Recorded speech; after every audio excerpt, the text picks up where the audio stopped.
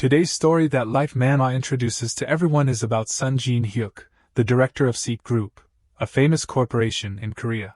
On a seemingly normal day, Chairman Hong suddenly appears and requests a private meeting with Gene Huk. In a small car, Gene Huk lost his life, taking with him the dream of living a normal life that had yet to be realized. Just when it seemed like everything was over, Gene Huk was reborn at the age of 9, the time when all the major events in his life were about to happen. With the memories from his previous life, he strives to change the past, especially to save his parents' lives. From then on, his life takes a completely new turn. Together with his genius intellect and strong determination, Gene Huk begins his journey to remake his life and change his fate. Everyone, please follow this fascinating story. The story begins with an incredibly luxurious scene. Right in front is a high-rise building, inside which a cheerful voice rings out, "Good morning." A beautiful girl appears from behind the door, beaming with a smile. "Good morning, oh, you're here early." Even though the girl greets him with a smile, director Son Gene Huk's face remains cold as ice, intently looking at the computer screen, without uttering a word. He is focused on reviewing the work data and thinking, if I sell the office dell and add the stocks with the bank deposits, it will total about 6 billion won. Since I have to live on this land later, I'll leave it. While he is concentrating on his work, a male voice suddenly rings out, drawing Gene Huk's attention. "Director Son, the vice director has arrived." He quickly responds, "Ah yes, I'll be right there." After that, Gene Huk lowers his eyes and thinks further, "I have to buy a car soon. They say a car is essential when living in the countryside. Even though I can't see that house again, even if I wanted to." Gene Huk gloomily opens the family photo he always keeps in his wallet to look at it, then falls silent. "It will be just enough for me to live on, in remembrance of my family." The look in his eyes when he looks at his family is always filled with love and a deep longing within the depths of his eyes. Very quickly, Gene Huk arrives at Vice Director Hong Su Jong's office. The sound of knocking comes. "Sir, Director Son is here." Immediately, a voice inside speaks up. "Ahem, come in." Gene Huk calmly opens the door and enters. Vice Director Su Jong clears her throat and asks, about yesterday's matter." Gene Huk understands and replies, "The business report prepared by Manager Min Young Park is already in your inbox." Su Jong is very grateful to him, but in her eyes there is some guilt as she speaks up. "Oh, really? Ah, okay. I have a high-level meeting today. I'm sorry, it's just that my father." Gene Huk replies quietly, "It's okay." Looking at his expression, Su Jong feels embarrassed, and she averts her gaze in another direction. To eliminate that awkward atmosphere, Su Jong immediately changes the subject. "That's right, today is the day you visit your parents, isn't it? Be careful on your way." Even though he is a director, Gene Huk bows very politely and replies, "Yes, thank you." "Then if you'll excuse me." After speaking, he leaves without any hesitation. Su Jong stands up as if wanting to stop him. But she doesn't know what to do, so she reluctantly watches him leave. The sky is gradually darkening. In front of the company gate, everyone is lined up neatly in 2 rows in front of the door. The man standing next to Gene Huk suddenly brings up a topic. "Hey, Director Son, how is it going with Vice Director Hong these days? Is it smooth sailing?" Gene Huk asks, puzzled. "What do you mean?" The man nudges Gene Huk's arm lightly. "Come on, don't pretend to be shy. I heard that Vice Director Hong got drunk again yesterday and—" He hasn't finished speaking when another voice interrupts. "Oh, Director Son." Chairman Hong steps out of the car, smiling brightly, and says, "Here's our trump card." He pats Gene Huk's shoulder. "All right, let's go inside, come on." After the two enter, the group behind immediately whispers to each other, "See, he has already chosen him as his son-in-law. Is he planning to hand over the company to his son-in-law?" Because Chairman Hong inherited the work of the artisans. Chairman Hong asks Gene Huk as they walk, "Are you busy after the meeting today?" "No, sir." "Then spare me some time." Gene Huk politely answers yes, but deep within his eyes, he seems to carry a bit of worry. After the meeting, it rains heavily. Chairman Hong sits in the car to return home.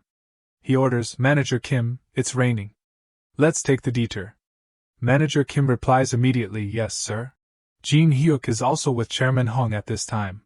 He starts talking to him. "When you used to work at the field office of Seek Heavy Industries, you were Su Jong's mentor, weren't you?" And then, you even moved to the affiliated company with Su Jong. Gene Huk replies yes, because the vice director brought me along. Chairman Hong continues, yeah, it seems Su Jong trusts you a lot. Director son, what is your dream? Hearing the word dream, Gene Huk's eyes droop down again. There was someone who asked him a similar question, hey, what is your dream? Gene Huk's dream is to live a normal life. Just like when he was living with his family. After his parents passed away when he was young, Gene Huk studied all day under the constant abuse of his uncle. Not to be able to dream again, but that was the only thing he could do at that time. Even though he became the main character of a successful life as a college dropout contract worker. What he always wanted was to become the main character of a normal life with his family. But because it couldn't become a reality, he wondered if he had any other dreams. Gene Huk thinks for a moment, and then replies to the chairman, I want to live a normal life. That's my dream. Hearing this answer from him, the corner of Chairman Hong's mouth twitches slightly. Then he suddenly grabs his hand and says, hey. I've talked to her mother, but… Gene Huk frowns. Is it time for him to ask? But before he can hear the chairman's line, Gene Huk is startled by the scene behind him. A truck is rushing towards them at a dizzying speed. At that moment, Chairman Hong, still unaware of anything, continues, do you want…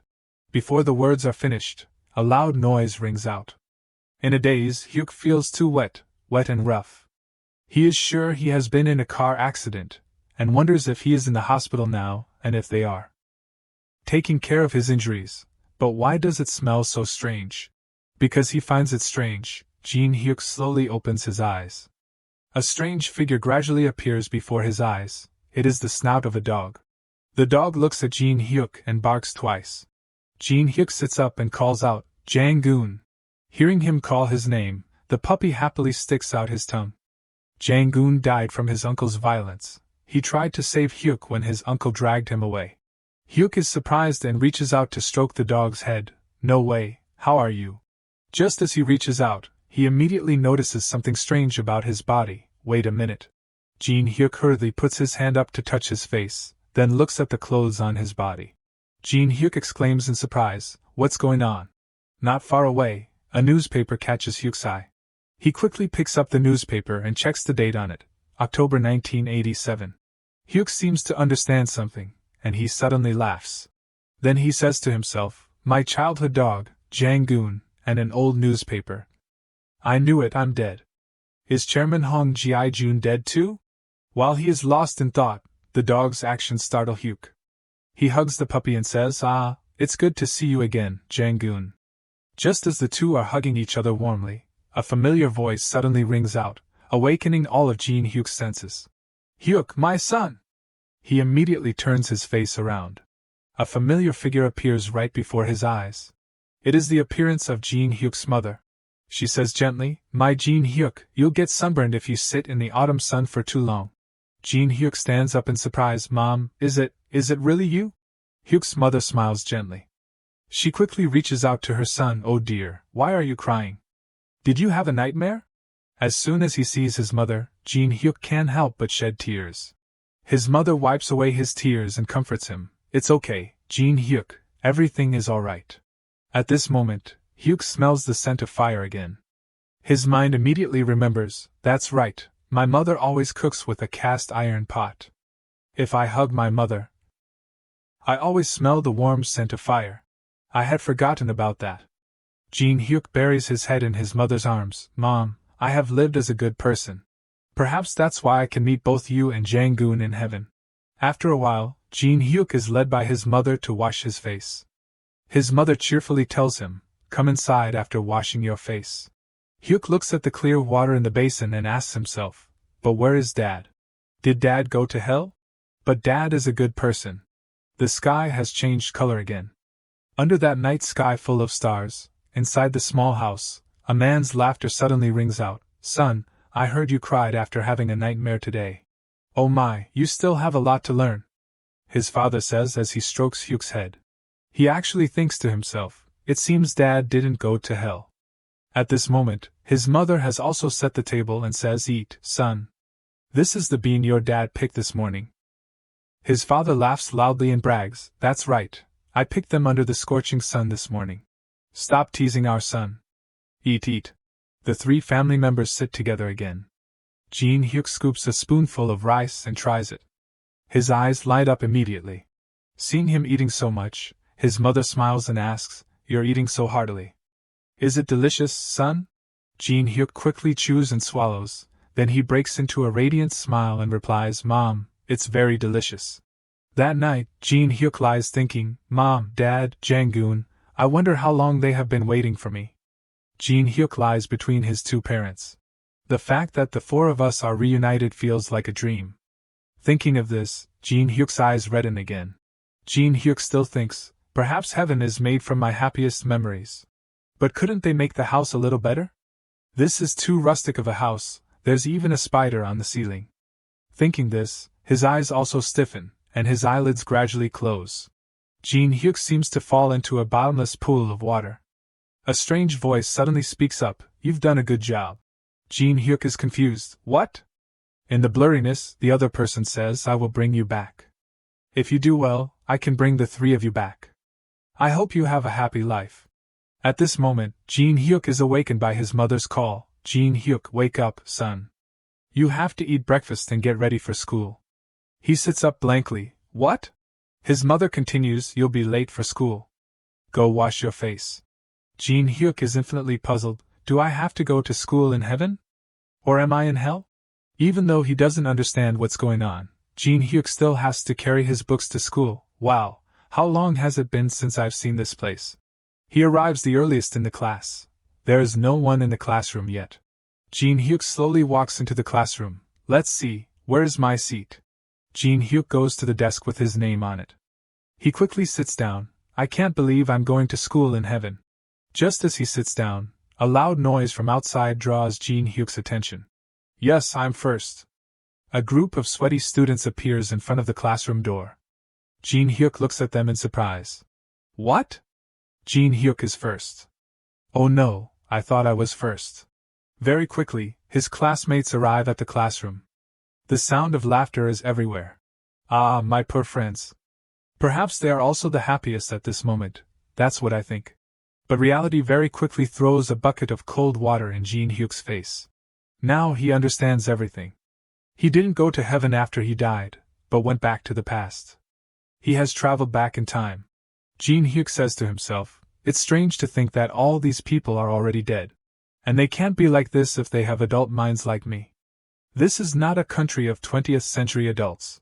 It's no wonder my parents didn't ask me how I had been living. Before that, Gene Huk asked his mother, aren't you curious about my life? But he only received, are you still sleepy?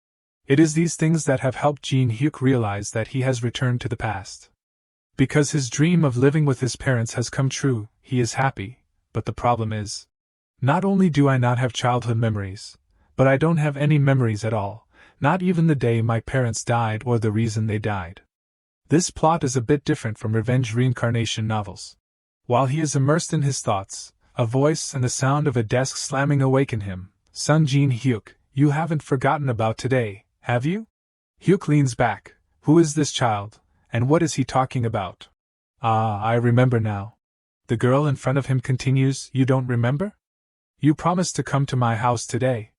Her name is Lee Hae-won, who lives deeper inland than him, and her parents own the only store in the village. In his past life, they picked stones and caught crabs together in front of her house. Hey, Gene Huk, look! Seeing the crab Hae-won brought, Gene Huk screams with all his might. Not only that, but he also wets his pants. Hae-won bursts into hearty laughter. She is quite mischievous and known for her malicious pranks. At this moment, Gene Huk realizes, it seems my memories return after a certain period of time. Should I refuse her? Thinking this, Gene Huk says, you see, Before he can say anything, Hae-won grabs his hand and pleads, please go. You promised to play with me at the beach today. Seeing Hae-won do that, Gene Huk suddenly overreacts. He pulls his hand back. Hae-won says shyly, you're so mean, Gene Huk. At the same time, the teacher has also entered the classroom. Alright, class is starting now, everyone go back to your seats. So Hae-won sulkily goes back to her seat. Gene Huk doesn't seem to pay much attention to the girl. He clenches his fist. I think I almost remembered something important. What is it?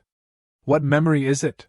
Then he remembers what Hae once said a moment ago. You promised to play with me at the beach today. That's right, a memory related to the beach. What happened at the beach? What happened? It could be something I can't remember, but I know it's a memory I have to remember. If only there was something to help me remember. Very quickly, the school bell rings.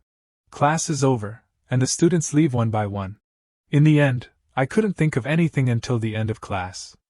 I have to go home first and find some clues. At this moment, someone calls Gene Huk again. He looks up. Kang Jin-soo and Yuk Song-chan, the gluttons. They both suggest, Hey Gene Huk, do you want to go up the mountain behind the school? Just the three of us. I heard a lot of chestnuts have fallen. Hey Jin-soo. Squirrels and chipmunks also need something to eat. They will starve to death if you pick everything. Hearing the phrases 3 people and starve to death, Gene Huk seems to remember something else. This sense of déjà vu, Gene Huk recalls the mysterious person's words in his dream, it's today.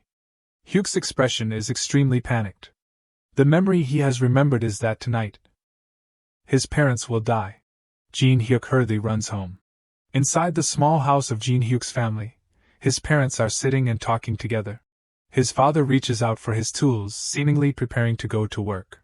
At this moment, his mother suddenly speaks, Honey, haven't you noticed that Gene Huk has been acting strangely since yesterday? His father agrees, that's right. That mischievous little boy suddenly grew up overnight. His mother continues, They say children grow up very quickly, maybe it's that time now. But even so, his father doesn't doubt him. He smiles happily, it's definitely the age for rapid development. Then, he carries all the necessary tools outside. Alright, I'm done. While he is warming up his joints, his mother asks, This is the first time I'm going to pick seafood at low tide, do you think it's okay? He replies, The elders in the village have enthusiastically invited us, so let's try it. Hearing this, his mother shows a worried expression again, but I still want to have a meal with Gene Huk before going. His father also understands his mother's wishes. He replies, That's true, but we have to go early to borrow the tools. Also, even though Gene Huk is acting mature, he is still very young. Saying that, he takes her hand and comforts her. He smiles gently and says, Let's do it quickly and come back to Gene Huk. Just as the two are showing affection, a voice suddenly rings out from afar, Hey Gene Huk's dad, if you're done, let's go. You two are so loving. His mother shyly pulls her hand back. Then, the two go towards the other 2 people, yes, coming right now. The sky is gradually turning to sunset, and Gene Huk is trying his best to run to find his parents. That's right, in my past life, my parents went to pick seafood and never returned. Looking at the color of the sky, he becomes more and more worried. On full moon or new moon days, the mudflats and rocky shores along the west coast are completely exposed. The people along the coast often carry torches or flashlights to pick seafood at this time. But many accidents happen when the tide rises suddenly. Inexperienced people are victims, like his parents. The seafood picking takes place at night, so there is still time.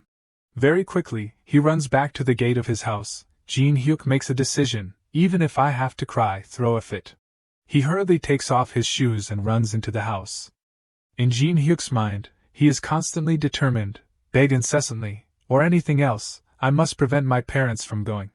Entering the house, Gene Huk calls out loudly, Mom! Dad! But there is no one in the house. He runs to every corner of the house looking for his parents, but indeed, the two have already left. Gene Huk runs back and forth, covered in sweat. At this moment, he runs into the kitchen. On the kitchen table, there is a plate of food and a note his parents left for Gene Huk. He tremblingly picks up the note. Mom and Dad went to pick seafood with the uncles in the village. Remember to eat well. We will catch a lot, make delicious food for Gene Huk. And buy you a notebook. Reading each line of the note his parents left, Gene Huk is stunned. Every word pierces his small heart. He asks himself, do I have to lose my family again? And will I once again? The scene of the puppy Jang-goon lying in a pool of strawberry syrup appears in his mind. And he is dragged away by his evil uncle. At this moment, Jang-goon's barking pulls him back to reality. Gene Huk startles and calls, Jang-goon! The puppy continues to bark incessantly. Gene Huk quickly looks outside. His lips suddenly tighten as if trying to hold back tears. That's right, this is not the time for this. Before it gets darker, I must. Gene Huk decides not to let the past repeat itself. He hurriedly runs. At this moment, he suddenly remembers something. Gene Huk goes to and throws open the door to the storage room. Seeing what is inside the room, he immediately concludes it's there. Then, Gene Huk hurriedly runs back out of the house. Jang-goon, let's go. Very quickly, it is completely dark. Gene Huk and Jang-goon don't know how long they have been running but still can't see his parents. He looks around in confusion. Where is this? At this moment, someone suddenly recognizes him. Oh, is that Gene Huk? Those people are the village chief Jo Il-hyun and the youth association president Park Dae-soon, both of whom happily wave at him. As soon as he sees the two, Gene Huk remembers another thing. That day, his parents went to pick seafood because of the suggestion of these two people. In the past, after that trip to the beach, only the two of them returned. They both ran to him to apologize. I'm sorry, I'm so sorry. The two uncles were tormented by guilt for the death of his parents. Even though back then, when he was young, Gene Huk held resentment in his heart, now he understands. At this moment, when everything has not yet happened, the two are happily asking Gene Huk. It's dark, why are you still here and not going home? Oh, it seems Gene Huk is looking for his parents. In the past, they were the ones who did everything to search for his parents, until the tide rose. Putting aside all thoughts in the past, Gene Huk replies, yes, so where are my parents?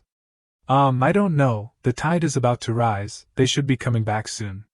I wonder where they went. Oh, it seems they are over there. Gene Huk immediately looks in the direction they are pointing. But because it is dark, he can't see anything. Even so, Gene Huk's eyes are staring in that direction, he doesn't dare miss a single second. A moment later, a small light appears in the distance. His pupils widen more and more. I see it. Gene Huk runs straight towards it without thinking. Seeing him run away, the two call out in panic, Gene Huk. He runs and shouts loudly, Mom! Dad! His voice reaches as far as the distance, attracting the attention of his parents. His mother immediately recognizes, that's Gene Huk's voice. Seeing him like that, his father shows a worried expression. How did he find this place? His mother continues, it's too dark, I didn't even recognize where I was. Maybe we can get out now. But where is Gene Huk? He felt that his call alone was not enough to help his parents. Gene Huk gritted his teeth in frustration. Immediately after, he promptly called Jang-goon to assist. Jang-goon quickly brought the basket of fireworks that they had prepared in advance. The other two felt bewildered seeing him do that. With this situation, wasn't Gene Huk about to cause a big problem? Fireworks? They both hurriedly tried to stop him, but it was too late. The fireworks had already started to smoke. Gene Huk was trying to save his parents. He was determined not to let the past repeat itself. I will never let that happen again. I will definitely save you two and change the past, our destiny. On the shore, Gene Huk kept spinning the fireworks to make a beacon for his parents. They both stared blankly in that direction. Gene Huk kept spinning the fireworks and calling out to his parents, I will change everything with my own hands. After many efforts, his parents finally returned safely. Everyone has worked hard. Well then, please go home safely. Yes, thank you all very much today. We'll be heading in. Gene Huk, say goodbye, son. Goodbye. The dog Jang-goon gnawed on the bucket as he walked to the side, while Gene Huk's family walked and talked. Our son saved our lives indeed. We almost got into big trouble. Thank you, Gene Huk. From now on, don't go picking seafood anymore. If you go, then go with me. And I can go by myself, let me down. You have to go to school tomorrow, but you're very tired now. You're very sleepy, right? Sleep well on Dad's back. That's right, Gene Huk, you must be very tired today. Right. I'm not tired at all, and I'm not asleep either. Gene Huk thought helplessly, my parents keep seeing me as a child, but I'm actually older than both of you. After hearing Gene Huk's precocious words, his parents couldn't help but laugh. Oh really? Our son is so great, huh? Yeah, you're right.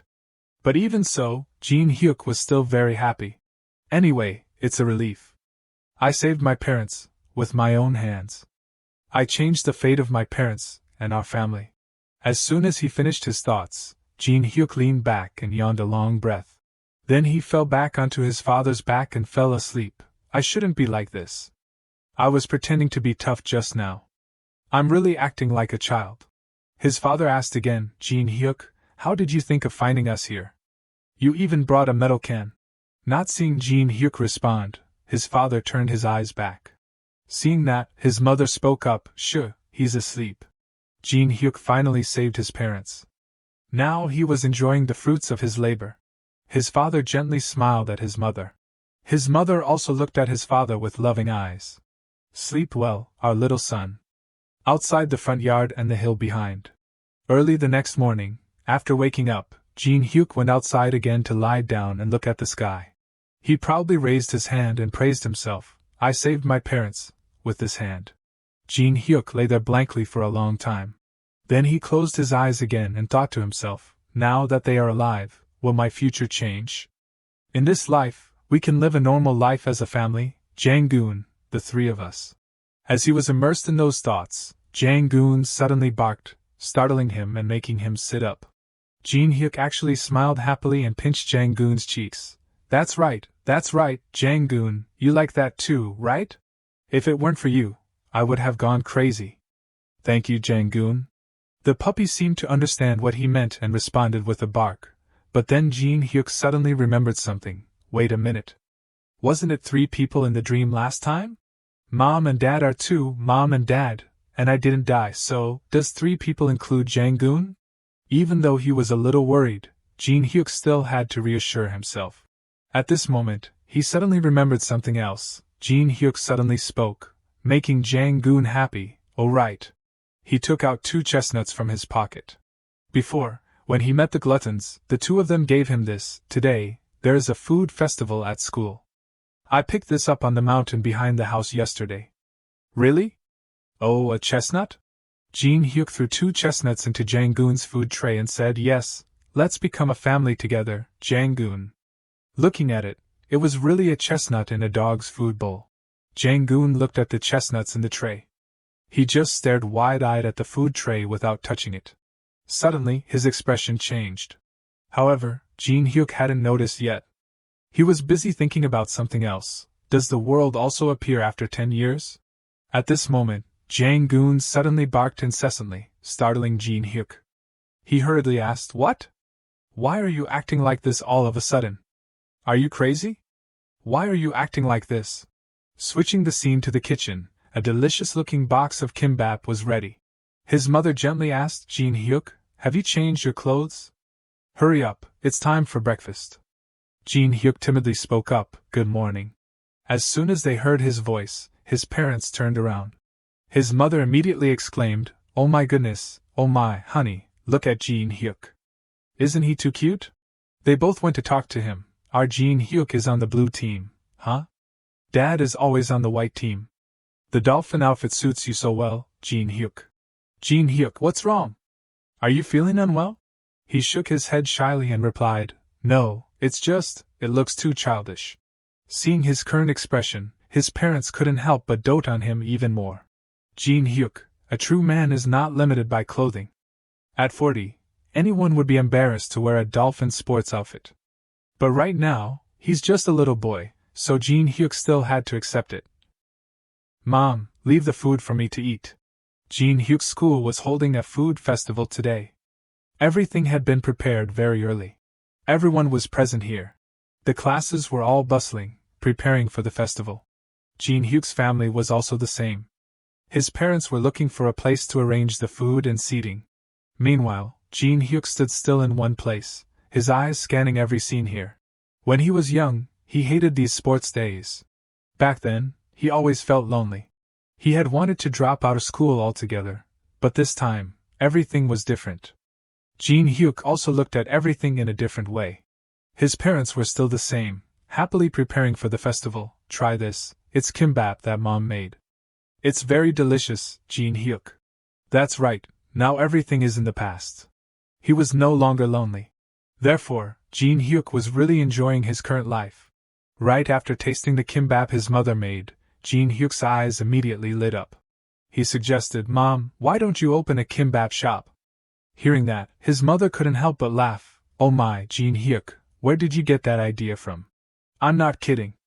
At this moment, the MC of the festival also announced, the next competition is tug of war. Fathers, uncles, and brothers who are present, please come to the playground. Gene Huk's father immediately went to the field. Oh, is it time? Gene Huk, let's watch Dad compete, okay? Good luck, honey, good luck. Behind them, a woman suddenly discussed him. Hey, isn't he from Seoul? He looks like he's good at tug of war too. Can someone who only knows how to study in Seoul be that strong? Ignoring the gossip of those people, Gene Huk's father helped his team score as soon as he entered the field. Cheers rang out everywhere. He did it, and very well too. He's even better than my husband. The competition was gradually reaching a tense point, and the audience didn't dare to breathe heavily. Other competitions were held in turn. The tug of war was won by the white team, but the candy smashing game was won by the blue team. The fans on the outside cheered very enthusiastically. The white team continued to win the relay race. After many competitions, both teams achieved very glorious victories. However, after falling down, Gene Huk's mother couldn't help but cry. Hey, are you okay? I'm so embarrassed. Not only did I fall, but I also came in last. I just wanted to show Gene Huk a cool side of myself, like you did. Before he could comfort his mother, Gene Huk's turn had arrived. The second grade long-distance race is about to begin. His father said excitedly, Honey, it's Gene Huk's race. You have to cheer for him. Gene Huk comforted his mother, Don't be sad, Mom. I will come in first for both of you. Gene Huk quickly moved to the starting line and got into position. The referee fired a gun into the air to start the competition. With the encouragement of his parents, Gene Huk quickly took the lead. Go, Gene Huk! He had successively overtaken his classmates and brought victory to the blue team. People around him were also talking about him. Hey, what is that kid doing? Is he that fast? He's about to come in first. His parents were also surprised by him. Honey, our Gene Huk, is he that fast? The elasticity of his feet against the ground. The wind blowing through his hair. The pulse of his muscles spreading from his legs throughout his body. Breath rising to his throat. The smell of wind filling his nose and mouth. In his previous life, Gene Huk also loved running like this, the feeling of his feet touching the ground, the wind passing through his body, feeling every muscle. For the first time, he was truly alive. Gene Huk was really the first to reach the finish line. Even he couldn't avoid being stunned. Sun Gene Huk, first place belongs to Sun Gene Huk, Class 1, Grade 2. The teacher quickly registered him. His parents were very proud of Gene Huk. They happily waved to him. Gene Huk was also very happy to see his parents so happy. He quickly ran to his parents. The whole family was together again. His father lifted him up and praised him. Wow, our son is so great, huh? What do you want as a souvenir for this victory? Dad will buy anything. Gene Huk was embarrassed.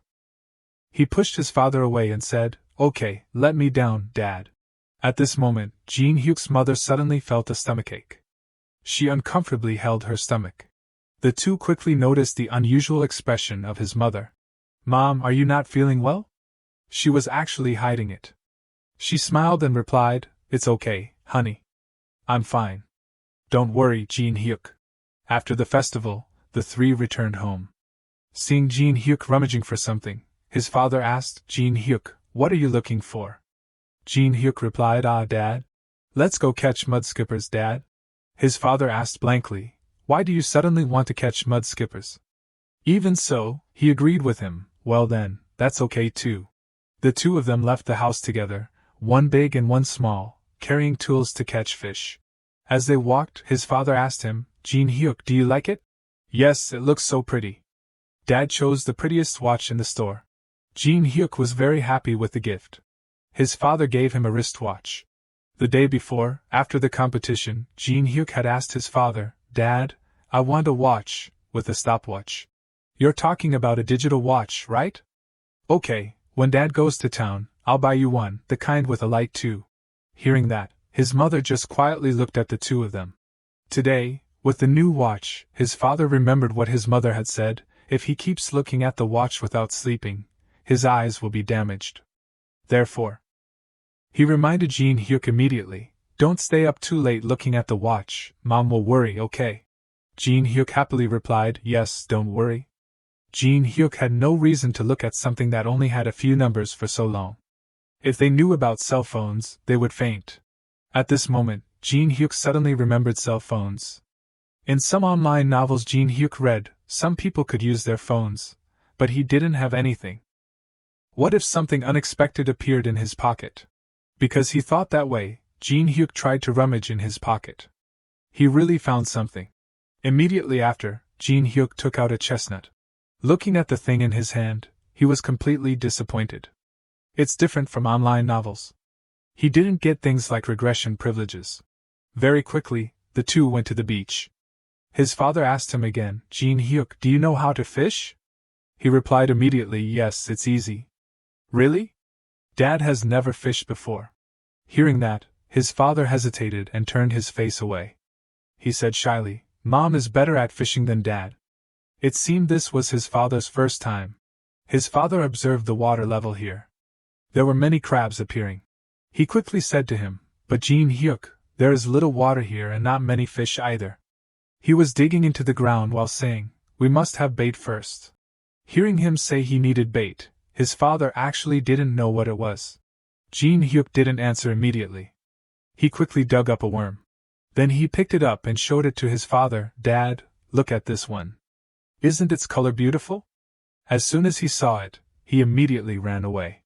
Even so, his father didn't forget to reply to Gene Huk, yes, that's right, very beautiful. This reaction from his father stunned Gene Huk. His current appearance made him think of his wife. Gene Huk's father cautiously stayed away from him and said, why are you like Mom, Gene Huk? After preparing the bait, the two went fishing together. Gene Huk guided his father step by step. Dad just needs to hook it onto the hook like this. Ah, so it's attached like this. Okay, let Dad try it. Seeing his father drop the line clumsily, Gene Huk guided him again. Don't just drop it, gently lift it like this. Then the two of them dropped the lines according to Huk's instructions. The two waited silently for the fish to bite. Gene Huk watched his father while fishing. He thought to himself, Dad wouldn't know that the reason Dad's son is catching mudskippers is just to be with Dad a little longer. But at that time I was still very lonely. As he was thinking a bit, the fish bit the line. His father exclaimed in a panic, oh, it bit the line. Gene Huk quickly reminded, Dad, pull it up. Regarding this matter, Gene Huk's father looked very nervous. He clumsily reeled in the line. The fish flew straight into the sky. It was indeed Gene Huk's father's first time. The fish's mouth was still holding the hook. It looked at the two of them with tears in its eyes. Seeing it, his father immediately froze. In that moment, all of his focus was on the fish. In the next second, the fish directly fell straight onto his father's face, without missing a millimeter. Even Gene Huk was stunned by this scene. For a moment, he didn't know what to do. In the next second, his father shouted loudly. Gene Huk quickly helped his father take the fish down. Dad, are you okay? His face was covered in mud at this time, and couldn't be more miserable. Gene Huk not only wasn't worried, but also laughed very happily. After a while, the two had harvested a bucket full of fish. The two returned home, and Jang-goon growled again. Gene Huk, did you argue with Jang-goon? Recently, every time it sees you it growls. I'm not sure. Then, he turned to talk to his mother. Let me do it, I can handle it myself. But his mother refused him. No, if you do it wrong you might get hurt. Seeing his current mother, Gene Huk was a little worried. Mom looks tired. Even so, his mother carefully instructed him how to clean the fish. Actually, cleaning mudskippers isn't difficult. First, scrape off the scales and cut off the fins with a knife or scissors. Then turn the fish upside down, cut straight from the mouth to the stomach, and take out the gills and intestines, and you're done. Gene Huk quickly followed his mother. Gene Huk is so good. His father stood up and applauded him. At this moment, Gene Huk had another idea. Mom, please set the intestines aside separately. What are you planning to do with them? I'm going to give them to Jang-goon. He would use them to bribe it to stop making a fuss, but Gene Huk couldn't say that directly. Another period of time passed. The fish had been cleaned and hung up to dry. At the same time, Gene Huk also brought a food tray to the puppy, "Hey Jang-gun, this is a bribe, eat it and be obedient." Jang-gun obediently went to eat the food Gene Huk had prepared. Looking at Jang-gun's sharp teeth, he couldn't help but think, I'm an agent who was proficient in special martial arts, but its teeth are really scary. Seeing it eat, revealing its teeth, Gene Huk felt a little chill. At this moment, his mother called from afar, "Gene Huk, can you come help Dad?" "Ah, yes." Jang-gun ate the food Gene Huk gave him very deliciously. After the scene of the puppy Jang-gun sitting and munching, the scene suddenly changed. Gene Huk found himself in a beautiful garden full of delicious fruits. He blankly looked at the strange scene before his eyes. "Oh, where am I? It's so beautiful." At this moment, a familiar voice suddenly rang out from behind Gene Huk. That voice was Gene Huk's mother. She appeared in a flowing white dress. Gene Huk quickly ran to his mother's side. "Mom, what are you doing here?" His mother replied gently, "I'm picking apples." After hearing what his mother said, Gene Huk noticed the presence of this fruit. Plump, juicy apples were still on the trees, waiting for someone to pick them. His mother continued, "Well, I'm going to pick a few apples here. I've already asked for permission." Gene Huk still felt confused after hearing that. His face was still blank. What? Is this an apple-picking experience? Regardless of him being in a daze, his mother looked around and asked again. "Which apple would be good? Can you help me choose, Gene Huk?" He startled and asked back, "Me?" His mother smiled gently and replied, "Yes, I think it would be great if Gene Huk was the one to choose." With no other choice, Gene Huk had to listen to his mother. He turned his gaze to the apple trees around him. "If I have to choose then." Gene Huk hesitated a bit. At this moment, his eyes suddenly swept over a very special apple. That fruit was very different from the others. It wasn't red like normal apples, but green. Gene Huk felt a sense of attraction from the apple. He slowly walked over and picked that apple. At the same time, his mother also came to his side. Gene Huk immediately placed the apple in his mother's hand. Receiving the apple, his mother was very happy. She smiled happily and said, "Thank you, Gene Huk." As she finished speaking, the image of his mother smiling also faded away. After that, Gene Huk woke up in bed. He drowsily sat up. Gene Huk had experienced a slightly strange dream, so much so that after waking up, the dream still made him feel suspicious. Not only that, but the mudskippers were also one of his dreams last night. After that, Gene Huk decided to tell his mother about the dream. "Mom, I had a very fun dream last night." His mother asked, "What was it, son?" Gene Huk replied, "I gave Mom an apple in the apple orchard." "An apple?" "Yes, it was a very beautiful green apple."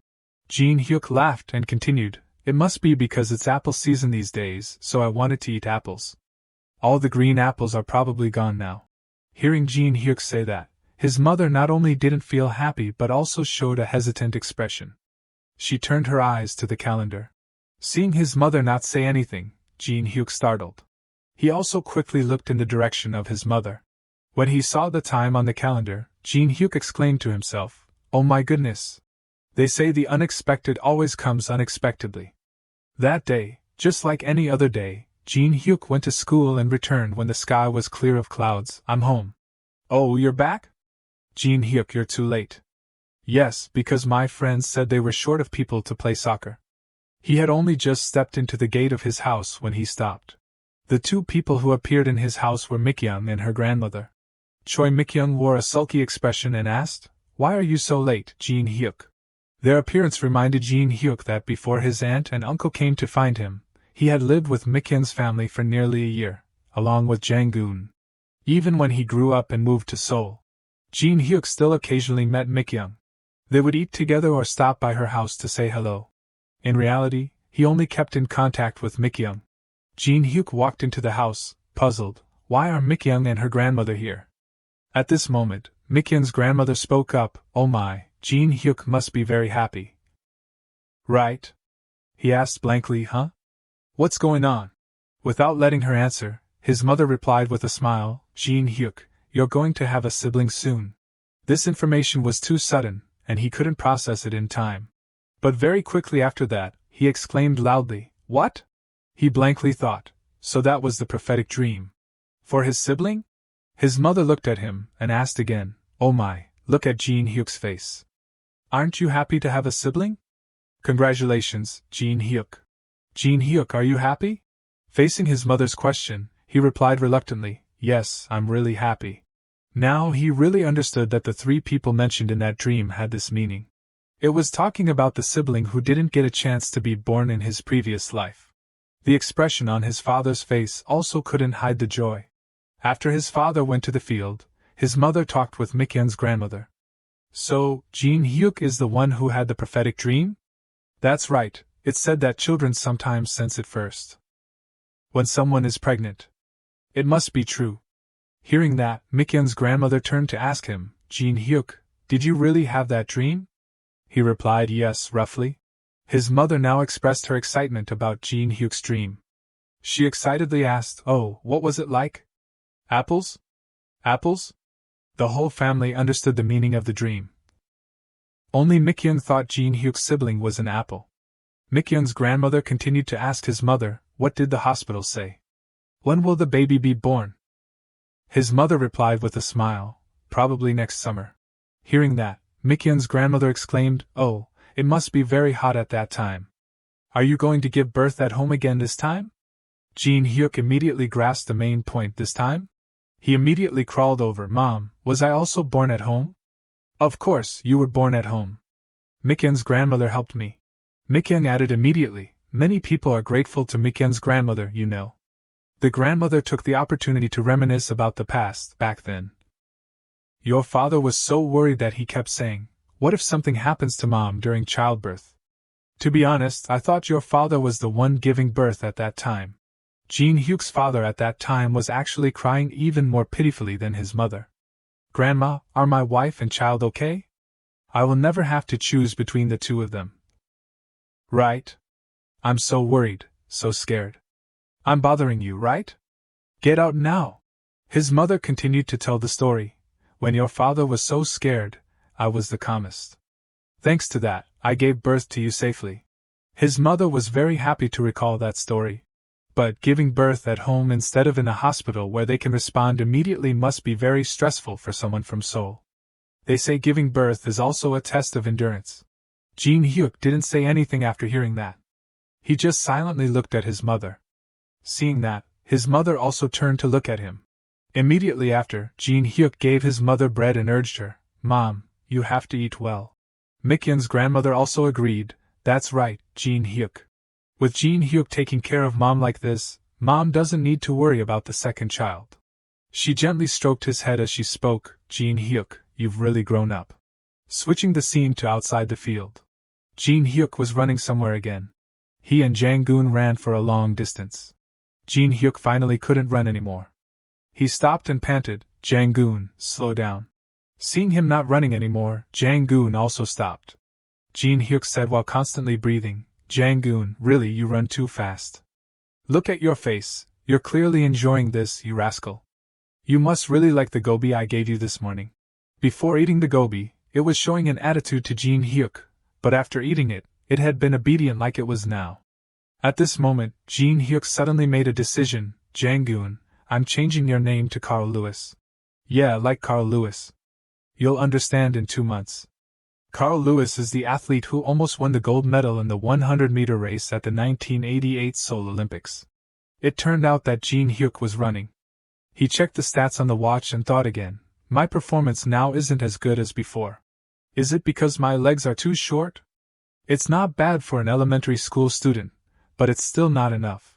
Because of this thought, immediately after, Gene Huk turned to say, Hey Jang-gun, let's race home. If you get home first, I'll give you a gobi. Saying that, he got into position. Alright, ready, set, go. Finishing his words, the two of them ran desperately. Gene Huk was very focused on running forward. But then he suddenly turned around. Jang-gun not only wasn't running with him, but was taking a shortcut. Gene Huk was shocked. Cheating, you dog. A long time later, Gene Huk finally ran back home. I'm home. Jang-gun had returned a while ago, and was sitting with his mother. His mother happily replied to his greeting, You're back, Gene Huk. Seeing him, Jang-gun smirked. Gene Huk couldn't help but curse to himself, what a sly rascal. Gene Huk went to Karen and asked, Mom, are you making gochujang? Yes, I need to prepare to cook stir-fried meat and tteokbokki for you, Gene Huk. Seeing his mother working so hard, Gene Huk thought again, Mom is pregnant, why is she moving so much? I don't think it's good if Mom overworks herself. Very quickly, he had an idea. Mom, let me wash the jar. I can do it, right? Thank you, Gene Huk. Gene Huk rolled the jar to the washing faucet. Then he used a sponge to wash around it. He struggled with the jar for a while by himself and still hadn't finished. Oh my, I can't reach the bottom. Gene Huk tried to stand on tiptoes so he could reach the bottom of the jar, just a little bit more. But something bad happened. Gene Huk suddenly tripped and fell. The shout attracted his mother's attention. She turned around in shock. Gene Huk had actually fallen headfirst into the jar. His mother panicked and quickly ran over to pull his legs out. She lifted Gene Huk out of the jar like a hero. In this state of head down and feet up, Gene Huk still had time to think about his mother. Before Gene Huk's eyes was the goddess Thetis. His mother asked worriedly, Gene Huk, are you okay? Are you hurt anywhere? Gene Huk blushed and quickly covered himself with his hands. I'm okay, he said to himself. I will eat a lot and grow up quickly, so that I won't fall into a jar again in the future. Another day was about to pass. The full moon had risen high. It was dark, but Gene Huk's father was going to another house. All the attention was focused on him.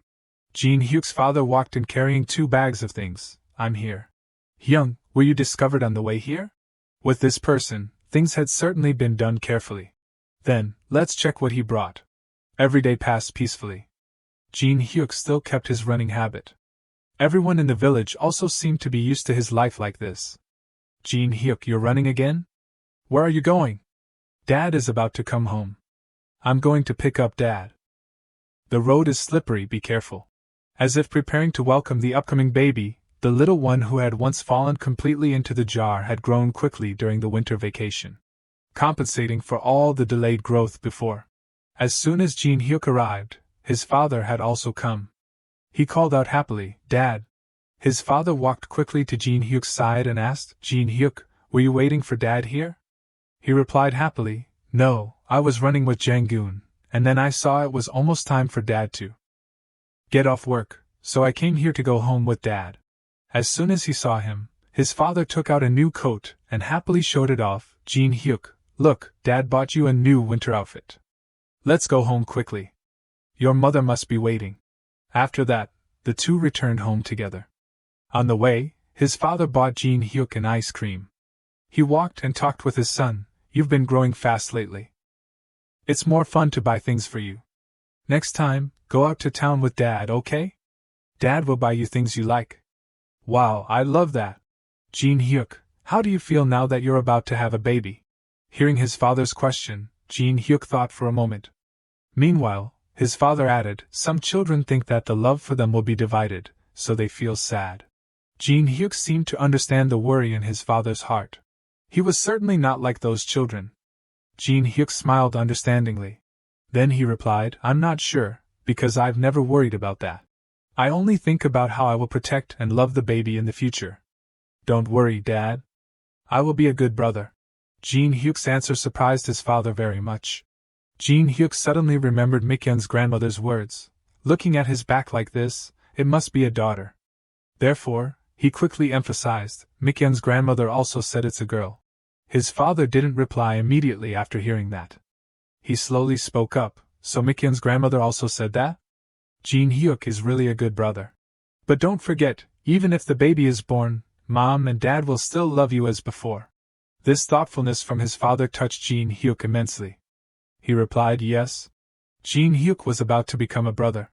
This also inadvertently reminded him of his previous life when Su Jong hugged him from behind and asked, What is your dream? At that time, Gene Huk immediately rejected her way of addressing him. Don't call me Hyung, Vice Director. Su Jong playfully retorted, Why not? You are Hyung. At that time, Gene Huk was carrying the drunk Su Jong on his back. Even though someone had called him Hyung before, Gene Huk still felt a bit strange. At this moment, Gene Huk suddenly changed the subject. But Dad, where do you go at night these days? Hearing the question, his father felt like he had been stabbed in the heart. He started and hurriedly made up an excuse. It's the year-end party. The cultural center is preparing for a year-end party. Even though it sounded unbelievable, Gene Huk didn't know what was wrong with it. Immediately after that, his father hurriedly changed the subject. That's right, Gene Huk, do you want to go chop down a tree with Dad tomorrow? Let's make a Christmas tree. What do you think? Gene Huk suggested. Why don't we not chop down a tree and buy one from Mikyung's house, Dad? Chopping down a tree means it will die. His father added immediately. Is that so? Then let's go ask her tomorrow. The next day, outside, the road was covered in white snow. Gene Huk and his father, along with Jang-gun, brought a string of fish to Mikyung's house. As soon as his father arrived, he called out loudly, Hyung, are you here? From inside the house, a man walked out. Oh, it's Gene Huk. The man, along with Mikyung, went out to greet the two. The girl bowed politely, and Gene Huk also bowed politely to the man. He spoke up and asked, Why are you and Gene Huk here? His father didn't beat around the bush. He directly went straight to the main issue. I want to ask for a Christmas tree. The man smiled after hearing that and replied, A Christmas tree? Oh my, if Gene Huk is asking, of course I'll give it to you. This person was Choi Jang-hwan, Mikyung's father, that kind of person, someone who always shares love and warmth with everyone around him.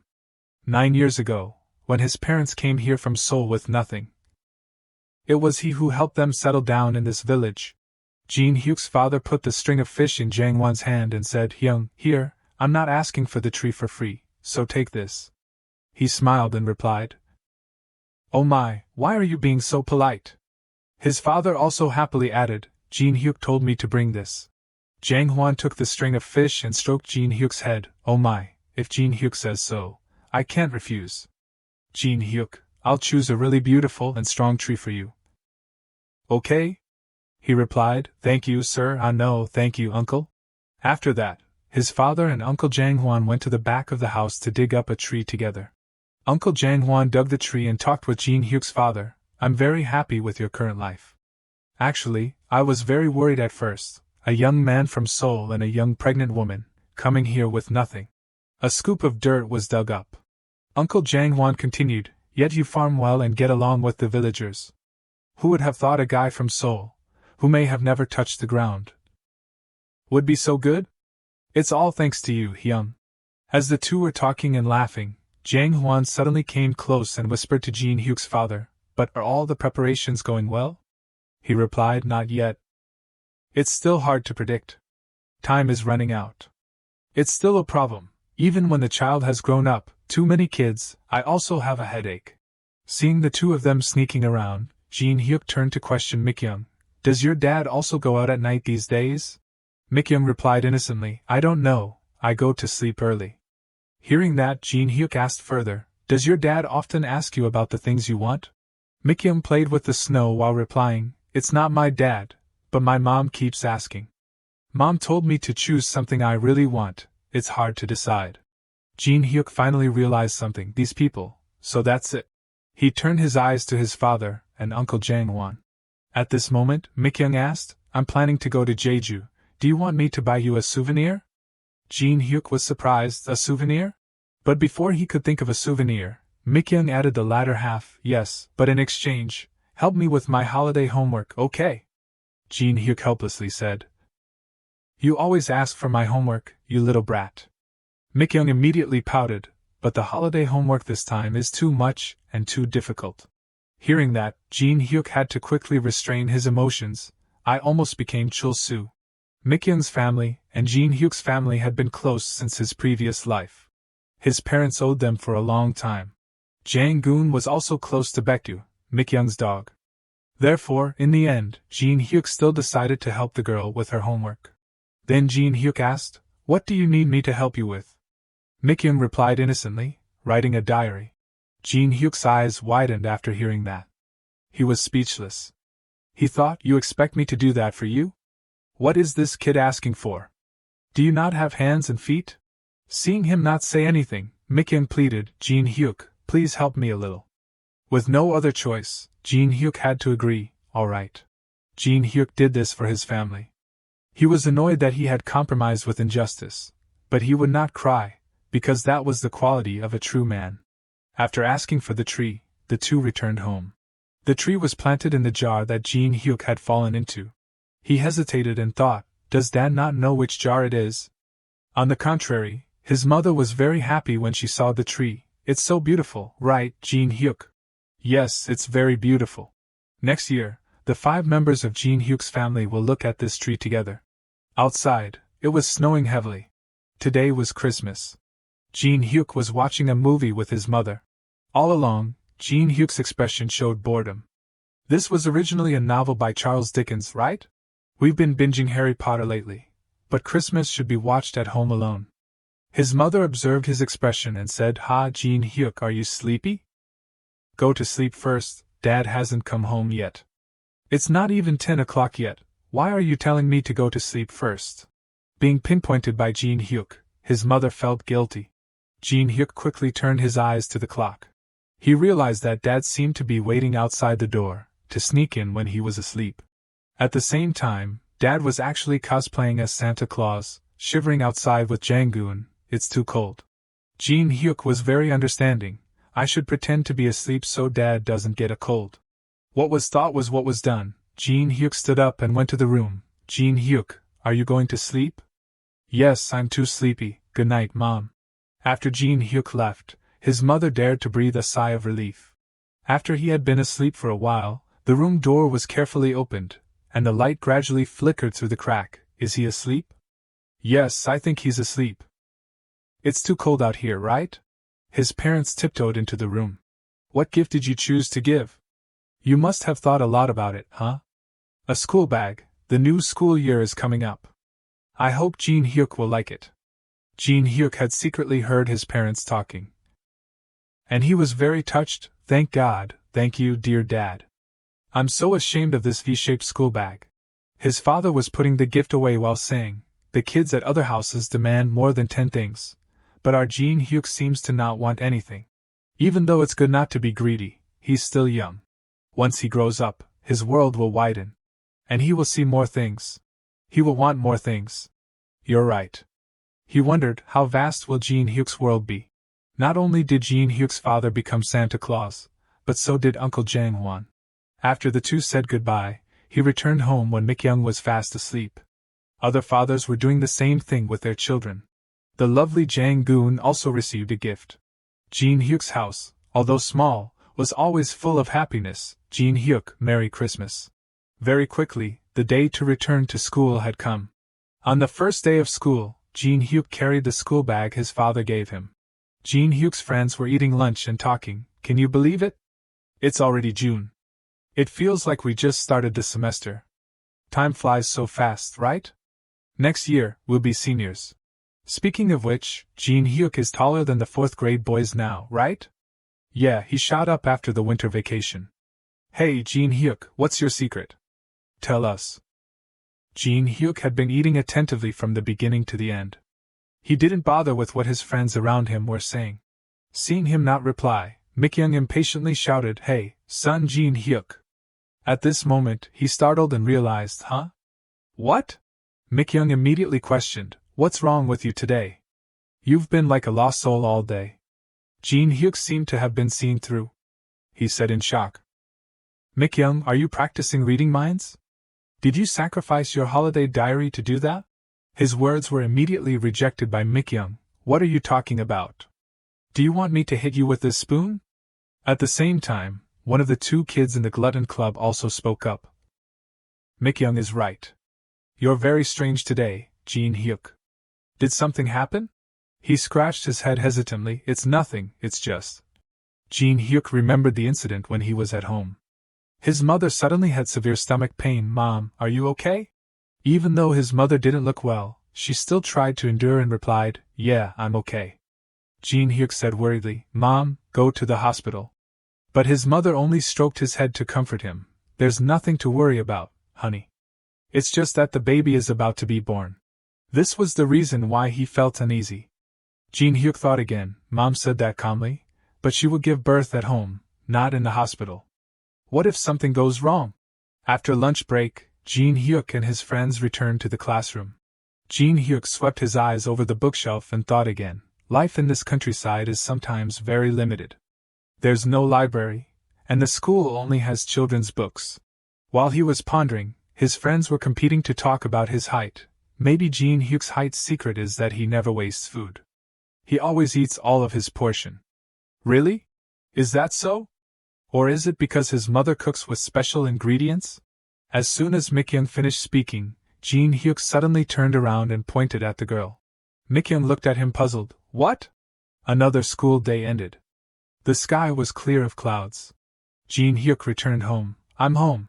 Mom, it's too hot today. Should we cut open a watermelon to eat? Before he could finish speaking, Gene Huk heard his mother's scream coming from inside the bedroom. He immediately dropped his school bag and ran into the room. Gene Huk called out in panic, Mom! Mom, has it started?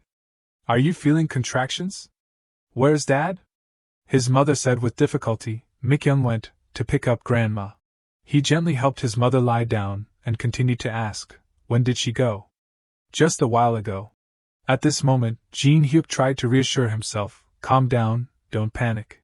Supporting Mom's back will help her breathe easier. Mom's complexion looks better, thank God. Then he was about to go somewhere else. Hang in there, Mom. I'll be right back. Seeing his figure gradually disappear behind the door, his mother wanted to call him with difficulty. Gene Huk went outside to boil hot water. He carefully scooped each ladle of water into a large pot. It is said that women need to stay warm when giving birth, no matter how hot it is outside. I also need to sterilize scissors to cut the umbilical cord. Gene Huk quickly carried the basin of water into the room and asked, Mom, are you feeling better? But as soon as he entered, he froze for a moment. Gene Huk's mother had fainted a long time ago. He hurriedly put down the basin of water. Then he ran over and shouted loudly, calling out to his mother, Mom, please don't sleep, please wake up, Mom. Mom! Gene Huk was extremely panicked at this moment. His eyes became dazed. No, Mom. His mother was still lying there quietly without any movement. Elsewhere, the deep night sea, the water rippled, reflecting the bright moonlight softly and sparkling like the Milky Way. Gene Huk's mother had set foot in this place when she fell into a coma. I don't feel anything, but it seems the baby just moved a bit. She slowly walked step by step on the beach. His mother looked into the distance and asked herself, What was I doing before I came here? I don't remember, but does it matter? His mother didn't try to remember the forgotten thing. She slowly touched the cool water. The water is so cool and comfortable. Should I go further? When she intended to let go and come to the vast ocean, an arm suddenly reached out and gently touched her hand. A faint voice rang out, Mom. His mother startled and turned around. The scene behind his mother had now changed. Before her eyes was a beautiful garden. Oh my, it's so beautiful. The seawater could no longer hold his mother's feet at this time. She didn't think much and headed towards the garden. From afar, a voice rang out again, Mom, over here. His mother looked blankly in that direction. Very far away, the figures of Gene Huk and his father appeared vaguely. Honey, your son and I are on this side. Mom, honey! His mother seemed to feel the love from the two of them. Those hands. That voice is of my dear family. Finally, his mother woke up. Oh my goodness, Gene Huk, your mother woke up. At this time, his father and Gene Huk were soaking wet, and they hurriedly asked, Honey, are you okay? His mother woke up from her coma. Just as she woke up, the pain came again. Grandmother Mikyung immediately drove the two of them out. You two, get out now. You're making me dizzy. The two hurriedly went out to wait. Inside, the voices of his mother and grandmother Mikyung came out. Push, kid. It hurts too much, Grandma. Gene Huk's arm was shaking involuntarily at this time. He asked his father worriedly, Dad, will Mom be okay? His father comforted him gently. Mom will be okay. Your mother is a strong woman. Let's trust and wait, okay? Gene Huk had great faith in his mother. His expression gradually softened, and he obediently replied yes. Gene Huk obediently waited, also silently praying in his heart. Mom, you must not have anything happen. I don't know how long it had passed. While Jang-gun was fast asleep, a crying sound suddenly came from inside the house. It was immediately awakened. The crying continued to ring out incessantly. Gene Huk's sister and mother had safely delivered. Gene Huk, here's your sister. Greet her, son. Seeing his sister born, Gene Huk couldn't help but tear up. His father and grandmother Mikyung came out. Thank you very much, we owe you again. The grandmother waved her hand. What do you mean by owing? Gene Huk did everything himself. As I taught him once, I hardly did anything. Hearing her say that, his father was a little stunned. Not long before that, when Grandmother Mikyoung was resting, Gene Huk suddenly ran to find her. Grandmother Mikyoung recalled, the thing is, I met Gene Huk some time ago. This kid ran to ask me, Grandma, when Mom gives birth to the baby, what should I do? So I guided him step by step, and today, when I came, he had prepared everything, just like what we had practiced. Oh my, I always knew this kid was smart, but... Hearing the grandmother's recollection, his father was even more surprised. After that, he went into the room, and Gene Huk happily sat beside his little sister and called out, Dad. Seeing him like that, his father smiled happily. You did a great job, Gene Huk. Mikyoung's grandmother praised you a lot. Gene Huk replied modestly, It's nothing. Have Mom and Dad chosen a name for the baby? His father replied to him, Yujin. We took a character from Mom's name, and your name to make son Yujin. Son Yujin. Our Yujin. We hope she grows up healthy and happy. That's all the family wants. Gene Huk gently raised his small hand to shield the baby from the light. Yujin's older brother will be her support, and her mother will be the strong tree that shelters her from the storms of life. In this life, may Yujin be strong and unwavering against the waves that crash against the shore and want to wash her away. After that, his father and Uncle Janghwan went to the field to farm again. People and plants have more in common than you think. Both are easily affected by disease. And even diseases have incubation periods. Do you think we need to start disinfecting early this year? Uncle Janghwan observed him and replied, This year doesn't seem as hot as last year, so it should be okay. But we should still pay attention to the water temperature. Remember that time, about 10 years ago? A kind person thought that the intense heat must be uncomfortable for the rice plants after the rainy season, so he pumped in cool groundwater to help the plants.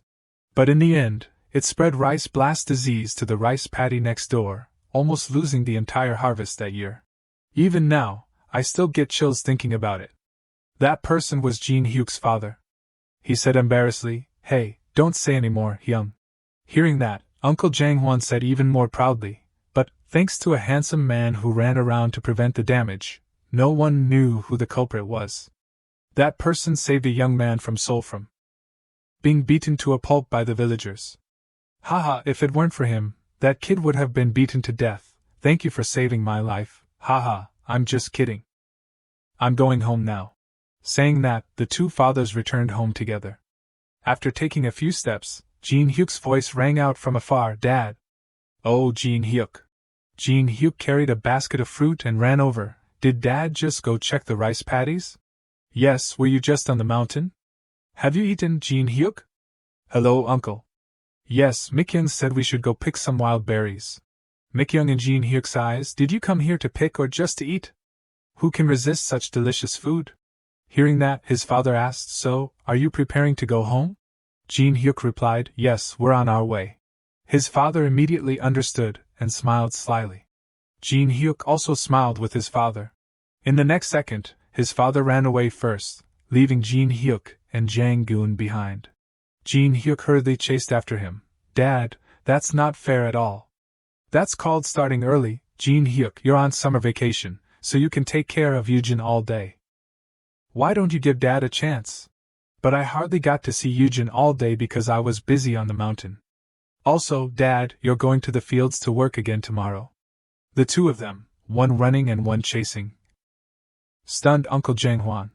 After returning home, Gene Huk immediately returned to the state of being a super clingy older brother.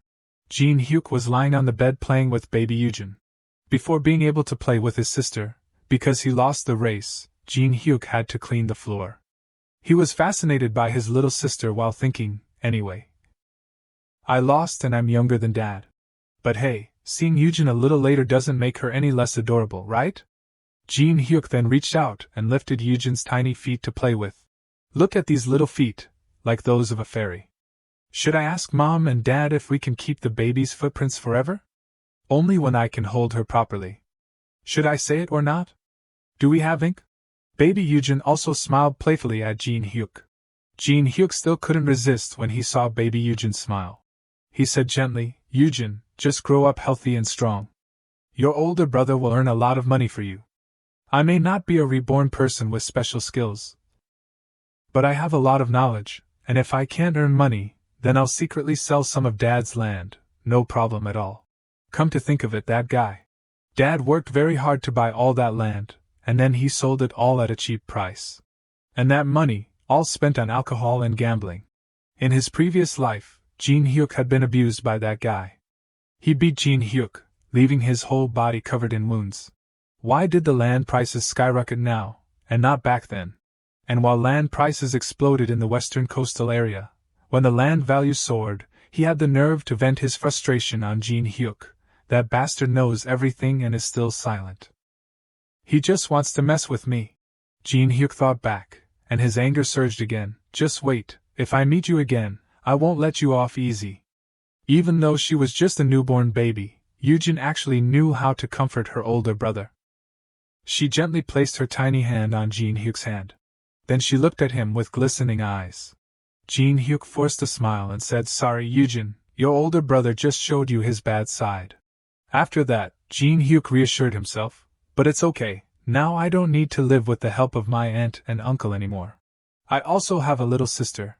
Not all relationships from the previous life exist in this life. Especially there is no Chairman Hong or Hong Su Jong. Hong Su Jong is 5 years younger than me, so she must be about 5 years old now. Maybe she is living in Seoul. Of course, unless I actively search, meeting someone like that is probably almost impossible. The leopard of Sane Group. A title given to Hong Su Jong, who joined the key companies of Sane for succession training. With ruthless efficiency, sharp intellect, and relentless drive, she shook the business world. A woman with cold, calculating eyes, constantly moving forward, determined to achieve her goals. But the Hong Su Jong that I knew was completely different.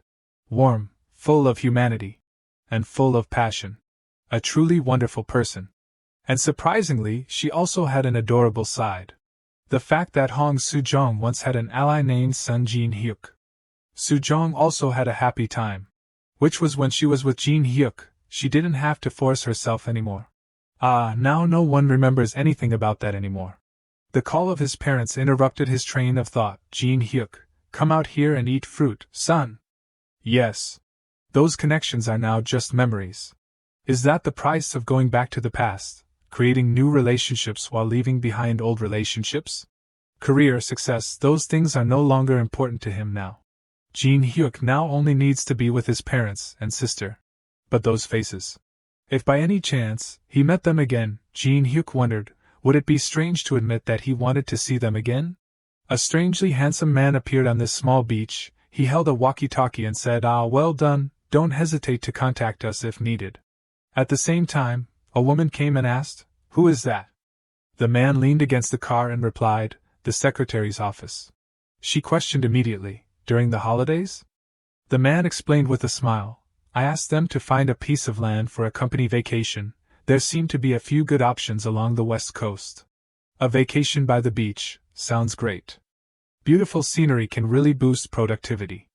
Truly, Ms. Sarah, we are really in sync, alright, let's go. Right now? Yeah. The man turned the key while replying confidently. Switching the scene back to Gene Huk's small house. Helping mom cook seaweed soup, bathing Eugen, she looks like a little crab, haha. Gene Huk sat down happily to write in his diary. This vacation is really making it easier to write a diary, thanks to Eugen. Last winter, I really had a hard time finding a topic to write about. Last year, Gene Huk had considered the importance of exercising the right to vote in the upcoming presidential election, but then he realized he couldn't write that. Even if he wrote something, people would say, your parents must have written this for you, right? Did the teacher ever say, thanks to his parents for writing the diary for him, along with Mikyung? Gene Huk lay sprawled in front of his house and questioned himself. Mikyung's diary is written with her left hand. How did the teacher recognize it? Pretending to be a carefree elementary school student is really harder than I thought. I heard someone say there's a visitor. Hearing the news of a visitor, Gene Huk's eyebrows furrowed. Wait, didn't my uncle come to visit at this time in my previous life? No way. Gene Huk hurriedly stood up. A very luxurious car appeared in front of his house. A car? That's not my uncle's car. The man slowly walked into Gene Huk's house and spoke up. Hello, little kid, is this your house?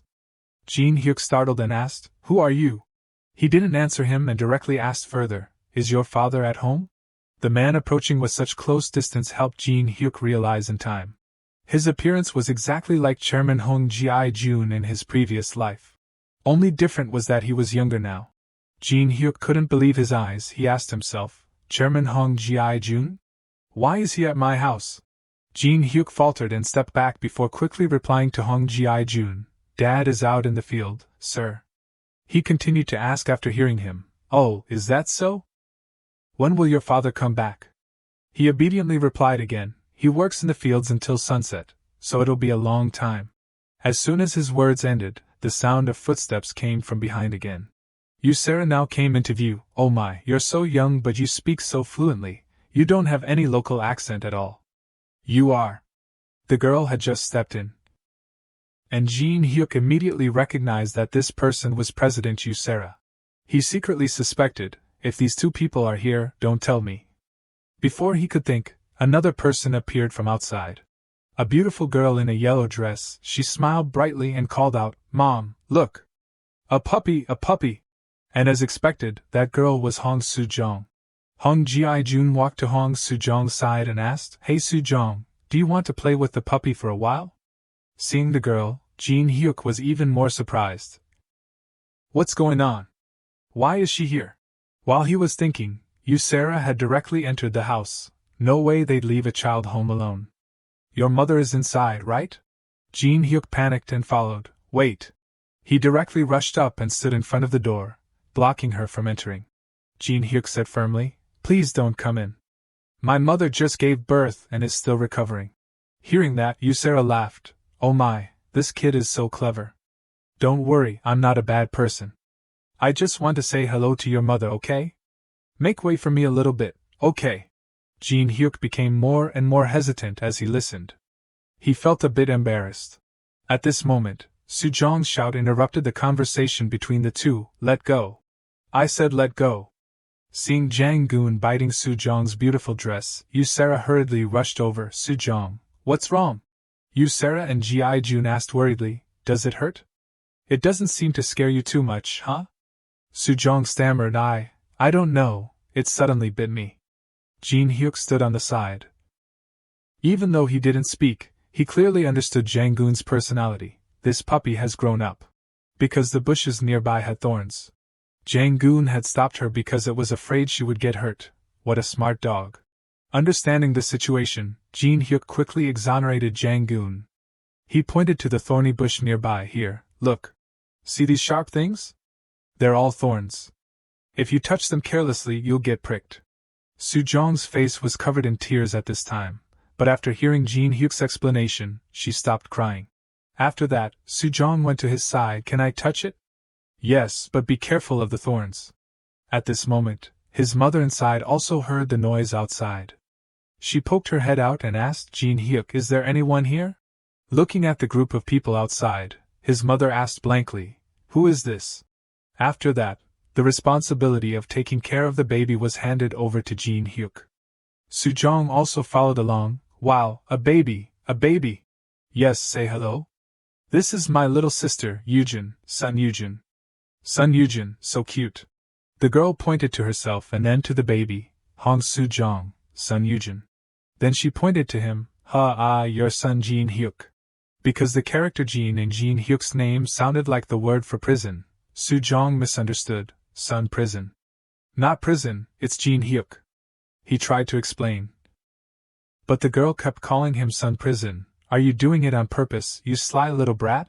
Gene Huk helplessly wondered, what the hell is going on? Not long before, a plate of fruit had been peeled and arranged on the plate. After that, his mother gave it to him and said, Gene Huk, the adults need to talk for a while, go play in the room, okay? So he was chased into the room. Even so, Gene Huk was still very curious about what they were talking about. Why did President Hong come to find his father in person? In his previous life, Gene Huk had never heard that they had any contact. Just as he was attentively looking outside, A piece of apple suddenly pressed close to his cheek. Gene Huk startled and turned around. Su Jong smiled and gave him the piece of apple. Young, look, a bunny. Gene Huk took it. Oh, thank you. The fruit was probably brought by you, Sarah. After giving the apple to Gene Huk, Su Jong also took a piece and ate it deliciously. Who would have thought the black leopard of same group would have days like this? If you said that this child would make thousands of employees tremble in the future, would anyone believe it?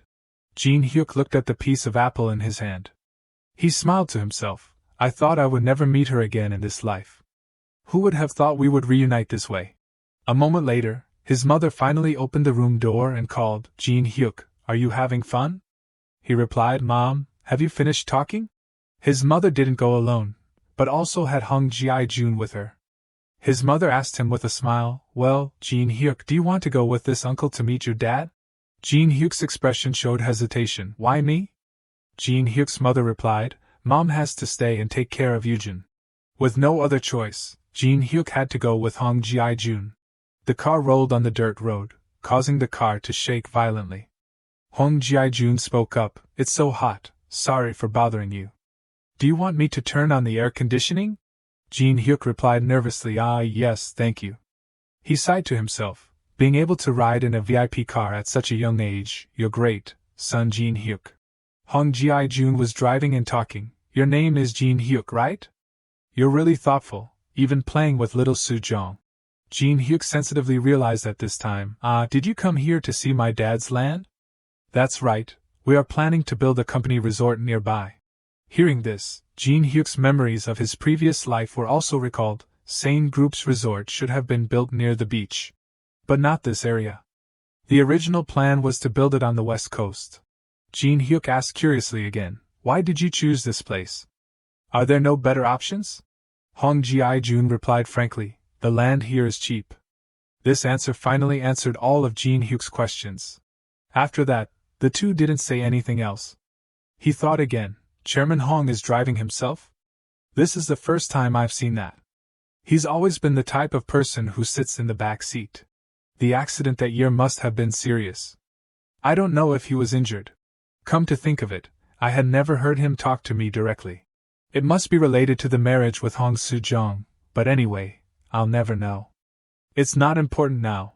While he was immersed in his thoughts, Hong Ji-jun suddenly used the car mirror to observe him from the front. His eyes were extremely unpredictable. After driving for a while, Gene Huk spoke up to give directions, turn left here. Very quickly, his father's field appeared right in front of him. Gene Huk's father was working diligently. Hearing the sound of a car, he looked up. A car? In this place? Not only that, but the car went straight to where he was. From the car, Hong Ji-jun slowly stepped down. As soon as he stepped out of the car, he said loudly, I thought you rotted away in this countryside. It's been a long time. His father quickly recognized Hong Ji-jun. He said without much enthusiasm, You little brat. Not giving Gene Huk's father a chance to say more, Ji-jun continued, I didn't expect you to be hiding in a place like this. His words made Gene Huk's father unhappy. He frowned uncomfortably. Gene Huk was extremely confused. What's going on? Why is the atmosphere so tense? Weren't they just here to see the land? I've never heard Dad get angry like this before. What should I do? Should I intervene? Gene Huk couldn't think much. He hurriedly spoke up, Sorry. But before he could finish, Hong Ji-jun directly stepped down into the field. He rushed to where Gene Huk's father was, thinking that a fight was about to break out, but no, Hong Ji-jun rushed over and hugged Gene Huk's father tightly. Son Guanjian, you bastard. I knew you were still alive somewhere. His father was not to be outdone. He said tearfully, Hong Ji-jun, you bastard. How did you find this place? Hong Ji-jun sniffled and continued, You think you're the only one who's smart? There are tons of ways to find you, you little punk. This scene was beyond Gene Huk's expectations. He froze for a few seconds. Punk, bastard, wait a minute, what? What the hell is going on? After the reunion, everyone returned home together. Gene Huk's father said happily, This place is simple, but just stay overnight. Hong Ji-jun immediately replied, Simple? If necessary, I can sleep in the yard. After that, His father happily continued to talk to you, Sarah. Sarah, long time no see. Now I have to call you Su Jong's mother?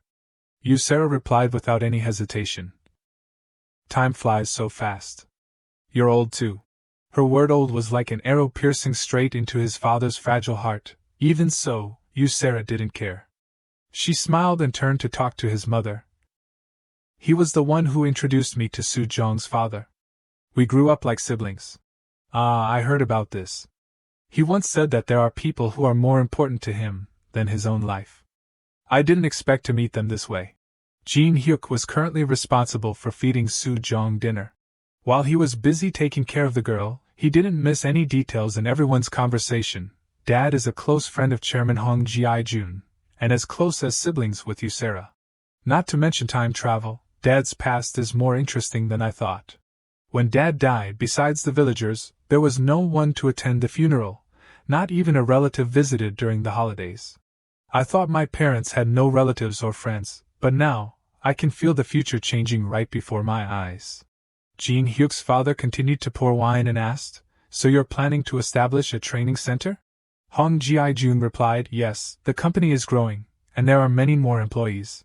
Not many companies invest in human resources training, but we want to start building a system from now on. Hearing that, his father praised, Whoever came up with this idea is really great. In the future, young talents will shape the world. That's also the best way for a company to develop sustainably. Hong Ji-jun continued, Sarah was very persistent in persuading her father-in-law about this plan.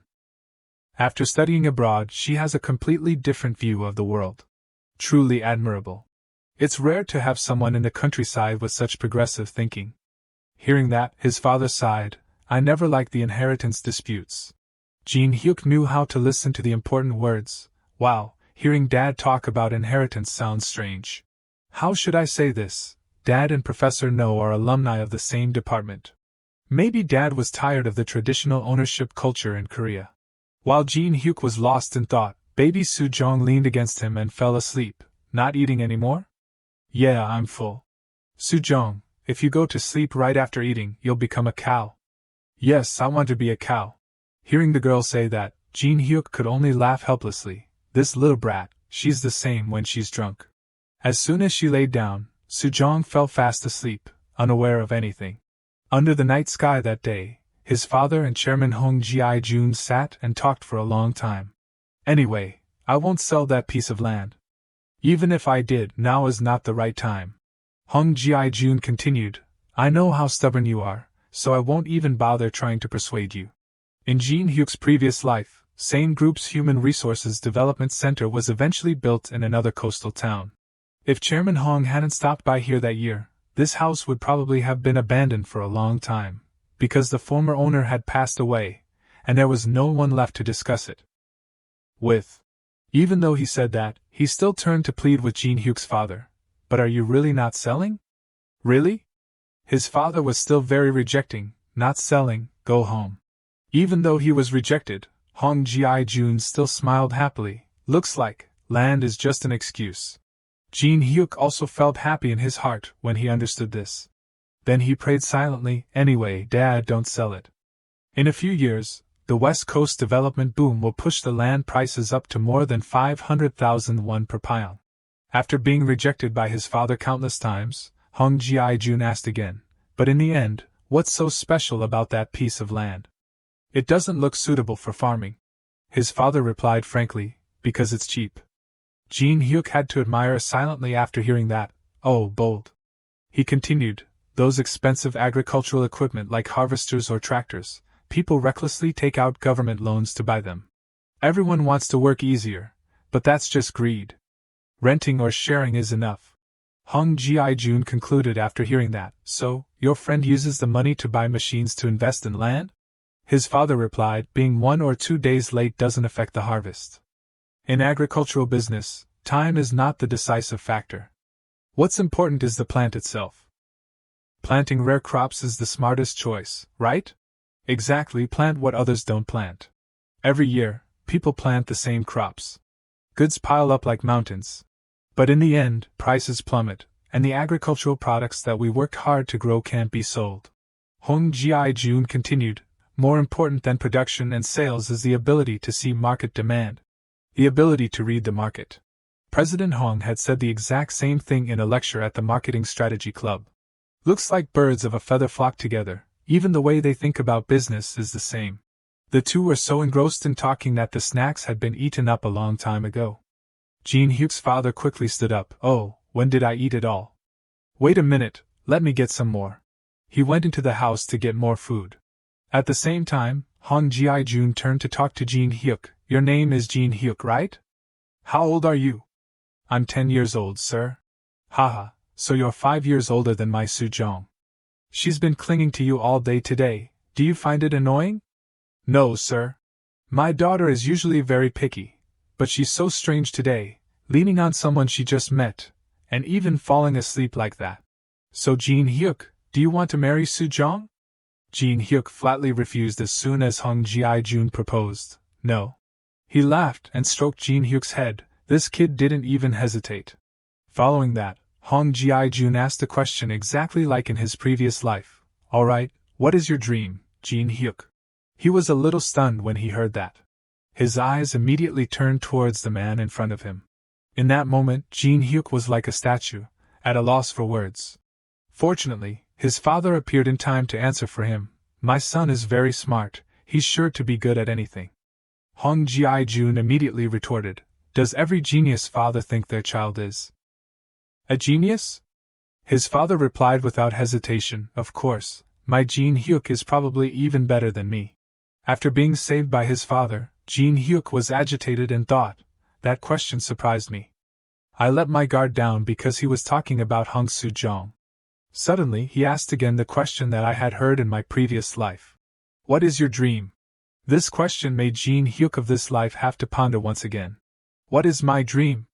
Before he could think of anything, Gene Huk fell asleep, his eyes closed tightly. Not long after, his mother and Sarah came over. It's time to take the kids inside. Oh my. He must be very tired.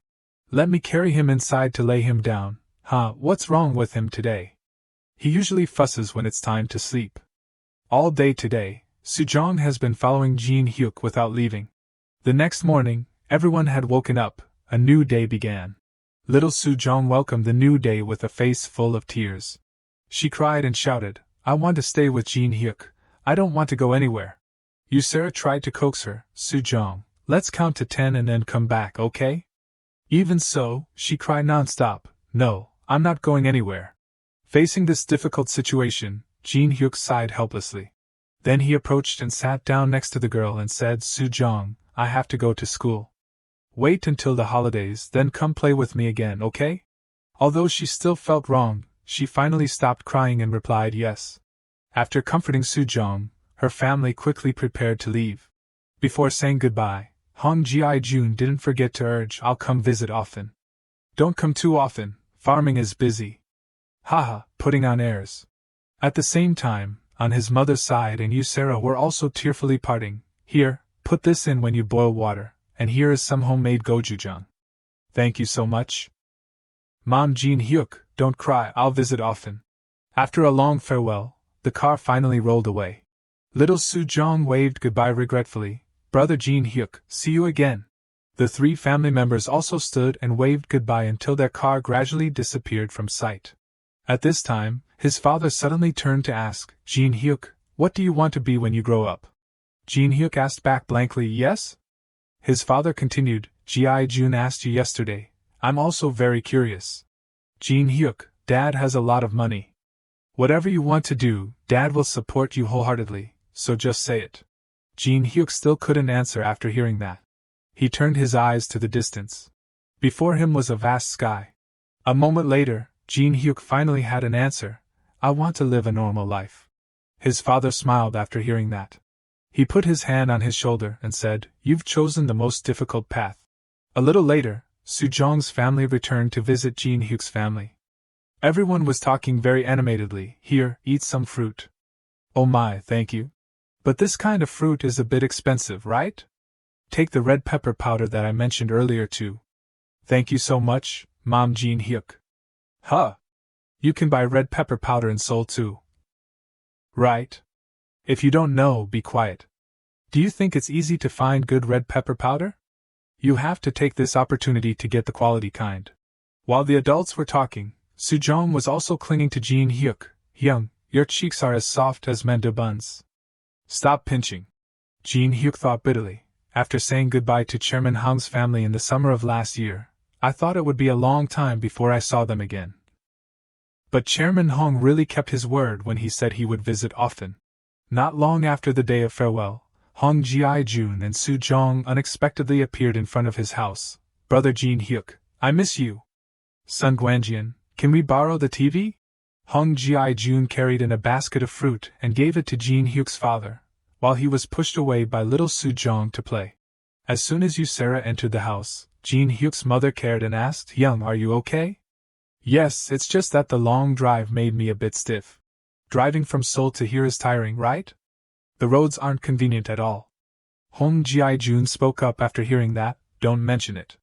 Last time, someone said it would be great if the road was like a safari. A safari? There would be no traffic jams, but it's said that even wild animals can't escape it. Just as the family was talking, Su Jong suddenly pointed to the TV and said, Look. Gene Huk quickly looked in the direction she was pointing, and he quickly realized. Today was the opening ceremony for the 1988 Olympic Games.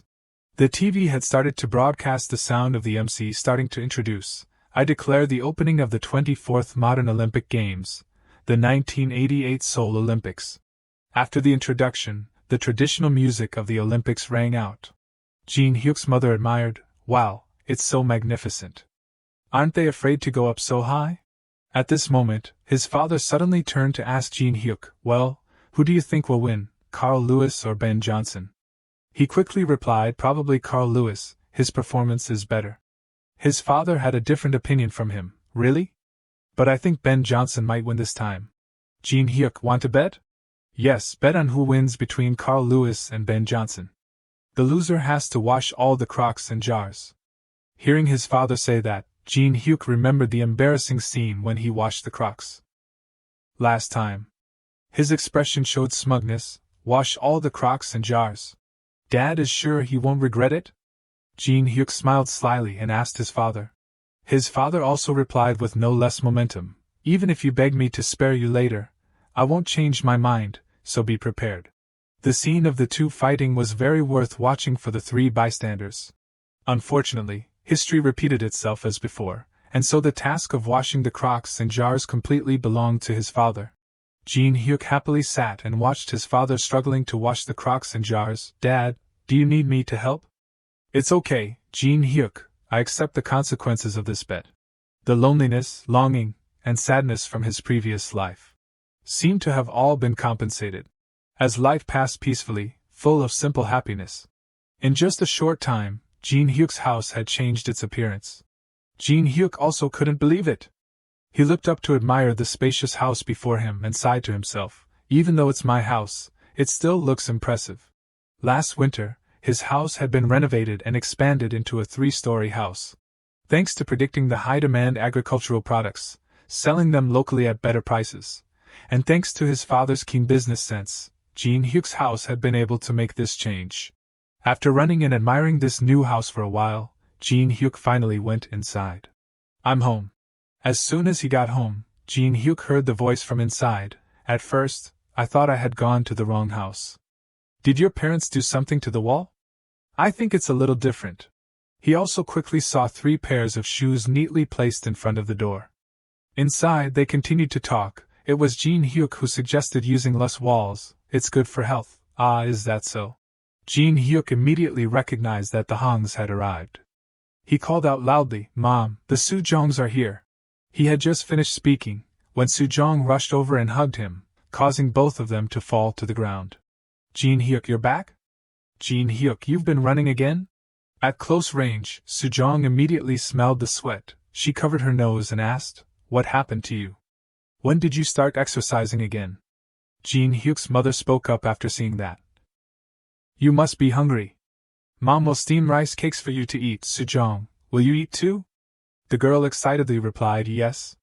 Seeing the girl not say thank you, Sarah quickly corrected her. At this time, Gene Huk had finally sat up with difficulty, and said, I'm going to wash my face. Yeah, go ahead. Very quickly, the steamed rice cakes were ready.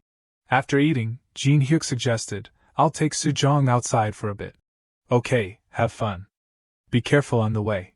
Being led by Gene Huk, little Su Jong was very happy. She smiled brightly and said, Hyung, let's go to the sea. I want to catch crabs. The two quickly went to the sea. The weather today was also very good for fishing. On the beach, some fish and crabs had been caught. There were a lot of people there, so Gene Huk and Su Jong were a little surprised. It was the Glutton Club and Mikyung. Oh, seeing the two of them, the chubby boy spoke up, it's Gene Huk and the little girl. Su Jong shouted from afar immediately, I'm not a little girl, I'm Hong Su Jong. The boy scratched his head and said again, right, Su Jong, sorry. At this time, Mikyung also spoke up, you guys came to play too? Perfect timing, let's play together.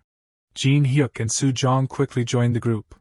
Everyone started the work of catching crabs and finding clams. A lot of seafood was found. Su Jong really liked playing this game.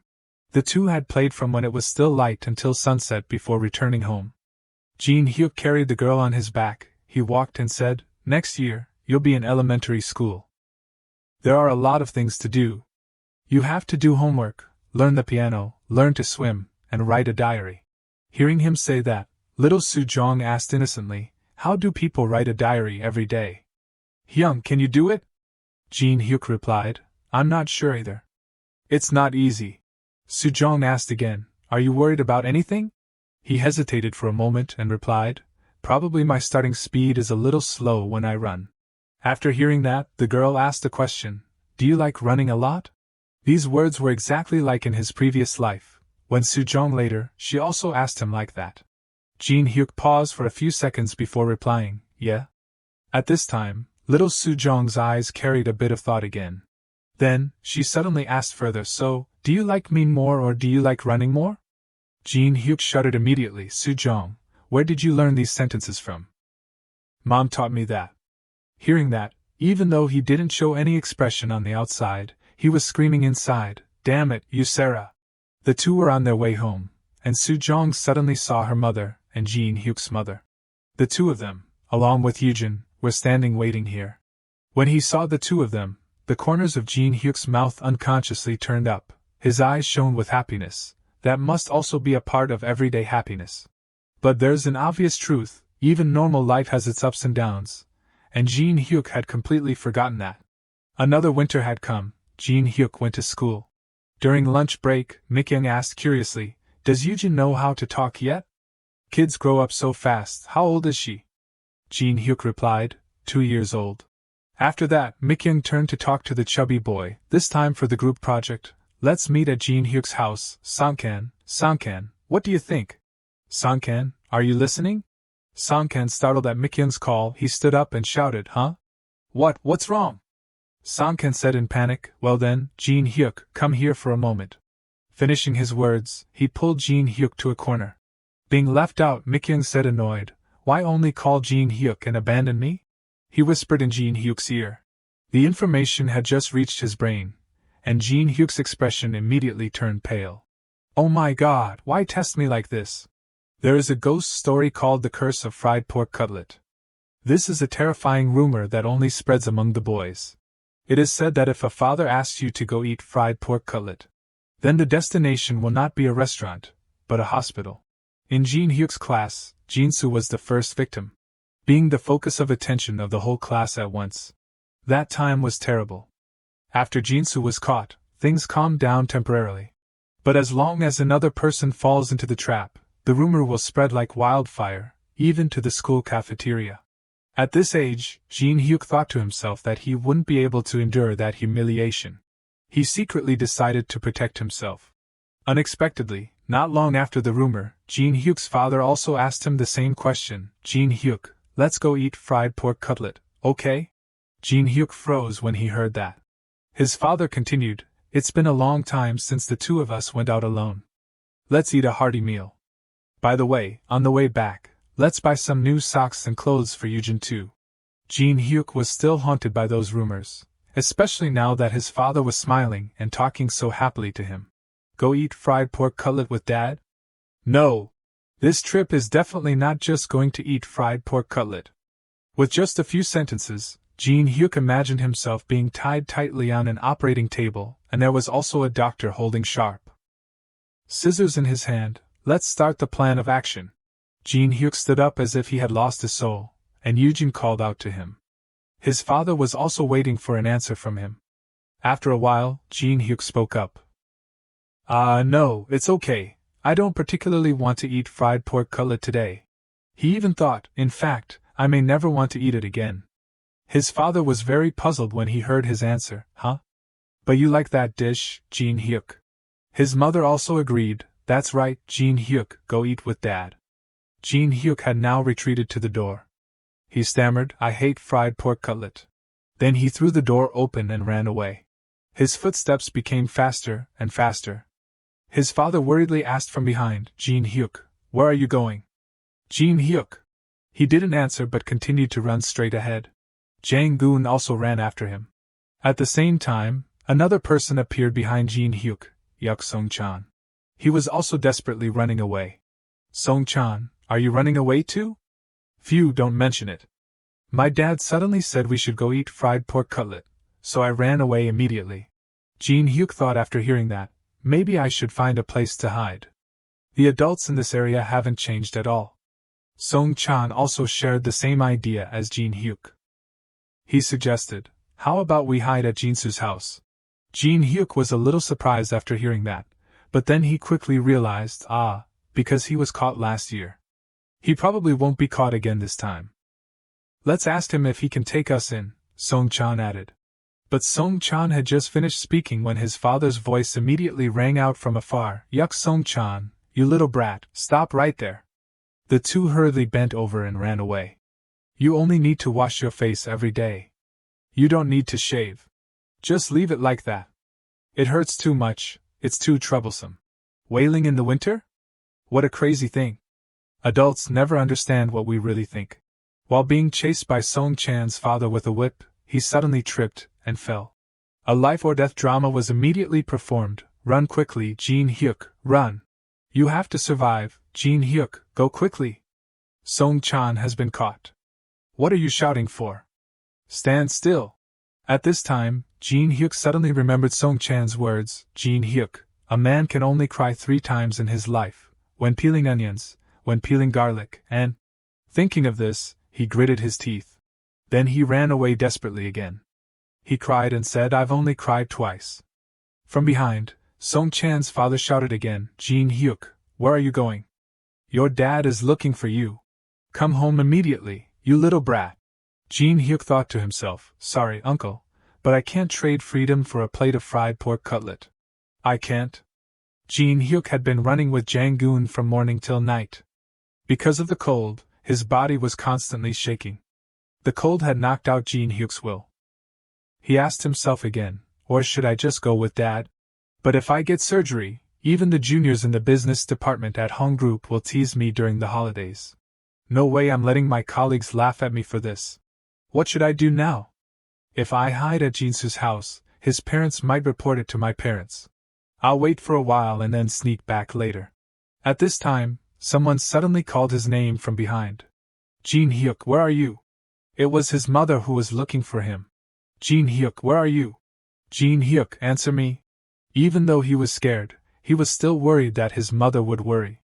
Therefore, Gene Huk decided, all right, I'll close my eyes and go back. He had just stood up when his mother immediately spotted him. Gene Huk walked back to his mother in embarrassment, and thought, how can I abandon them? Anyway, it's not that big of a deal.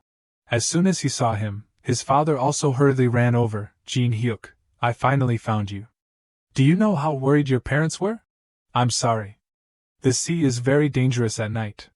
Do you know how scary it is? That's enough. They say a man can only cry 3 times in his life, when peeling onions, when peeling garlic, and… Sorry, Song-chan, in the end, we both cried for the 3rd time. Gene Huk had to return and tell his parents everything. His parents burst out laughing after hearing it. Oh my, that's so funny. So you ran away just because of that? Gene Huk, my stomach hurts from laughing. Gene Huk blushed with embarrassment. He hurriedly explained, not just that, Dad suddenly asked me to go. His father then explained, Mom has to stay home to take care of Eugen. It's too cold outside, I can't take her out. His mother continued, if we brought it back, the food would get cold, so your father said we should eat it hot at the restaurant. Gene Huk now realized, so that's how it is. What a suffocating feeling. The Hongs will definitely tease me for the rest of my life. An unhappy scene appeared in Gene Huk's mind, that Gene Huk, haha, so you ran away to avoid wailing? Seeing his parents stand up, Gene Huk asked in confusion, oh, aren't you eating any more? Well, I'm full. Dad is also full, Gene Huk, if you still want to eat, then go ahead. Yes. With the mindset of an adult, Gene Huk only realized, it's strange, Dad only ate this dish, he didn't touch anything else. Could it be that Dad lost his appetite? Even so, the food is still delicious even when it's cold. No wonder this restaurant is always crowded. While Gene Huk was sitting and eating deliciously, the bedroom door suddenly opened slightly. A pair of eyes was watching his every move. His parents inside were secretly observing him. It seems he hasn't noticed yet. Yeah, he's still eating deliciously. Gene Huk is usually very sensitive. He got away with it today, but what about next time? I have to think of a new plan. Very quickly, Gene Huk had devoured 3 plates of fried pork cutlet. A few days later, early in the morning, Song Chan's father brought a pair of chickens to Gene Huk's house. His father hurriedly went out to greet him. Oh my, when did you come? He smiled and said, here, a New Year's gift for you. His father continued immediately, the New Year? I should have been the one to give a gift. These little chickens may look small, but they're like eggs. Take good care of them. Who knows, they might grow as big as Dong Tao chickens later. His father happily took it. Thank you, I'll take good care of them. At this time, he suddenly leaned closer to Gene Huk's father and whispered, and hey, how's Gene Huk? His father replied, we're just a little worried. Gene Huk is very good at cleaning. No matter how quietly the two were speaking, Gene Huk in the back was able to hear everything. He smiled wryly. A week ago, he had almost persuaded his father. His father had directly taken him to the Dongni Urology Clinic. In the moment of life and death, Gene Huk had presented a project showing which was beneficial and which was harmful and presented it to his father. Do I really have to get surgery? His father was surrounded by PowerPoints, seminars, and group projects. This was the moment when his regression skills shined. Gene Huk was determined, I have to deal with this without surgery. Thank you very much, sir. The two fathers continued to talk. Was it because you didn't catch Gene Huk? Song Chan's father, I'm not that bad. But in reality, that's probably right. Gene Huk replied silently in place of his father with a gloomy face. At this time, Hong Ji-jun walked out from inside the house. He said cheerfully, wow, it's so peaceful here. Living in the countryside is really relaxing. How about we move here completely? Gene Huk continued immediately, but you've been living here all along. Hong Ji-jun flicked his head after hearing that and laughed loudly. Anyway, I'm still the boss of this area, Gene Huk. Being teased by him, Gene Huk secretly evaluated, he doesn't have the demeanor of a chairman at all. He's no different from those noisy neighbors. Why did I think he was so cool before? At the same time, his mother and baby Eugen were still sleeping soundly inside the room. After Song Chan's father left, the chickens were released into the yard. Gene Huk sat and pondered, looking at the group of them. That chicken is much bigger than the others. It looks fierce. Thinking of this, he unconsciously picked up the wooden stick next to him. Then he pointed it straight at the big chicken. It immediately detected the enemy. It jumped up and pecked at Gene Huk while calling out. He hurriedly ran to the back. This chicken reminded Gene Huk of Chicken Lewis. He thought to himself, if it's this fast then. Just as I thought, its reflexes are crazy. Maybe I can use it to practice sprinting. The killing intent of this chicken made Gene Huk feel chills. He had just intended to reach out to catch it when it used its sharp beak to peck straight into his hand, causing him to cry out in pain, "It hurts too much. It hurts too much. Don't chase me anymore, go away." Seeing this pathetic scene of Gene Huk, his father and Hong Ji-jun not only didn't help but also stood and laughed at him without being able to close their mouths. From inside the room, Su Jong sleepily walked out and called, "Brother Gene Huk, are you in the yard?" From the side of the upstairs, the scene of a person and a chicken quickly caught the girl's eyes. She was very happy with this new member. A chicken! Immediately after that, Su Jong ran down to chase the chicken. So cute! Gene Huk hesitated for a moment, and then said, Dad, can we buy a few more roosters? His father replied, sure, why not? Losing track of a few more hours. The two families went to the field together. Isn't ice fishing a fall activity? Some types of fish hibernate, so you can still ice fish in the winter. Look, the rice paddy over there hasn't been watered. They must have deliberately drained the water. They're about to use a plow. It's more efficient to plow when the field is dry. They drain the water so the kids can play. Su Jong jumped down happily. The slippery ice surface made her even more excited. Young, look, it's really hard. Be careful, Su Jong, it hurts a lot if you fall on your tailbone. Sarah and Gene Huk's mother's job was to cheer on the shore. Catch a lot. Winter loach is very good for health. A lot. Very quickly, the whole family had a bumper harvest. Wow, thanks to Gene Huk, we caught so many loach. Have you ever caught loach in your hometown? I used to be too busy farming. While his father and Hong Ji-jun were talking, Gene Huk suddenly discovered that there were also people nearby. Those people are also catching loach? They don't look like locals. Wait, why are they suddenly attracting my attention? Seeing him looking in the direction of the group of people, his father spoke up, they're working right next to our field.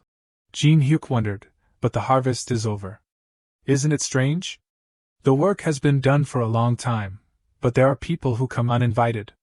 His father replied. Well, they also have the right to enjoy life. As long as they don't cause any damage to us, then just live in harmony with each other, Gene Huk. Even if people call him easygoing, his father still only wants to live happily.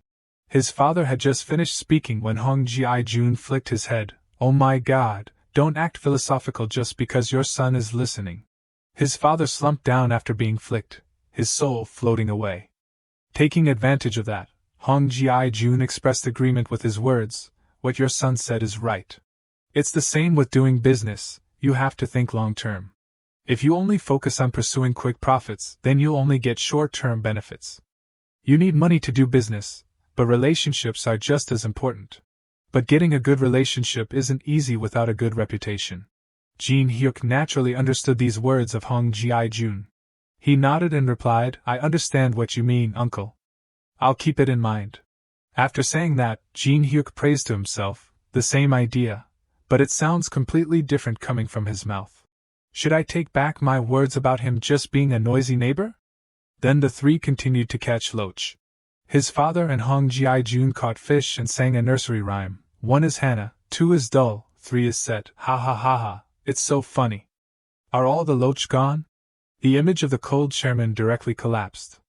He was just a noisy old man. He looked a little cool just now, but it was all an illusion.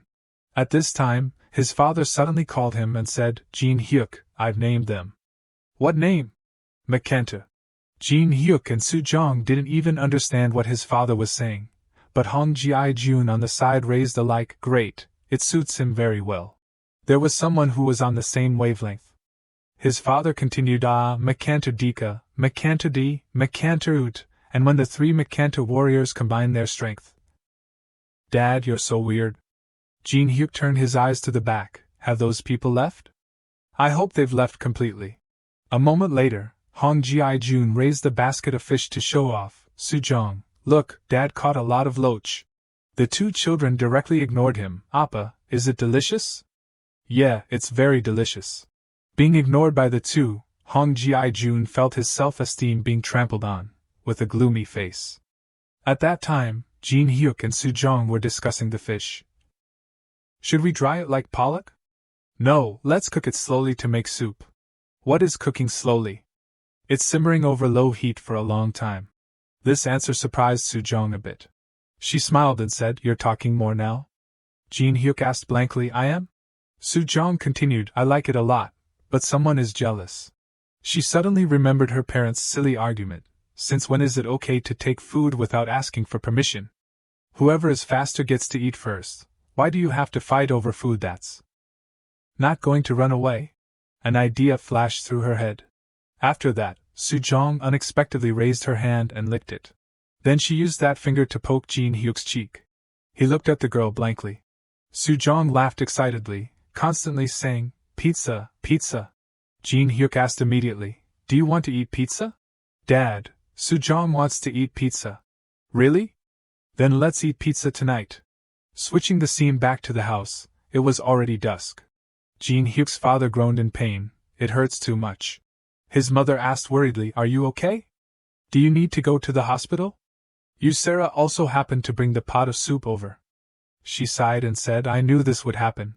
Gene Huk's father said bitterly, "If you knew beforehand, you should have stopped me. I thought you would be more careful. Look, you made my wife cry." At this time, there was a knock on the door. Gene Huk and Su Jong quickly ran out. "Yes, coming right now." It was Mikyung. "What, Su Jong is here too?" Mikyung came with a stranger. He spoke up, "Is your dad here?" Gene Huk looked blank for a few seconds. Who is the guy standing next to Mikyung?" Before Gene Huk could react, his father spoke up, "Wow, it's been a long time, Taeyang. You've grown much bigger than the last time I saw you. Are you coming home for the holidays?" Taeyang only replied, "Yeah." This person was Choi Taeyang, Mikyung's older brother, a wrestler at a nearby high school. Even in his previous life, Gene Huk rarely met him because he was always busy training at school. Seeing Gene Huk's father move with difficulty, he asked, "What's wrong with your back?"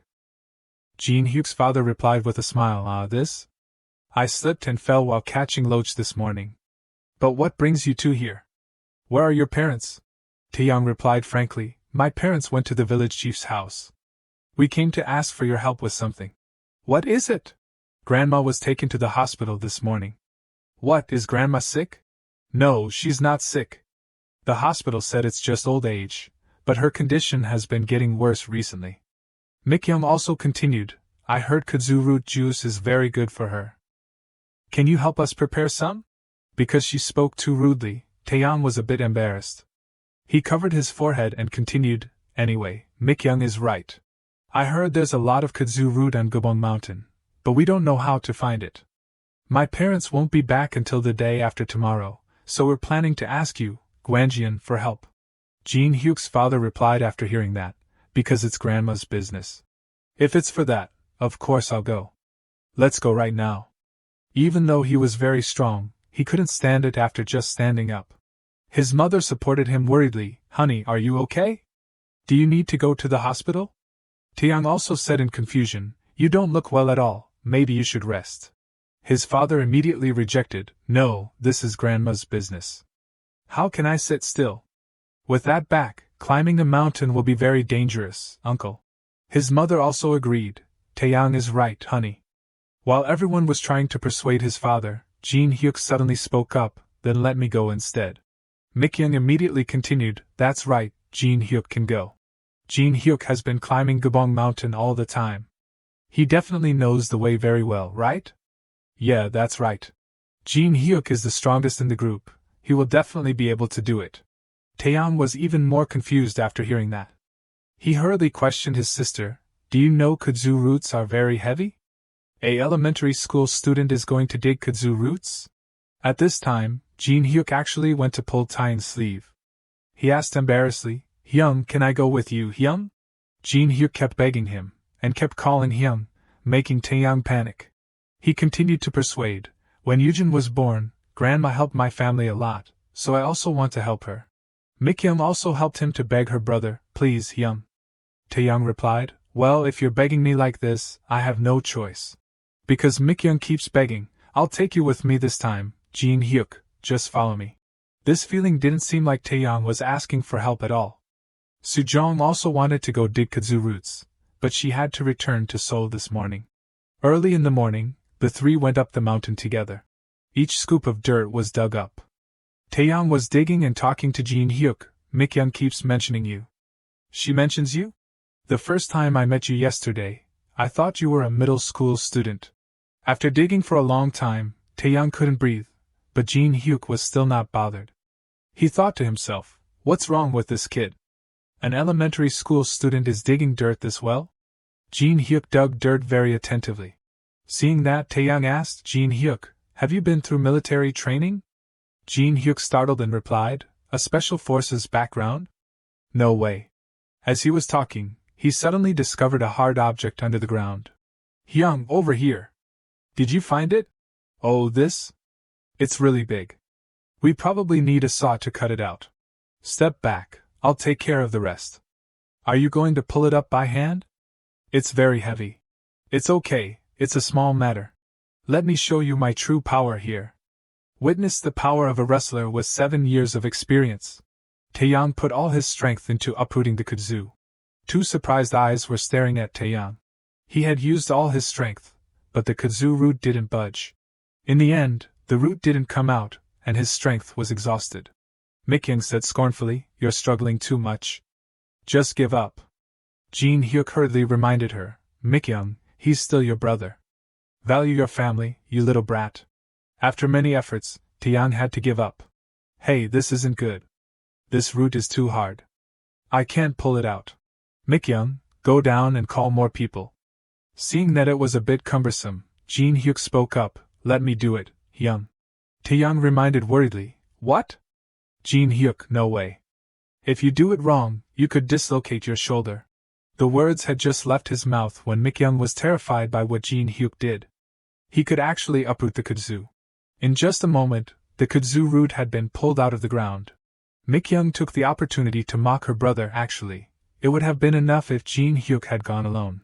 The sky was gradually darkening. The 3 finally returned. After that, Taeyang always had a gloomy expression, but in the end, it was Gene Huk who uprooted the root of the L himself. "I'm older than him, and I've been practicing wrestling for longer, but I'm still weaker than someone the same age as Mikyung. What did I do today in the end?" At this time, seeing Taeyang absent-minded, Gene Huk spoke up, "Thank you, Hyung, for what you did earlier. Thanks to you, I had almost pulled it all out, so I was able to pull the rest out easily."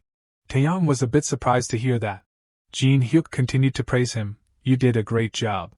Mikyung, you worked hard today too. Remember to say hello to Grandma for me. Okay, be careful going home." After Gene Huk left, Taeyang kept thinking, what is this feeling? Is this what it feels like to have a younger brother? Like getting praised in the wrestling team. Whatever, anyway, I finally pulled it all out, right? After thinking about it, Taeyang couldn't help but smile. This scene immediately caught Mikyung's eye. "What are you smiling at like an idiot? Hey, Mikyung, your brother is really something. Isn't he? What are you talking about? So annoying." A new day arrived. Gene Huk grumbled alone as he went up the mountain. He walked and muttered, "That dog, I scolded it yesterday, but now it's just sulking in its kennel, refusing to come out." Before leaving the house, Gene Huk had called for it to come along, but it adamantly refused. "If you don't want to come, then don't. What's that dog barking about again?" Jang-goon was scolded relentlessly. "Go poop somewhere else, you idiot! If you're not sick, why can't you go to the bathroom in the right place?" But then Gene Huk thought, even so, it feels empty without him by my side. Was I too harsh on him? Why do I feel guilty just because of a dog poop? Is this what people call the philosophy of dog poop? What's this? When did the fog get so thick? Gene Huk walked for a long time before realizing that his surroundings had gradually become hazy. There shouldn't be fog at this time. What's going on? Moving around recklessly in this condition could be very dangerous. Gene Huk looked around in confusion. Strange noises suddenly echoed from a distance. Gene Huk became alert. A woman in red shoes suddenly appeared. She slowly spoke, "Oh, it's you." The person in front of him made Gene Huk's eyes widen in surprise. After speaking, the woman didn't forget to smile at Gene Huk. This person looked very similar to Grandma, Gene Huk recognized at a glance. This person, although there were differences in age and appearance, it was definitely Mikyung's grandmother. Gene Huk asked curiously, "Grandma, where are you going?" The woman replied, "Oh, I'm just here to pick some mugwort. There's a place where it grows a lot." Seeing her leave, Gene Huk suggested, "Where are you going?" "Let me take you." The woman replied, "Really? Then on the way, let me tell you an old story. I was born in a village up in Mabari Mountain. When I was 15, I moved to my husband's house to avoid the Japanese army. A few years after I moved in, something happened in Jaedong village. It might have been a riot, or a rebellion of some kind. They came and forced the villagers to participate in the uprising, and then took all the men in the village. My husband had to hide to avoid being captured, so I had to do everything myself. What could I do? I had to live to raise my children. This mountain used to be called Sibling Mountain. But during the war, it was bombed so much that the peak was destroyed. So it became Gubong Mountain. At that time, Jang Hwan died. Gene Huk was shocked to hear that. What? She continued walking forward and said, he joined the army, saying he wanted to avenge his friend's death, but then he also died there. Even so, he was still lucky. At least they found his body. Walking behind her, he vaguely noticed her face gradually changing. Even so, he didn't say anything to let her continue. Gene Huk, do you know this mountain has another name? It's Bukmang Mountain. This name startled Gene Huk. He quickly realized, could this be the Bukmang Mountain in the legend of Bukmang Sanchin? Then she smiled and asked him, do you want to come with me? Gene Huk's face couldn't hide his panic at this point. A smile suddenly appeared on Mikyun's face. In the next second, she burst out laughing. I'm kidding. Oh my, your panicked expression is just like his back then. Gene Huk's face turned pale. He asked, did you come to say your last words? She smiled and replied, I don't have anything to leave behind. It's just that when the time comes, you go. But in the end, I got to see you. That's good. It's just that I'm still a little worried. Only Yonggu's son hasn't recognized him yet. The shaman said that if I take him, my life will be peaceful. So, I've been wandering around this mountain looking for him. Gene Huk asked her in confusion, then, is there anything you want to say? She hesitated a bit, and said, do you want to hear the ramblings of a crazy old woman? This sentence stunned Gene Huk. Then she said, I don't have anything else to say. Tonight I'll visit you in your dreams. Would that bother you, Gene Huk?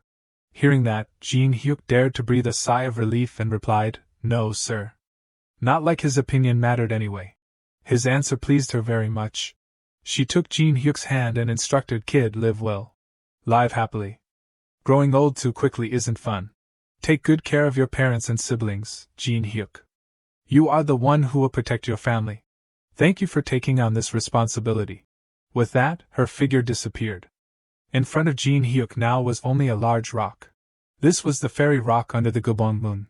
Looking at the rock mound in front of him, Gene Huk smiled to himself, so I'm not the only one who's seen a fairy here.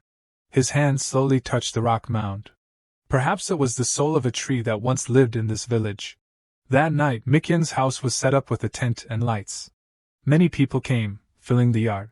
Groups of people came in and out to offer condolences to Uncle Jangwon's family. Gene Huk was also busy working. Hey kid, give me a glass of apple wine. Yes, sir. He worked tirelessly. Gene Huk, when you're done over there, clear this table. While cleaning up, he suddenly passed Mikyun's grandmother's portrait. Gene Huk stopped for a moment. Her expression was still the same, but now he could only see her through a small frame. Gene Huk suddenly remembered some memories of her. Hey kid, I baked some sweet potatoes. Come and eat them. Contrary to everyone's sadness, Gene Huk suddenly smiled. I'm so lucky. I was able to see her off on her final journey. At this time, Mikyung called from afar, Gene Huk, Mom said you should take a break and eat something. She brought over a tray of food. After that, the two of them went outside. The tray of food was placed down, and the two of them sat down by the side of the house to rest. Mikyung sighed, I'm so tired. Guests have been coming non-stop since morning. Gene Huk thought differently. He continued, but it's good that so many people came. Really?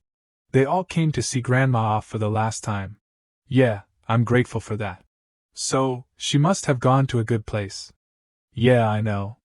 Mikyung's words startled Gene Huk. You know? She replied, last night, I met Grandma in my dream. She looked like a beautiful older sister. Just by looking at her, I knew it was Grandma. She was like a fairy descending from the sky. She didn't say anything. But I knew she just wanted to say goodbye to me. Mom and Dad also dreamed of her. Our whole family had the same dream. Isn't that amazing? Maybe it's because she's become a fairy, so she appeared in our dreams. Gene Huk agreed, that's right. If she didn't become a fairy, who could? Next, Mikyung said, but Mom said we have to hold a memorial service at the fairy rock. Should we go together?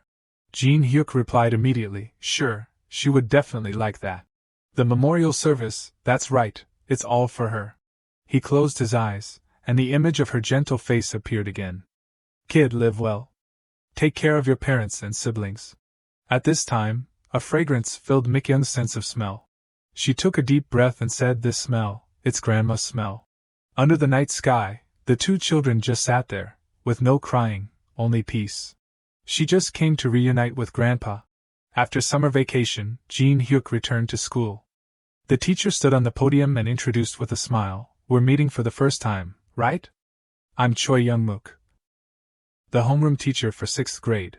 As soon as the teacher finished speaking, the class buzzed. That's not true. I remember meeting you last year. Gene Huk also laughed. There's only one class in the school, so it's hard to avoid. It's also hard to have many homeroom teachers in the school. The teacher continued, alright, since it's the beginning of the new semester, we'll elect a class president. The 6th grade class president will also be the student body president. Does anyone want to be class president? A student suddenly raised his hand and suggested, let Gene Huk do it again. That's right, Gene Huk is the best student in the class.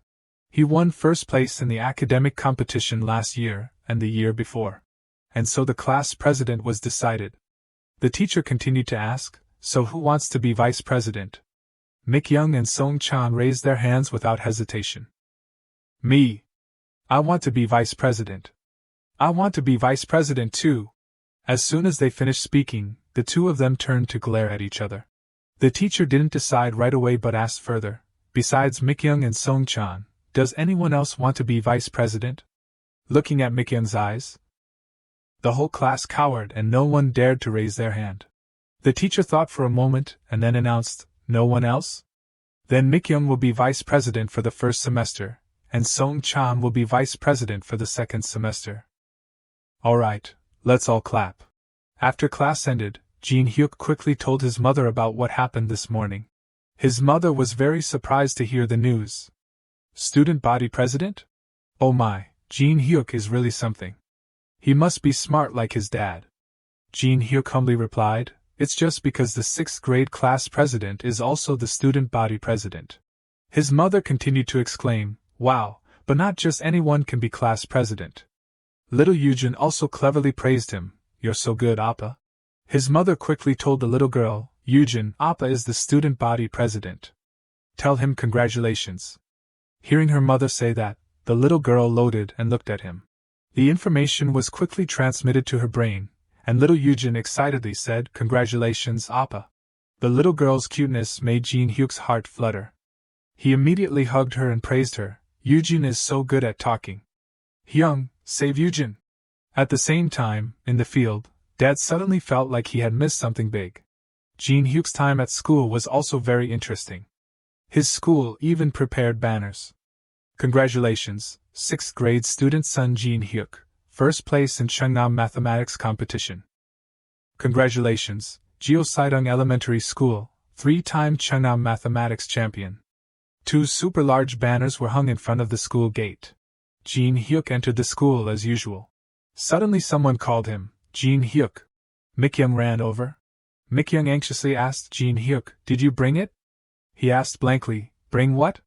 The common noun, it could be anything in his bag.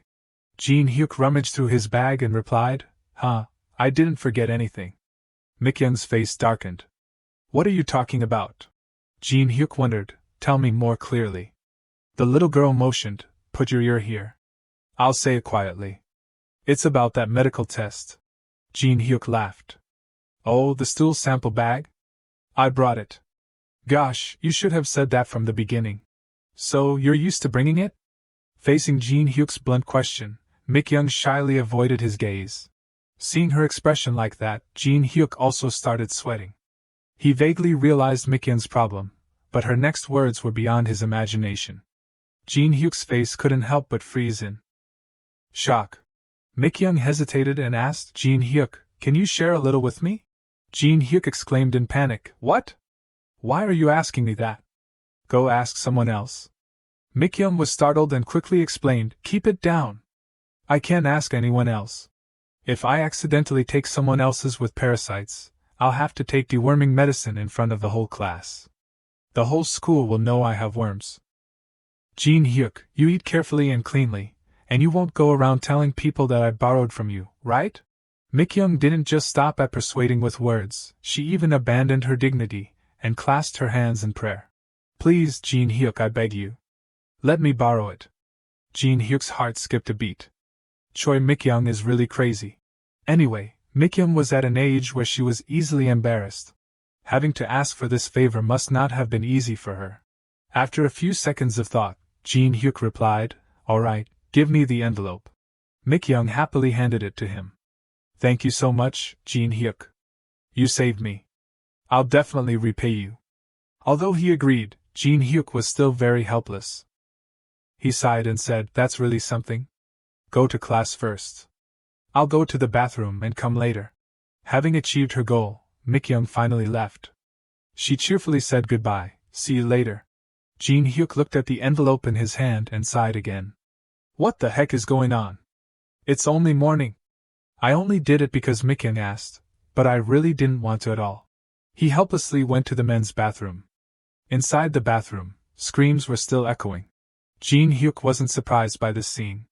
Someone had forgotten to submit their sample again. This voice sounded familiar. Out of curiosity, Gene Huk went to knock on the door. Is anyone inside? A voice came from inside. Is that the president? Is it really the president? Gene Huk immediately understood. This is definitely fate. After that, he took the test sample and submitted it to the teacher. Mikyung still didn't know anything. She was still happily playing with her friends. Only Gene Huk knew what he had done. He was a little uneasy but then reassured himself, well, it'll probably be alright. 2 weeks later, the teacher came to the class and announced, Alright, I'll call out the names of those who need to come up and get their medicine. Park Young-im. Yes, I succeeded. Yuk Song-chan. Wow, Jinsu wasn't called. He gets called every year. Yeah, I feel so relieved. Jinsu wasn't called, but why does his face look so strange? Immediately after that, the names Kang Jisoo and Choi Mikyung were called out at the same time. You two, come up here. Take 1 packet each. Mikyung's face turned panicked. The murmuring began. If it's 1 packet each, then it must be medicine for a month. Jinsu, I can understand, but Mikyung? Never. Mikyung turned around and glared at Gene Huk. His eyes were filled with gloom. Son Gene Huk. He stammered and explained, Mikyung, that's. Song-chan understandingly turned around and patted Gene Huk on the shoulder in comfort. After class, the whole class immediately gathered at the window to watch the commotion. As expected, nothing was out of the ordinary. Mikyung and Gene Huk were playing cat and mouse in the schoolyard. She chased after him and shouted, I asked for your poop, not Kang Jinsu's poop.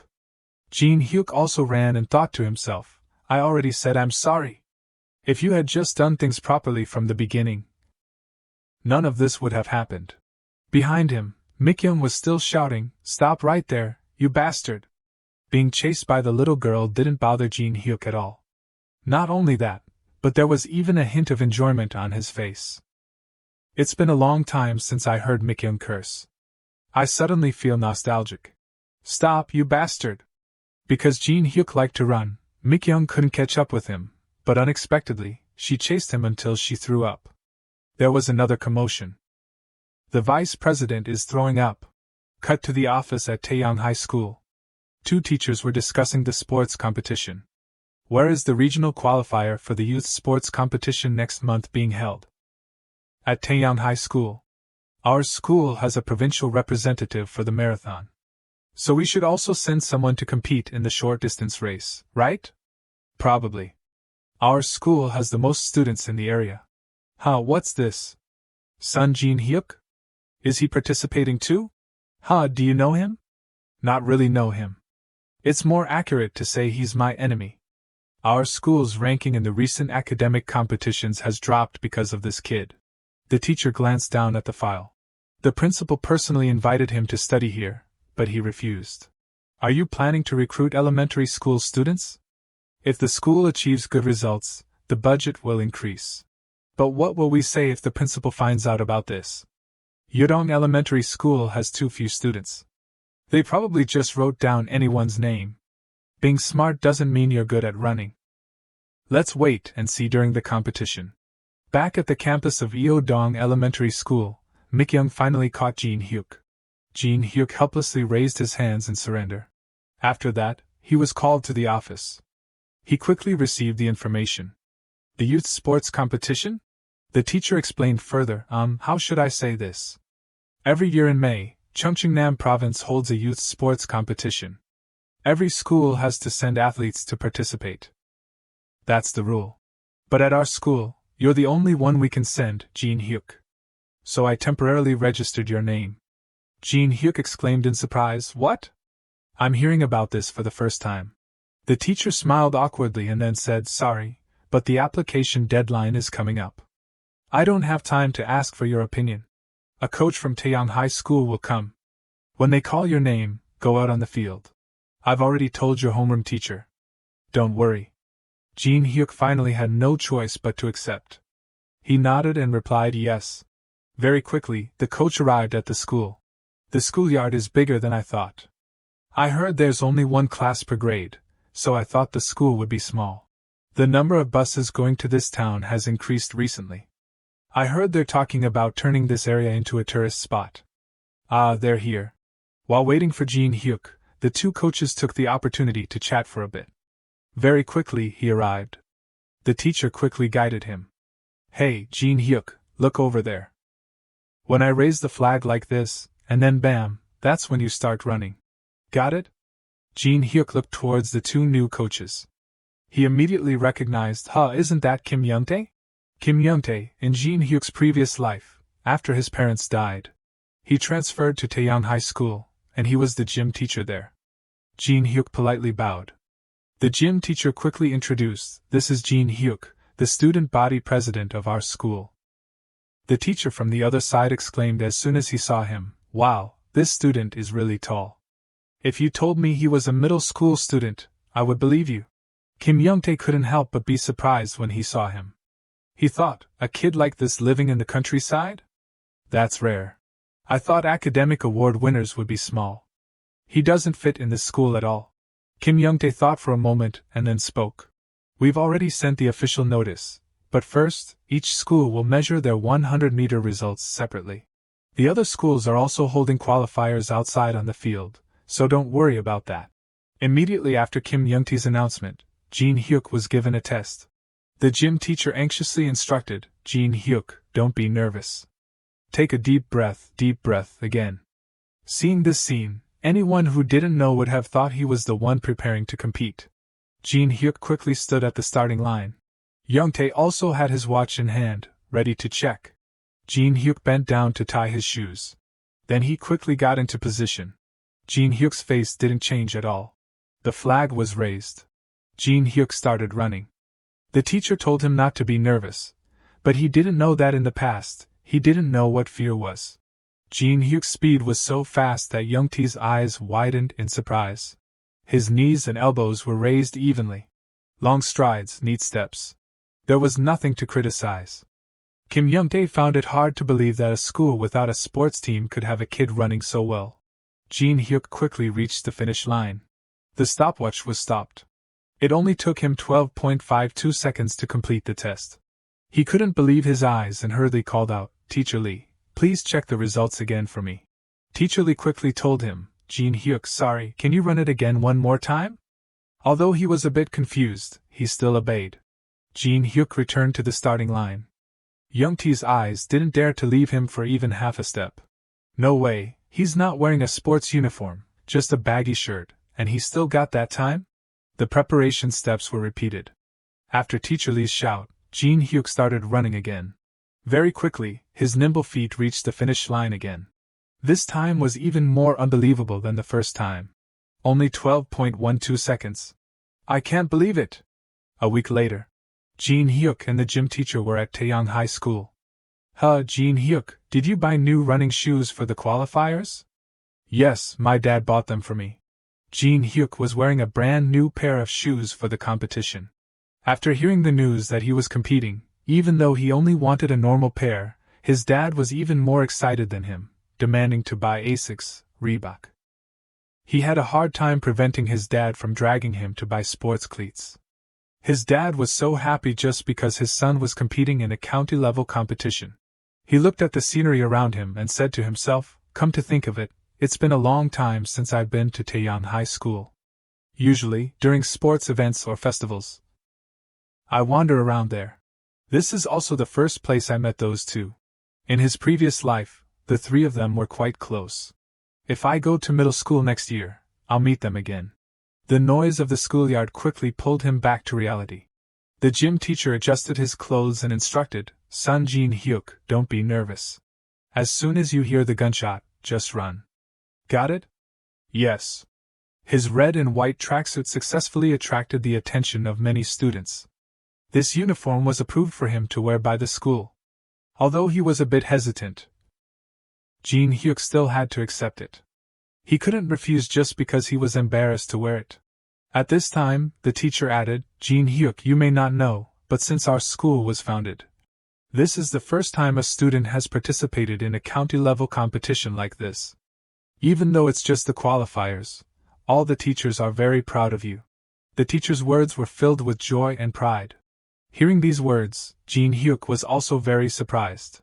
Immediately after that, the announcement rang out, "Group 4 of the finals, get ready. I'll be right back. Good luck. Do your best." Gene Huk quickly moved to the competition field. The 4 contestants stood at the starting line in turn. Seeing Gene Huk, the surrounding friends started discussing him. "Who's that guy? The second person from the left? Wow, he's really tall. Is he really in elementary school? He looks like a middle school student. He must be 2 years older than us." The 2 preparation commands rang out, and the 4 contestants immediately knelt down. Gene Huk was the same. His face still didn't show any expression. He closed his eyes as if to encourage himself. Very quickly, the gun was fired. The signal was given, and Gene Huk immediately ran forward. Gene Huk's eyes were filled with determination. The starting pistol had just fired. His nimble feet, like a motor installed, began to move. Gene Huk overtook 3 opponents and took the lead. Gene Huk was quickly able to leave his opponents far behind. The audience was immediately attracted by his speed. "Hey, is that kid really an elementary school student? He looks more like a middle school student."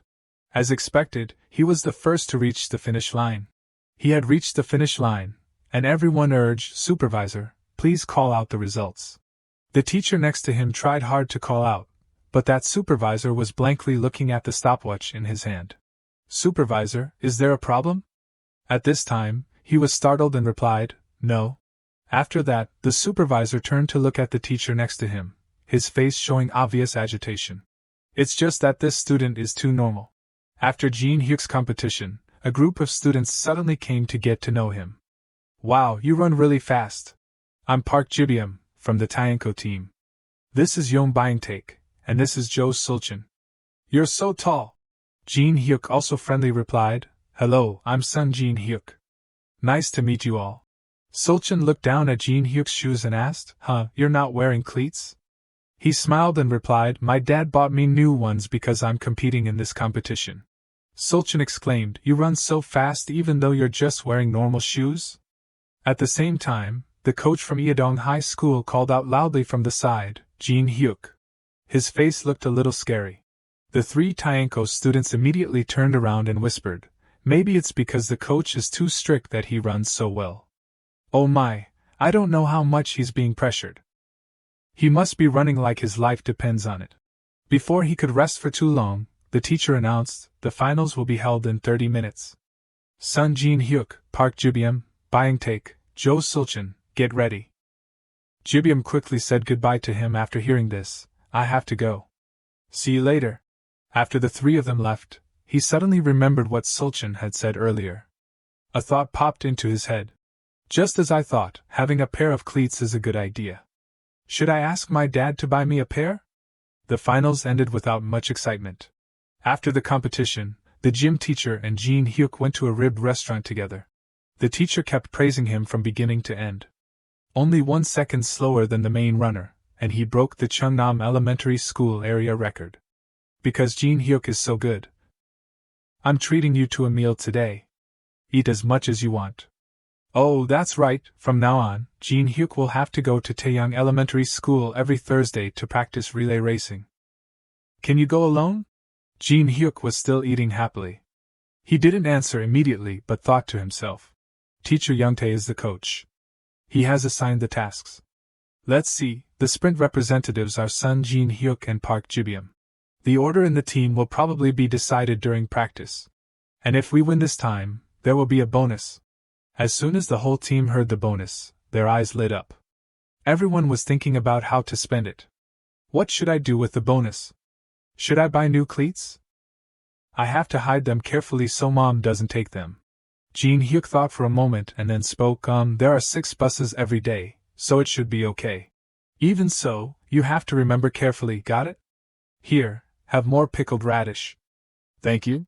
Gene Huk ate very happily. He secretly exclaimed, it's so delicious.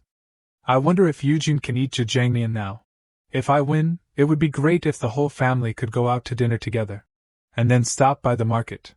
And eat black bean noodles together. Just thinking about it makes me happy. The first Friday arrived. Dad asked him with concern, did you bring your cleats? What about your gym uniform? Did you check everything before you left?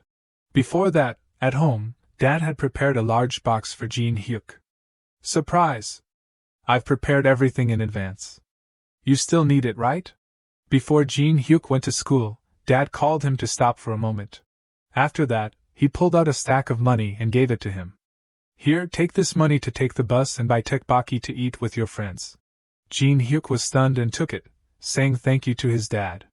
Does Dad think I'm going to buy 10,000 won worth of tteokbokki for each of my friends? After that, Gene Huk happily said goodbye to his dad and went to school. I'm leaving. Dad also waved goodbye to him. He didn't forget to instruct, be careful. Dad's eyes were always filled with pride for Gene Huk. Perhaps he was very happy to have such a good son. It wasn't until Gene Huk had gone far that Dad returned home and called Hong Ji-jun to chat. Oh, Gene Huk is going to the track and field competition? If he wins, is there a prize? It doesn't matter whether he wins or not, it would be great just to get into the regional round. I'm just worried that Gene Huk will get injured. In competitions, sometimes people hit a wall. What if he gets discouraged? No one lives without encountering obstacles. As parents, we always hope that our children don't have to suffer, but hitting a wall and overcoming it is part of the life experience. As long as we're there to help them get through it, that's enough. Yeah, that's right. But the coach said his performance is good enough to pursue a career as an athlete. But I don't know much about this stuff. You're still the same, talking in circles, never willing to say it straight. You called to ask how to support him if he wants to pursue track and field, right? Let me find out. Don't worry. When the kids get a break, let's meet up. A plan to establish and operate the Sikh Sports Fund was noticed by Chairman Hong immediately after Gene Huk's dad asked for help. And after achieving his goal, Gene Huk's dad thanked him. Yeah, thanks. Take care of your work. With that, he hung up. Chairman Hong didn't even have time to finish saying take care of your health before being hung up on callously. Sun Guanjian, you bastard. The day before the Chungnam Provincial Sports Festival, in Gongju, Teacher Younghae took the whole team to eat grilled meat. Everyone worked hard to come all the way to the competition. Now, let's turn those training efforts into real results. Eat well and rest early in the dormitory. After the teacher finished speaking, all 4 members said in unison, thank you for the meal. After that, Youngtae asked again, Gene Huk, do you want to drink soda? Gene Huk replied, no, water is fine. The whole team was eating happily, everyone's face was very satisfied, only Sulchin was unusual. He suddenly called out, Sulchin, what's wrong? I think I'm going to die. Because it's so delicious. Sulchin's acting made everyone's face turn pale. Thanks to that, the staff was very enthusiastic. Oh my goodness, is my restaurant's meat that delicious? Here, let me give you another serving. Gene Huk smiled helplessly. It's probably because we're eating after a hard practice, so everyone is more excited than usual. In fact, this is still better than having to run and practice with that damn dog. Running with friends who really have a sporting spirit is a different feeling. And this isn't bad either. After eating, Gene Huk and his friends returned to the dormitory. While Gene Huk was taking a shower, His friends carried out a mission of the century. Jibyum said in a serious tone. Is everyone ready? The two of them replied in unison, ready. As soon as the words ended, the three of them rushed into battle, a pillow fight. Looking at his friends, Gene Huk smiled helplessly. Kids are still kids. Adults tell them to sleep early for the competition tomorrow, but none of them listen. Just as the thought ended, a pillow flew straight into Gene Huk's face. The mischievous trio waited anxiously for his reaction. Gene Huk's nose was red at this time. He smiled. The group immediately realized that something was wrong. In the next second, Gene Huk also joined the group. You guys are dead. Help! Who threw a pillow at Gene Huk? Gene Huk was very happy. He was immersed in these moments. Of course, it's fun to be with people who share the same interests. Anyway, this feeling will be different from being with family. The group was playing when Teacher Youngtae discovered them. He immediately opened the door and loudly reminded them, go to sleep, you guys. The group shyly gave a friendly smile and turned to tell each other, let's sleep. Yeah. This moment made Gene Huk even more excited for tomorrow, the day of the competition. At the same time, at Gene Huk's house, Dad was still awake. He was sitting in the living room and fiddling with the camera. Mom sleepily came and asked, why are you still up so late, honey? Dad replied, I'm thinking about Gene Huk. I don't know if he's okay by himself. I think I should go see him tomorrow. But you said that no other parents are going. If we go to cheer him on, the other kids might feel left out. You're right. Then maybe we should wait a little longer. Mom gently replied. A new day had arrived. Everyone was at the Gongju Stadium. Wow, the stadium is so big. I heard it was just inaugurated last autumn. Gene Huk's team went in and happened to run into a group of people arguing. Don't say anything. The competition schedule and rest time are all mixed up. Don't they think about the athlete's stamina? When will the competition list be available? Please understand, this is also the first time we're organizing such a large-scale event. The first time has to have principles too. Honestly, the whole competition was prepared in a rush, holding the qualifiers and finals on the same day? Are you kidding me? Gene Huk quietly observed. With so many athletes, it probably won't be over until the afternoon. Solchin suddenly patted him on the shoulder. Hey Gene Huk. Look over there. That girl is so pretty. She must be from the city, her skin is so white. Buying take continued, and she's tall too. She looks like a celebrity. Jibyum nudged Gene Huk and winked, asking, who do you think is the prettiest? Gene Huk awkwardly replied, me? I don't know. Is she pretty? Compared to Mom or Director Hong Su Jong, she's just average. Gene Huk thought to himself. A moment later, the organizers finally announced, the elementary school girls' relay race qualifiers are about to begin. The athletes participating include. The match has started, teacher. Let's go watch with us. The group quickly ran to the stands. The teams began to compete. Gene Huk's team cheered enthusiastically. Wow, they're fast. What school are they from? Dizong Elementary School. They won last year. As expected of the main athletes. Oh my god, what happened? Too bad. Jibyum, don't hold that baton later, okay? Huh, why? Is there something wrong with that baton? They say that if a relay baton falls once, it will fall again in the next race. Gene Huk's face automatically showed an attitude after hearing this. Buying take continued, it's not superstition. That's what happened last year. At this time, Teacher Youngtae also came to announce, alright, stand up. It's your turn. Teacher, can I go to the bathroom? There's not much time left. Go quickly. Yes. After going to the bathroom, Jibyum quickly returned to the field. The announcement continued to ring out, first runner, please receive a relay baton and go to the starting position. I repeat, first runner. Just as Jibyum was about to reach out to take a relay baton, he stopped. Only the baton with the curse from before was left. Holding the baton in his hand, Jibyum immediately attracted the attention of many people. Hey, they must be late, so there's only that one left. The faces of the team members all showed obvious anxiety. What now? Is it going to fall too? Gene Huk also realized. His heart was pounding. Teacher Youngtae was very worried. The kid's mentality is wavering right before the competition. What should I do? I have to keep them calm. Think of a way. At the critical moment, familiar voices rang out, son, good luck. Jibyum, do your best. Buying take, good luck. Son Gene Huk, my son, good luck. Gene Huk was very surprised. Mom and Dad, and Eugene too. Really?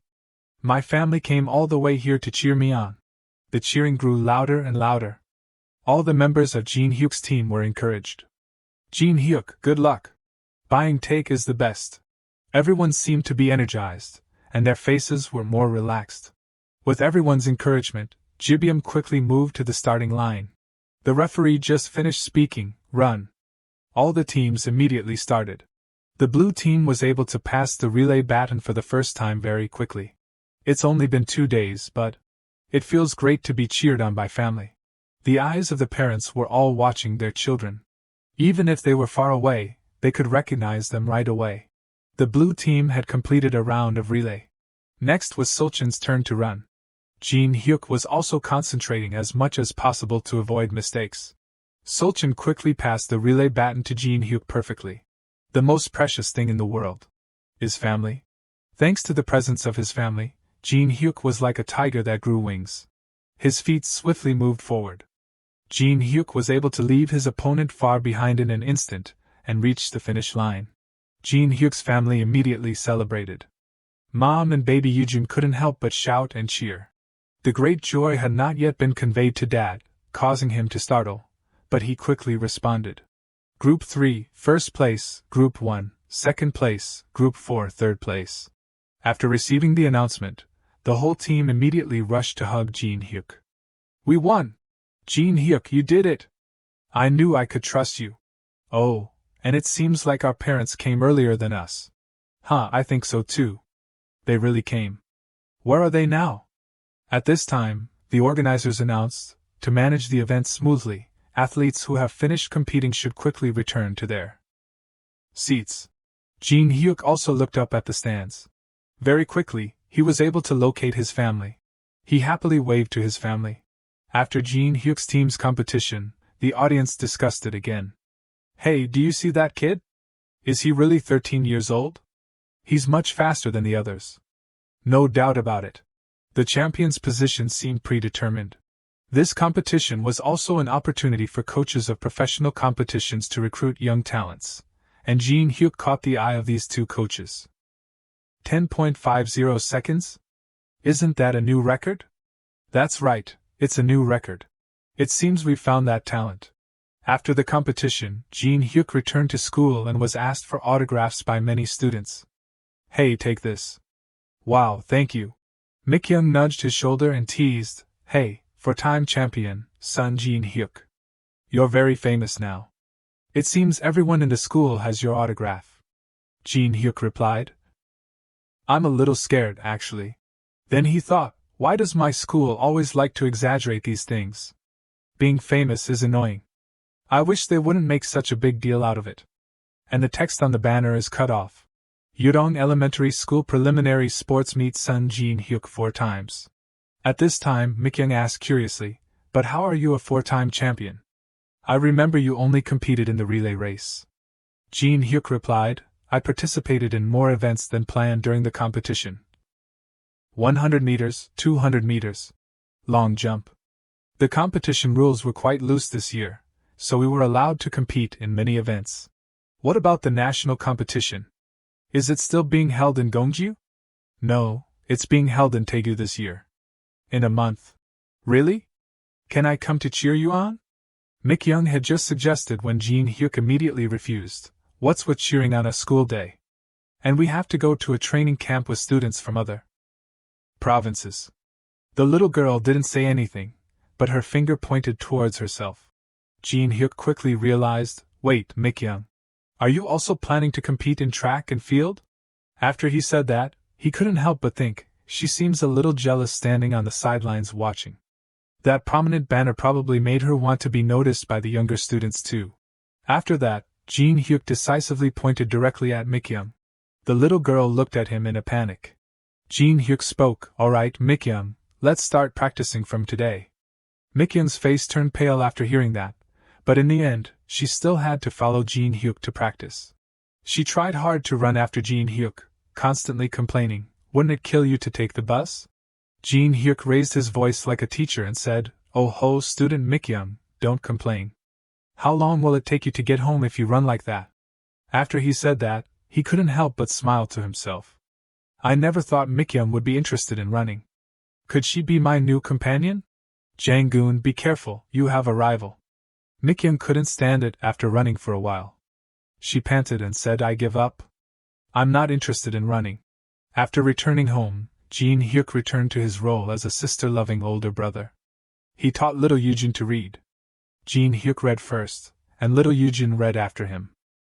Dad's son Gwanjian, Mom Han Young, older brother son Gene Huk. When it came to the third name, the little girl didn't read it but said Chan Poop.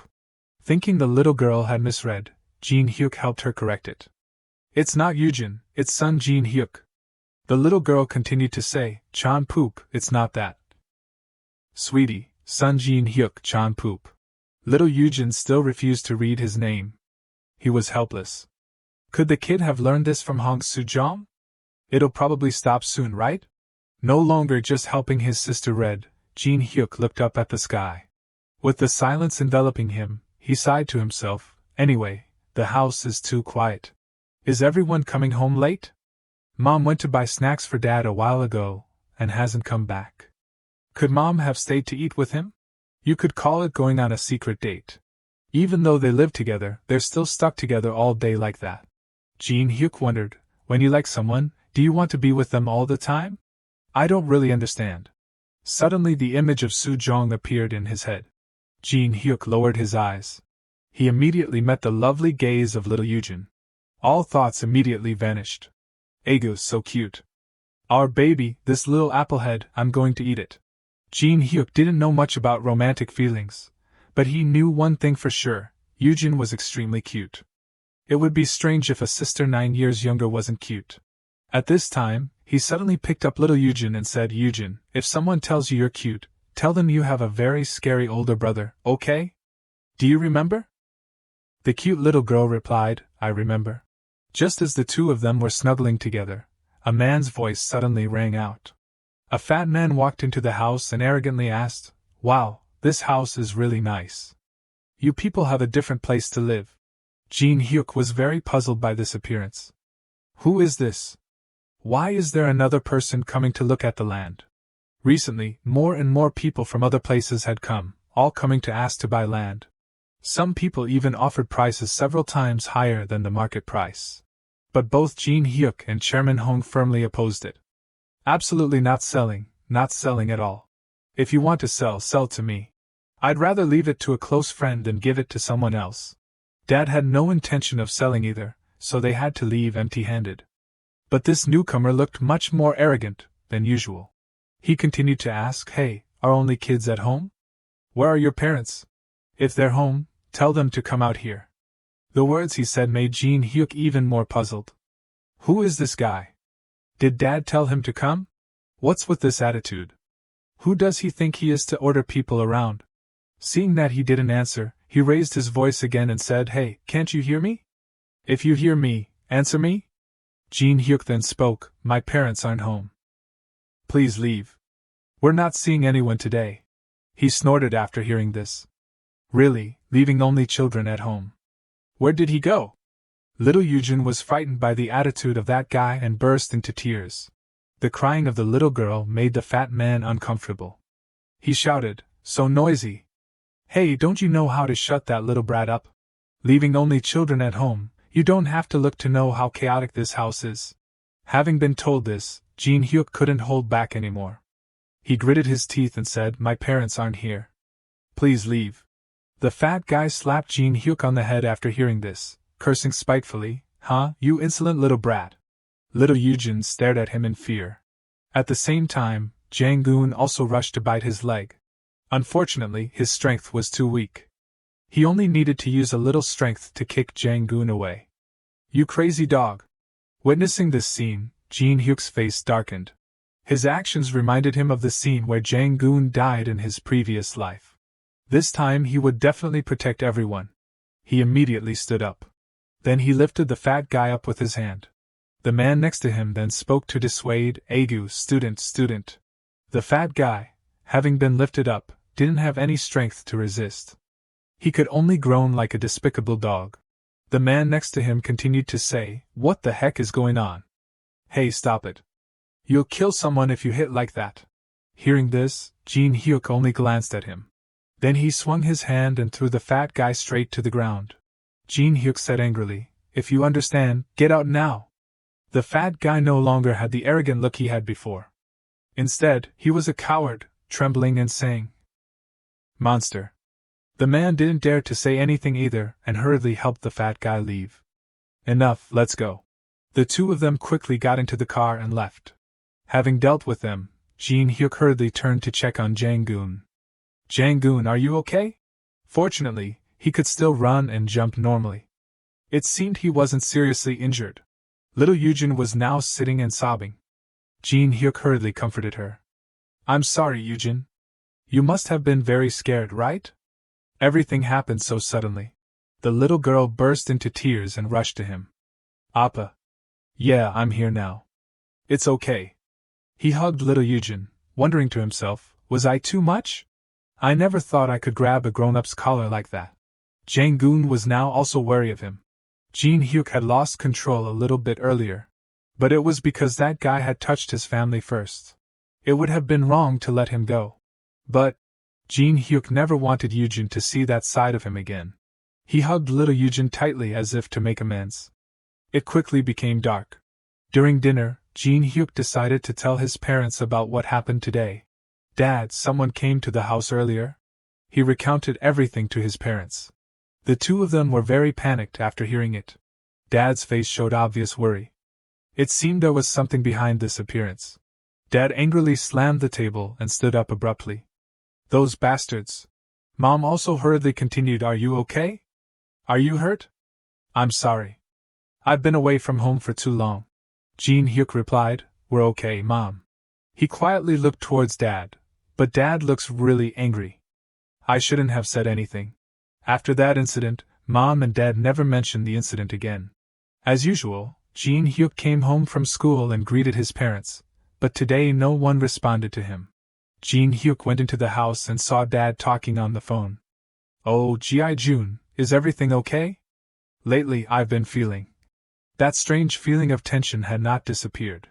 Perhaps everyone was still secretly thinking about what happened that day. Gene Huk just stood outside waiting for Dad to finish talking. After that, as usual, he went out for a run with Jang-gun. Today, he even ran into the two people from the other day on the way. "What should we do now?"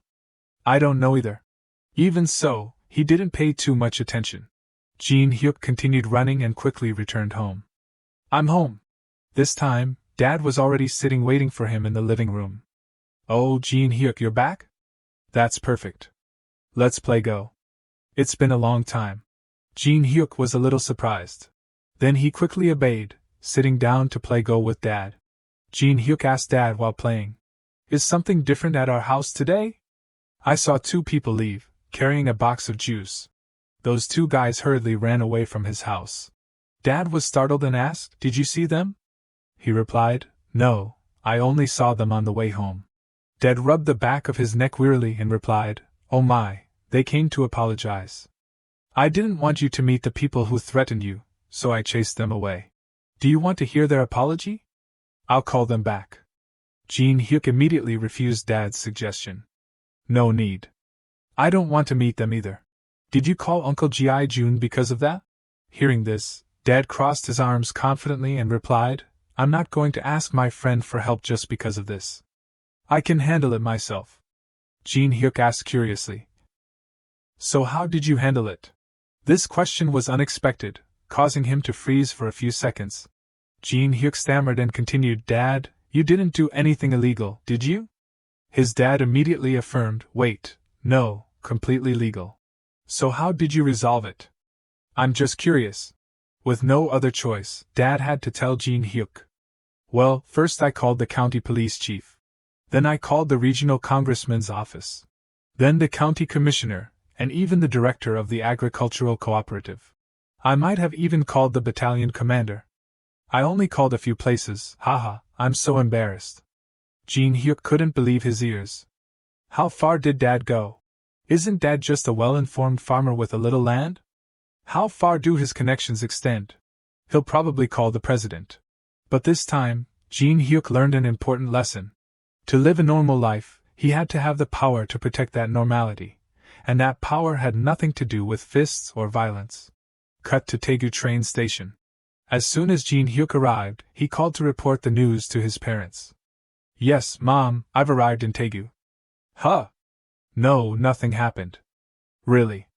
Someone is coming soon. Don't worry too much. But Gene Huk, you must be sad that you can't go with your friends from Taeyang Elementary School, right? It's okay, Mom. I'm fine. In fact, Taeyang Elementary School was originally selected to compete in the national finals. But during practice, Solchin injured his leg. He said he would recover before the competition. But Kim Youngtae decided to withdraw the team from the competition, so Daesung Elementary School, the team that came in second in the relay qualifiers, was promoted to replace them. After that, Kim Youngtae also spoke to him privately. He had spoken to their coach, so you, Gene Huk, will still compete in the individual running event. Huh, just me? I've been training so hard. It would be a waste if I didn't get to compete. But don't make such a pitiful face. It's not your fault that Solchin got injured. That's unavoidable. You're not a shrinking turtle. Hold your head high. And if you also drop out, the others will feel even worse. So go out there and run your best. Kim Youngtae had said that, so he had no way to refuse. That's why Gene Huk came to Daegu alone. At this time, a student came to call him. He quickly said goodbye to his mother. Oh, Mom, I have to go now. He hung up and quickly left with that student. As soon as he saw the two of them, the head coach snapped angrily, You idiot, can't you walk faster? The boy with Gene Huk stuttered, Sorry. He had no good feelings for this person. He was the coach of the Daesung Elementary School athletic team. He was always scolding the kids. Humph, what a bunch of useless kids. But scolding the students was just the beginning. He also often hit them. The boy with Gene Huk was also a victim of him. Let's go, Gene Huk, or we'll be late. Fortunately, he had never laid a hand on Gene Huk because he was a student from another school. But under his guidance, everyone isolated him. Perhaps because Gene Huk was better than his students, he was jealous. The boy who had come with Gene Huk earlier had left with the group, but seeing that he hadn't followed, the boy looked back worriedly. But that boy was quickly pulled back by his classmate, reminding him. What's wrong? Want to get scolded again? This was one of the most obvious signs. Just talking to him would get them scolded, even beaten. Gene Huk didn't blame the kids either. He understood why they were avoiding him, because they had to watch the coach's face. But this method normalized violence. And then when they grew up, they would continue that cycle. Being isolated, Gene Huk had long been used to it. In his previous life, he was always alone. But he kept thinking about the kids at Taeyang Elementary School. He wished that everyone could have come together. Practice, camping, everything would have been much more fun. Instead of preparing with such a heavy heart like this. It could have been another beautiful memory, like in Gongju. Everything would be great if that were true. Just as he was immersed in thought, a hand suddenly rested on his shoulder. Son Gene Huk. He turned around in surprise. In front of him was teacher Youngtae and the Taeyang team. That's right, it's really son Gene Huk. Wow, it's been so long. How have you been lately? Looking at the people in front of him, Gene Huk couldn't help but be stunned. Why are they here? Jibyum quickly caught on to his expression and told the teacher, Gene Huk is so surprised. Jibyum and Bying Take immediately questioned Gene Huk's expression. Why do you look like you've seen a ghost? It seems like Gene Huk is very scared. We showed up without any warning. He then asked, You guys, how did you get here? What about school? Isn't today a school day? Jibyum replied with a smile, We heard you were going to compete, so we begged and pleaded until we were allowed to go. In fact, those two had clung to teacher Youngtae and wouldn't let go, so he agreed. Solchin couldn't come because his legs still hurt. Hearing the two kids say that, teacher Youngtae was helpless. He continued, These kids are too stubborn. Actually, it's normal for athletes to watch these kinds of competitions. But back to the main point. Gene Huk, are you okay? Gene Huk felt the concern that he hadn't felt in a long time. He was a little stunned. Not only that, but he also met the people he wanted to meet, so the answer was definitely yes. Very good, Gene Huk said, not forgetting to give an even more excited smile. The group continued to walk and talk. Byung Taek walked beside him and said, "Oh, that's right, we met your dad at the rest stop on the way here." Hearing this, he couldn't help but be confused when he didn't see his dad. "Then why didn't my dad come with you?" Byung Taek replied. "He said he had to get gas, so he asked us to go ahead and tell you that he's coming." Hearing this, Gene Huk dared to breathe a sigh of relief. So he's just late. That's a relief. Really, how did people live back in the day without phones? Speaking of his dad, Jibyum remembered the food. "The udon he bought us was really delicious, right?" "Yeah, it was really delicious." At this time, Teacher Youngtae remembered. He glanced at Gene Huk and asked, "But Gene Huk, is it okay for you to wander around alone like this? I mean, without any teachers accompanying you? Is it okay to leave without permission?" He replied without hesitation, "It's okay. The coach doesn't pay much attention to me." Teacher Youngtae was a little surprised. "What? Why?" Gene Huk replied as if it didn't matter, "Maybe because I'm from a different school." But these words made Teacher Youngtae even more surprised. He suddenly grabbed his hand and asked further. "Gene Huk, could it be that you're being ignored just because you're from a different school?" He quickly shook his head, but Youngtae still didn't believe it. He pressed on, "Really? Are you not hiding anything?" He kept the same answer. "I'm okay, teacher."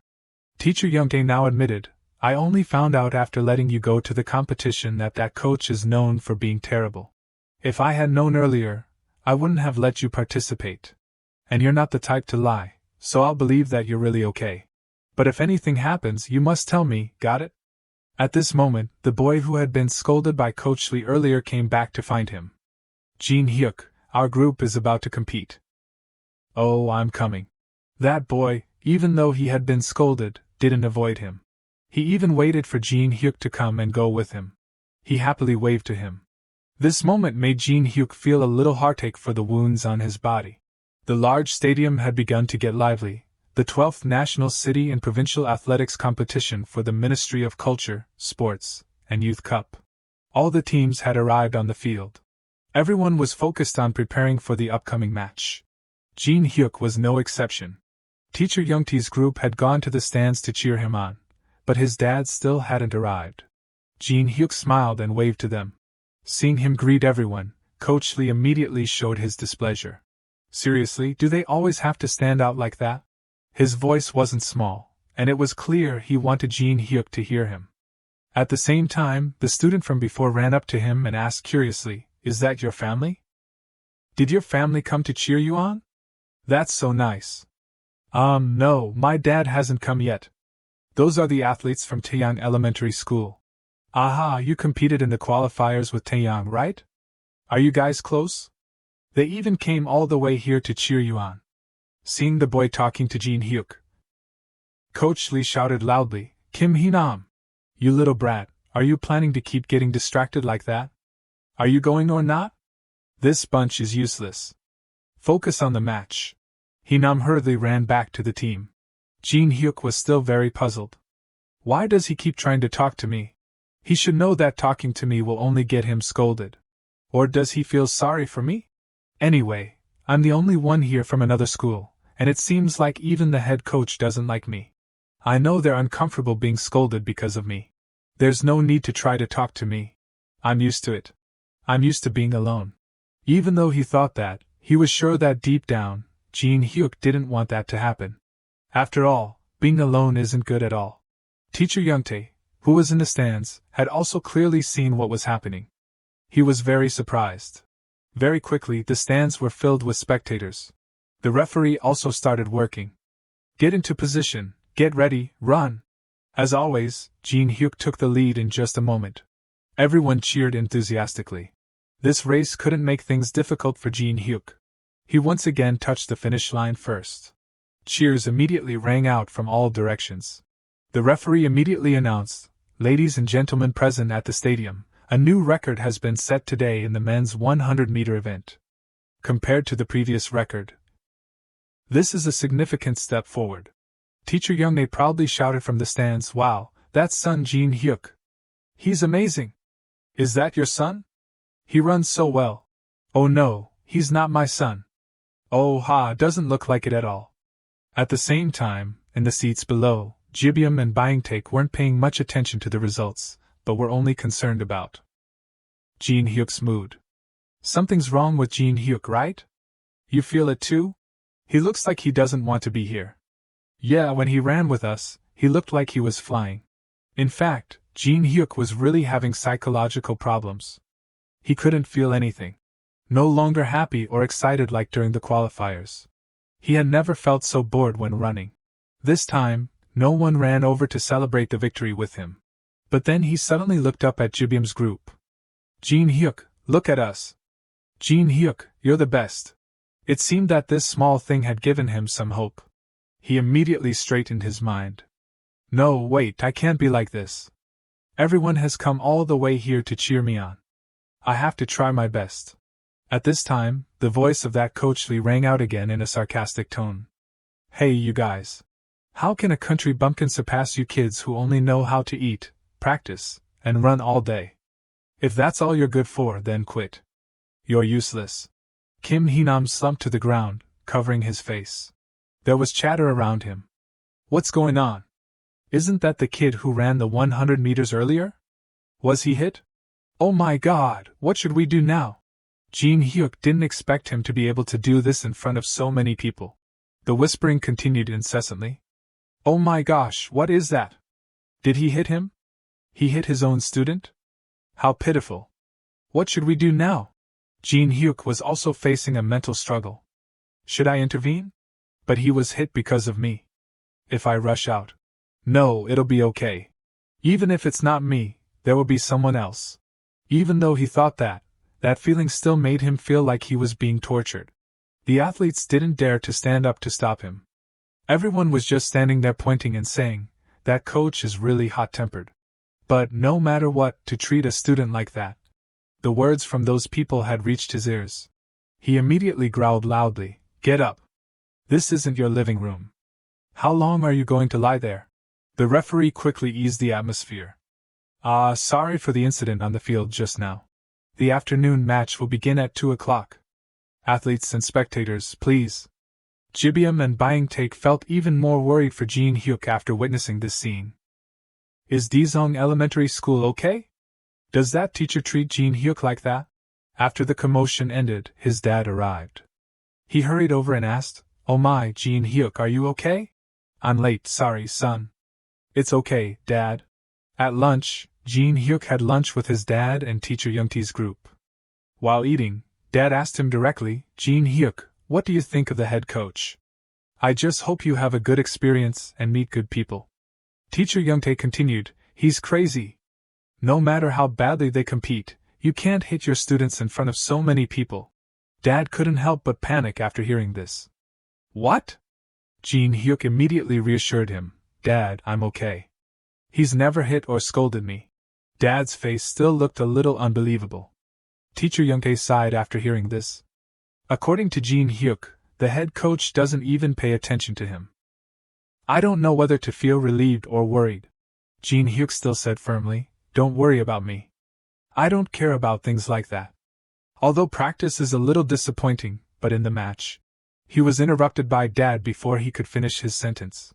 "Gene Huk, nothing hurts people as much as being ignored. Even if you say you're okay, you might be hurt inside." These words from Dad left him speechless. In fact, what he said was not wrong at all. From that moment on, he also felt that the meal was no longer delicious. The afternoon had arrived. The referee continued to announce, "The men's 200-meter final will begin in a few minutes. Those of you who are watching, please." This time, Kim Hee-nam didn't compete. He sat inside watching Gene Huk. Even though he was still concerned, Gene Huk tried to reassure himself. "Let's just focus on this match. This is the last race. Give it your all and don't leave any regrets. Get into position, get ready." The starting pistol rang out. The 4 athletes immediately started. Cheers were heard everywhere. Take a deep breath until your chest hurts. and feel the track bounce back under each kick of your feet. There was nothing left in his head. Only the sound of his heartbeat, and the feeling that he was alive. This was how Gene Huk competed. It was still him, the first to cross the finish line. 200 meters in just 23.17 seconds, a new record. Gene Huk's dad immediately shouted, "Well done, my son!" Everyone was happy for him, except for Coach Lee, who showed his dislike. "What is this?" The referee continued to announce, "Ladies and gentlemen, after the record in the men's 100-meter event, another national record has just been set in the men's 200-meter event. Wow, maybe no one will break this record in the next 30 years.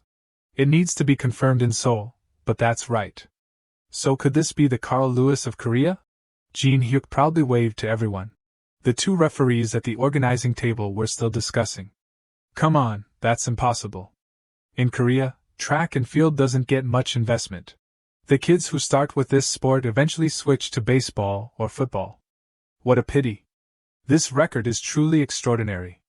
At this time, Hinam excitedly ran to Gene Huk. "Congratulations on coming in first. You're really good." As soon as he finished speaking, Gene Huk immediately reminded him, "Come on, if you talk to me, the coach will scold you again."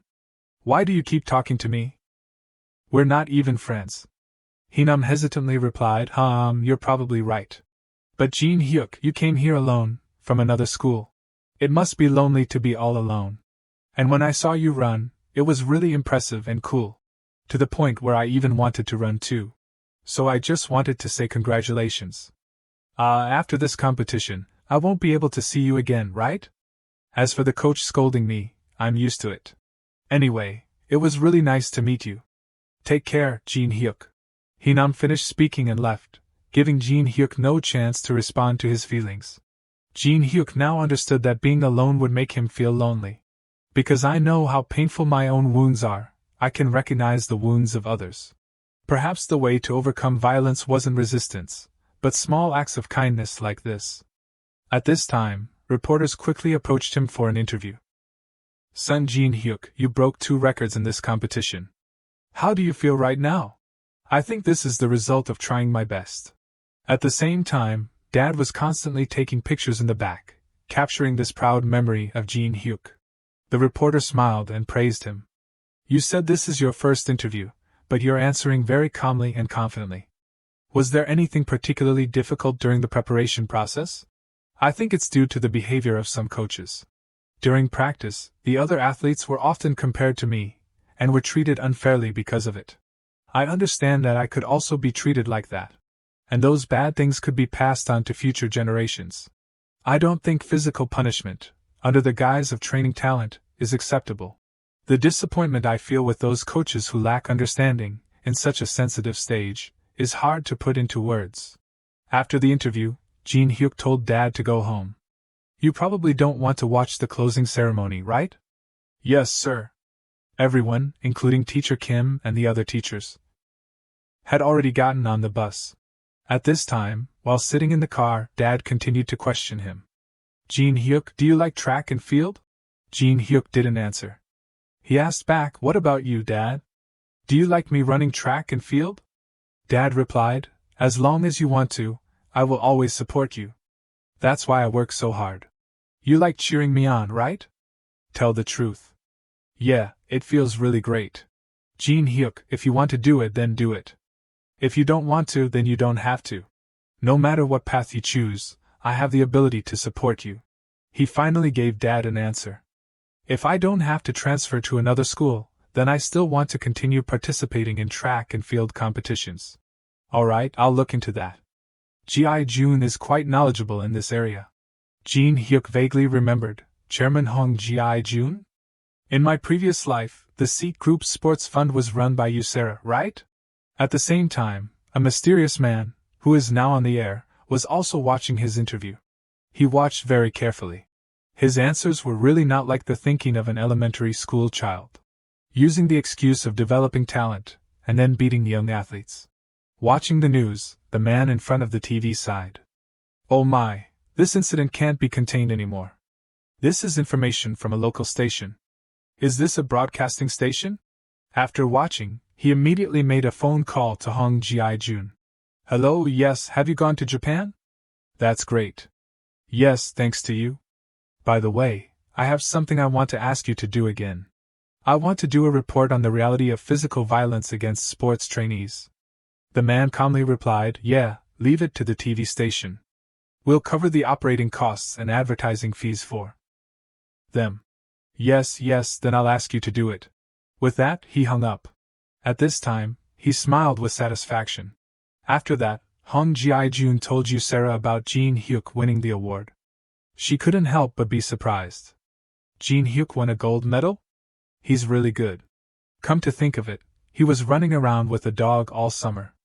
Is he planning to pursue track and field? Who knows? Gene Huk won a gold medal. Why don't you try learning some basic techniques? Me? What do I know about sports? I'll help you. This is the time to take advantage of a knowledgeable husband. Sarah immediately showed a suspicious expression. Seeing that, Hong Ji-jun had to continue. Mom said flower exhibitions are boring for in-laws. How about we try nurturing and supporting future sports talents?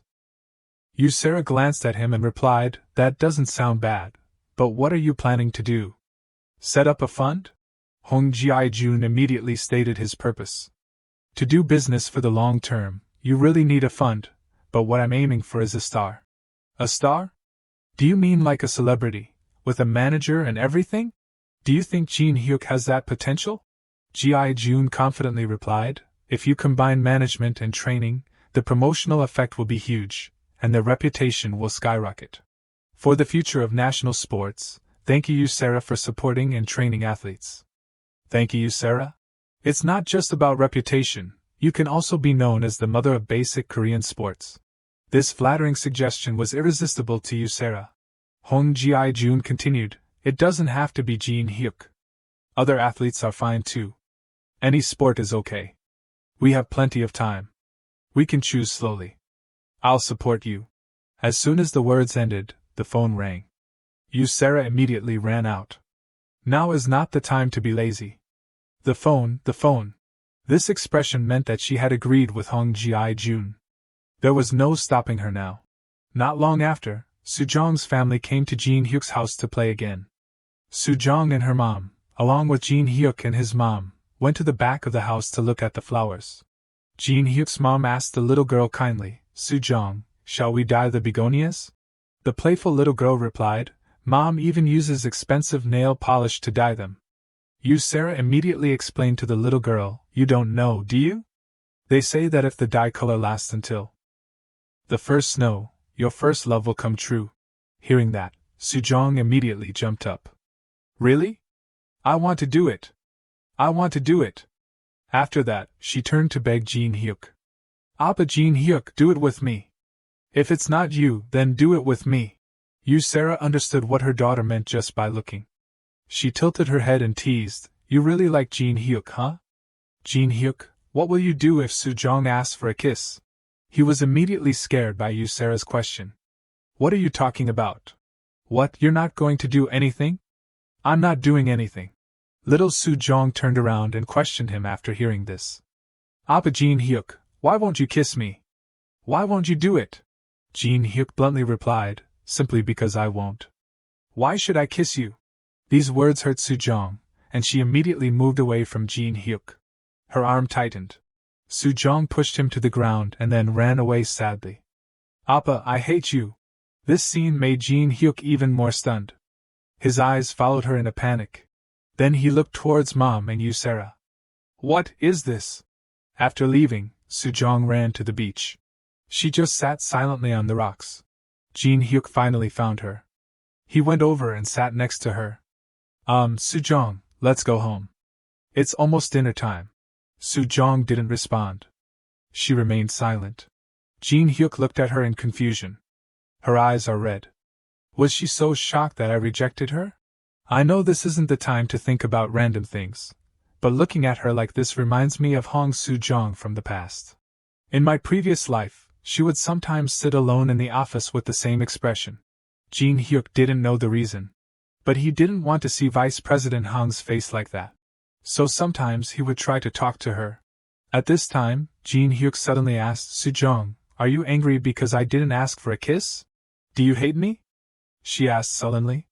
He awkwardly explained, "It's not because I hate you. I like you like a little sister." Su Jong still didn't understand. "But you kiss Yujin. Yujin is my real sister, and she's young." "But I'm young too." "Yeah, you're young, but… I mean, those things shouldn't be done when other people are around. It's a secret between us." Su Jong excitedly asked, "So if it's just the two of us, you'll ask for a kiss?" But in response to her feelings, Gene Huk still answered no. She exploded and shouted, "Ah! Why? It's just the two of us now. You kiss Yujin, so why don't you kiss me? Yujin is your sister, so I'll be your sister too." "No, I don't want you to be my sister. If you're my sister, we can't get married." This kid is really smart. After a while, Su Jong finally calmed down. She asked Gene Huk again, "I don't understand. You said you like me, so why don't you kiss me?" Gene Huk ruffled her hair and explained, "I don't like you like that." "Never mind, forget it." She didn't react like she did before. Su Jong just asked gently, "So you don't hate me, right?" "Yeah, I like you." Gene Huk complied and replied, "I like you." As soon as the words ended, her hand touched his face. The distance became closer and closer. She really kissed Gene Huk. He didn't even push her away. Having achieved her goal, Su Jong was very pleased. Only Gene Huk was like a motionless piece of wood at this time. Su Jong immediately ran away. "I'm going to brag to Mom right now." "What the heck? Hey, Hong Su Jong!" Gene Huk collapsed. He didn't expect his first kiss to be stolen so easily. "Chairman Hong is going to kill me in this life." But oh well, at least the kid cheered up. I still think a smiling face suits her better. That night, when he returned home, the whole family knew about it. Su Jong was now pressing leaves on her fingers to create color. The incident from earlier was still a topic of interest for the whole family. Gene Huk really kissed her? Boys usually don't do those kinds of things. His friends will probably tease him relentlessly. Su Jong kept insisting on kissing him. In his previous life, Hong Su Jong went abroad to study around this time.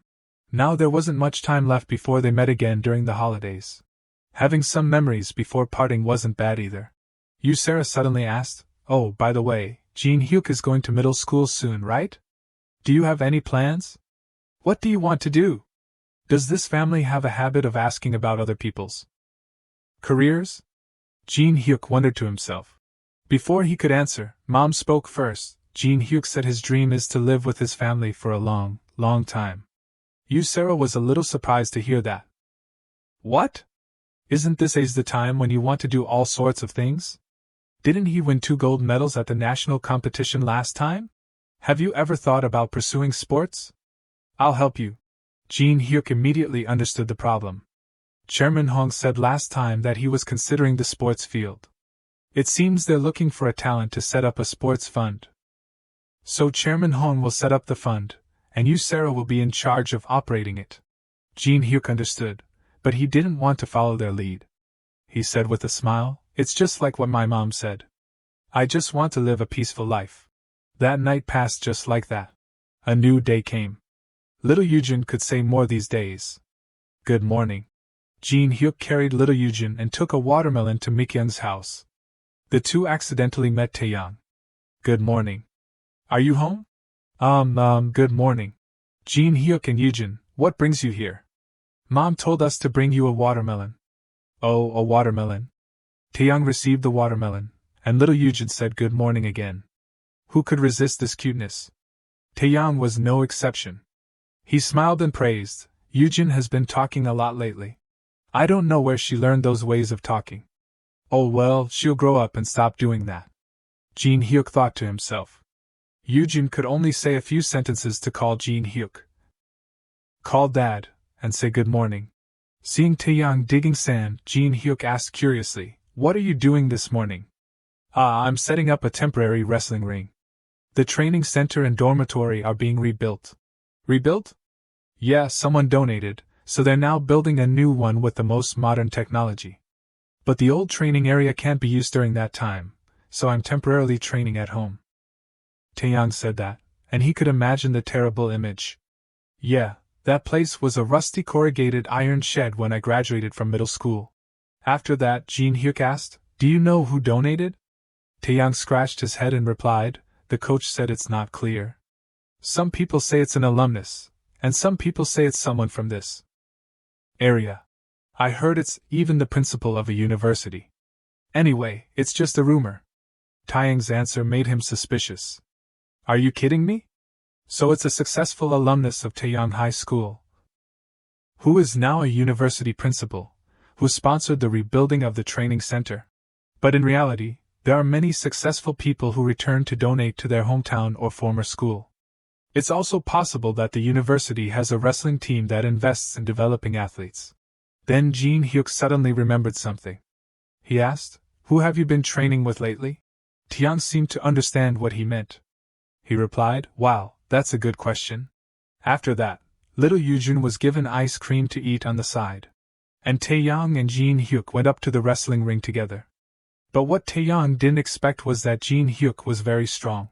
"I lost again? How many times is that?" Mikan asked.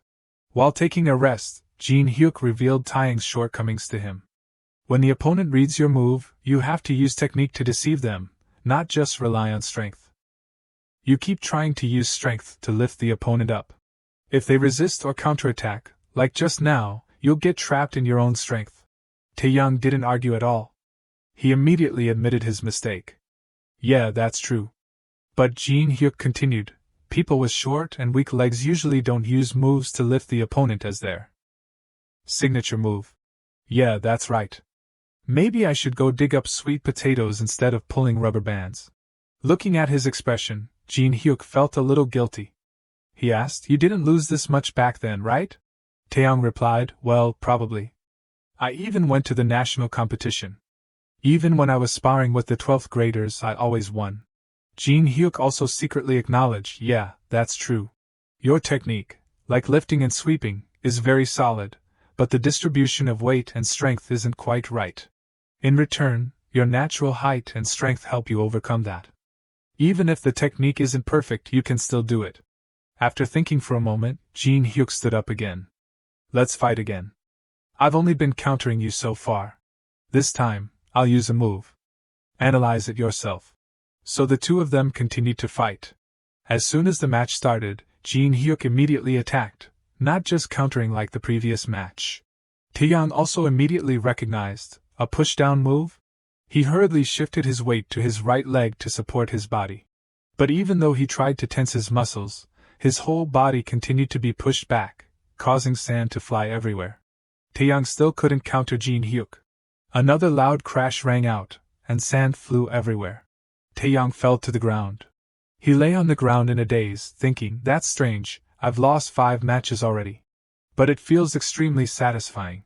Seeing Taeyang lying there, Gene Huk asked with concern, "Are you okay?" He then sat up and said, "Gene Huk, can I ask you a favor?" "Oh, what is it?" "The favor I want to ask is to be my sparring partner until the training center is rebuilt." The two had fought many matches. Taeyang sadly complained, "Oh my, I couldn't win any matches today." In the past, Choi Taeyang had reached the title of Baekdu Jangsa. But that path was not easy at all. Mikyung sighed every time she mentioned her brother, saying that his knees were constantly injured. Thinking about it, Gene Huk was quite worried about Taeyang. He shook his head and reminded, "Don't gain too much weight." "Huh, how do you know I'm trying to gain weight?" "Everyone knows wrestlers have to gain weight. It's not a secret. You should win with technique. Gaining too much weight will put pressure on your joints." "But my joints are still okay." "They're okay now, because you're still young and lightweight, so it's okay. Speaking of which, I heard that the wrestling competition will change the rules next year." "Really? How will it change?" "I heard that anyone can sign up to participate. If that's the case, then you don't need to try to gain weight to try your hand, right?" "I only heard rumors, so I'm not sure. And I'm always confused with the japchi throwing move.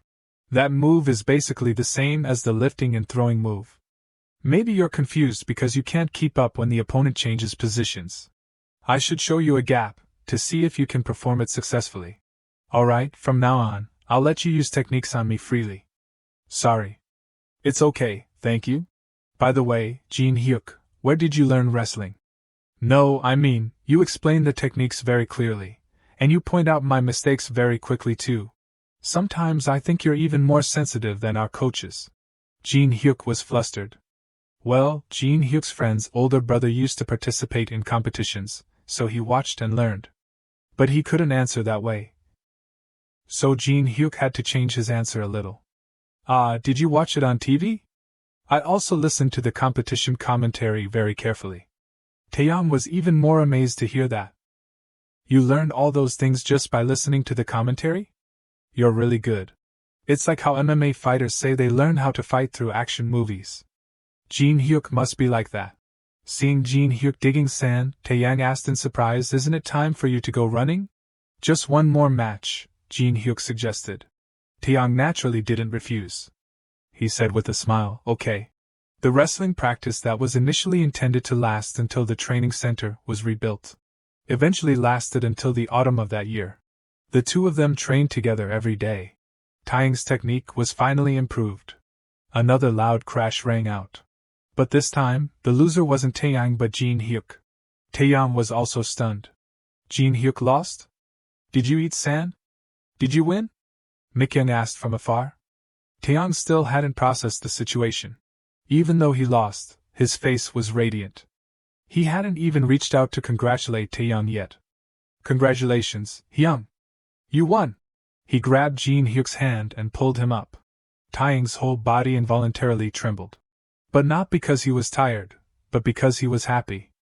Taeyang proudly shouted, I won! Not only that, but he also picked Gene Huk up to celebrate. And then, when winter came, Taeyang reported that he had won at the national competition, along with a thank you gift. At this time, Gene Huk's family was preparing to go somewhere. Dad anxiously asked Gene Huk, have you finished packing? Yes. Where are Mom and Eugene? They went ahead. Su Jong's family also went straight to the school. Let's go. The two quickly arrived at the school. Mom and Eugene were waiting for them there. And today was Gene Huk's elementary school graduation ceremony. Not far away, Su Jong's family also appeared. Dad also went to greet her family. You came early. Was the trip okay? Hwang Ji-jun replied, yeah, I got here faster than I thought. Let's go inside. The kids must be cold. While the adults were talking, Su Jong went to Gene Huk and excitedly showed off. Appa, look! The color on my touch-me-nots is still there. He glanced at her fingers, which were still a little red, and exclaimed, oh my, you still have a lot left. Mine has almost completely faded. The little girl excitedly added, my mom painted a layer of clear topcoat on it. Using that, the color lasts longer. And if it lasts until the first snow, the first love wish will come true, right? Gene Huk, instead of stopping her, smiled gently. He smiled and ruffled her hair, saying, yeah, probably. At this time, the school announcement rang out. Well then, we will now begin the graduation ceremony of Yudong Elementary School. Both families stood together waiting for Gene Huk's memorable moment. The two words attention, salute, were shouted. Gene Huk, Mikyung, and all the students placed their hands on their chests, their eyes looking up at the national flag with pride. Next, the teacher in charge said, attention. Next, we will proceed with the awards ceremony. The students whose names are called, please come forward. Kang Jinsu, Kang Jae-suk, Kim Mai. Many names were called up in turn. And Sun Gene Huk. He quickly replied, present. The classmates walked up to the podium in turn. Finally, it was Gene Huk's turn. Sun Gene Huk. This student has not missed a single day for 6 years, so he is awarded the Perfect Attendance Award for participating in many competitions and enhancing the school's reputation. This student is awarded the School Development and Contribution Award. In addition, for excellent performance in Korean, math, social studies, science, English, physical education, and ethics, Yudong Elementary School awards the Honor Award. And the local committee awards a scholarship. Gene Huk's awards piled up into a thick stack. His parents proudly said, it's a good thing we drove a car. Gene Huk took the stack of awards to the side. He walked and thought to himself, I heard they're even short on the number of graduation albums. Dad will probably be very happy. How many awards did I get in total? After the award ceremony for him, the teacher in charge continued to lead the ceremony. Next is the farewell speech from the 5th grade representative. Classmate Yoonju stepped up and began her speech. Hello, I'm Shin Yoonju, the 5th grade representative. To the older students, remember to study hard in middle school. And remember to be careful when eating and drinking so you don't have to take deworming medicine. Take a clean bath, take care of your health, and study hard. Next is the response speech from the graduating student representative. Please come up to the podium. Gene Huk quickly asked the teacher to hold his awards. Then he stepped up to the podium again, holding the microphone in his hand. Gene Huk spoke clearly. Hello everyone, I'm Sun Gene Huk, the 6th grade representative, giving the response speech at today's graduation ceremony. The world is vast, but the world we live in is small. Like our home, like our town. This school is also a small world that we live in. This world is like a fence surrounding us. We cannot forever live inside that small fence. So we must step out into the larger world. But that fence also protects us. In that small fence, along with wonderful teachers and kind friends, we have grown up in happiness. Now we leave this warm fence to enter the vast world. Thank you to the teachers who have protected and taught us with all their love until today. The speech ended perfectly, and applause rang out. The ceremony quickly ended. Gene Huk returned to his family. Little Su Jong brought a bouquet of flowers to give him. Appa, congratulations on graduating. Seeing him holding the big bouquet of flowers, everyone couldn't help but laugh. Look at Gene Huk, he's buried in flowers. If you take a picture, you'll only see the flowers and not his face. At this time, Dad turned to ask Uncle Ji-jun, what should we eat for lunch? Today's graduation, let's eat black bean noodles. Want a bowl? Uncle Ji-jun replied, people in Seoul don't eat black bean noodles anymore. Let's eat fried pork cutlet. This dish immediately made Gene Huk's face darken. Su Jong asked blankly. What's wrong, Appa? Dad didn't respond to Uncle Ji-jun. He picked up the camera and said, hey everyone, stand in for a picture. Su Jong happily took Gene Huk's arm. At this time, Mikyoung and Taeyoung also passed by. She spoke up, oh, Su Jong is here too. As soon as she heard Mikyoung's voice, Su Jong felt uneasy. But not many people paid attention to the little girl's expression. Gene Huk suggested, Mikyoung, do you want to take a picture with us? Mikyoung replied, oh really? Thank you. Mikyoung immediately went over and took his arm, saying, it's too cold outside. Aren't you cold, Gene Huk? Gene Huk awkwardly replied, it's because I don't have enough muscle. I told you, you should run with us in the spring to get healthier. Mikyoung immediately refused. I said no. From the moment Mikyoung appeared, Su Jong had changed from a happy state to a sad one. Now her eyes were even filled with tears. Gene Huk quickly noticed. He asked with concern, Su Jong, are you cold too? Why are you shivering? The little girl hurriedly avoided their gazes. The three of them had stood in position. Dad reminded, all right, look here. Take a picture now. 1, 2, 3. Mikyoung and little Su Jong grabbed Gene Huk's arm. Gene Huk gave a bright smile, closing a chapter in his reborn life. February 1992, a season that makes people feel that the world has changed. Some time later, Gene Huk was about to enroll in middle school. He was getting his hair cut by Mom. While that was happening, Gene Huk sat and read the newspaper. Political parties are springing up like mushrooms, more than 1,000 candidates. Are people really that in love with power? Living a normal life is best, he thought. Mom helped him cut his hair and said sadly, I can't believe my son has grown up this much and is preparing to go to middle school. Speaking of middle school, Gene Huk couldn't help but have some thoughts. A place where instinctive children will compete for power, starting to rank each other. Where strength becomes power. I have to control my strength carefully. I want to graduate without being noticed. Mom's face suddenly changed. A white spot appeared on his head. Mom asked in confusion, Gene Huk, you probably can't wear hats to school anymore, right? He still didn't know anything and innocently replied, yeah, why? It's nothing. Later, Mom and son finally finished. Seeing him come out, Dad asked with a smile, Gene Huk, did you get a haircut? Seeing his new appearance, Dad exclaimed, wow, it looks neat. You look ready to go to the military. After that, Dad didn't hesitate to give him a song. Leaving home on the train, the day I leave for military service. At this time, Gene Huk noticed the appearance of his younger sister. Yujin? Unlike usual, she didn't run to him today but just stood in a corner. Just as Gene Huk was about to go hug her, Yujin said, "Not Appa. Not my Appa." With that, she ran away. Gene Huk hurriedly explained, "Yujin, it's me. It's me." Gene Huk chased after her. As a reflex, his gaze turned to his parents. Dad then discovered a white tuft on the back of his head. Mom hurriedly signaled to be quiet. Very quickly, the new school year had arrived. Gene Huk arrived at Taeyang Middle School and entered the classroom. Gene Huk's appearance this year was completely different from previous years. A student with a neat buzz cut. The classroom was full of laughter and chatter. Gene Huk entered the classroom alone. He looked around. Hasn't he come yet? The wrestling team is practicing on the first day of school. He had just sat down when a thug rushed into the classroom and said arrogantly, "Hey class, which bastard just punched?" He pointed at Gene Huk and asked, "Who are you? Never seen your face before. Are you from somewhere else?" Gene Huk was a little startled. "What the heck? Cursing as soon as we meet?"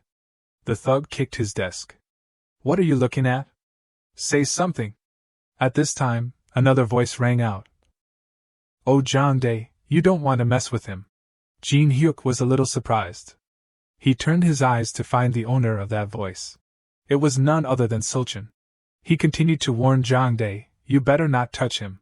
His words inevitably offended the thug. He ignored Gene Huk and went to the door. "What? What did you say?"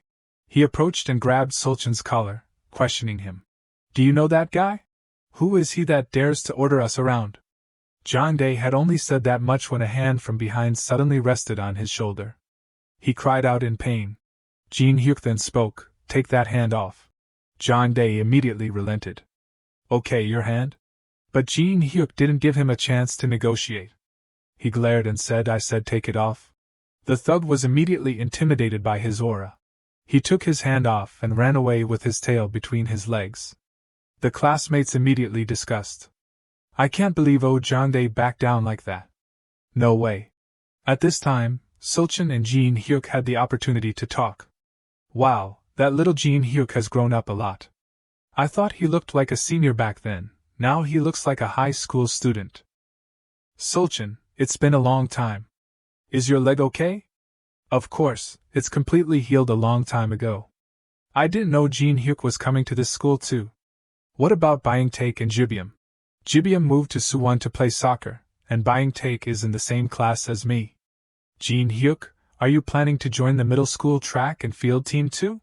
I don't know yet." Oh, the bell rang. "Byung Taek and I will visit you later." He quickly said goodbye to Gene Huk and returned to the classroom. He peeked his head out the door, searching for something. The person Gene Huk was waiting for finally appeared, Shin Woo-sung and Lee Sung-hoon. As soon as he saw the two of them coming to the classroom, he rushed out and called, "You guys." With a blank memory of Gene Huk, the two looked at each other blankly. "Do you know him?"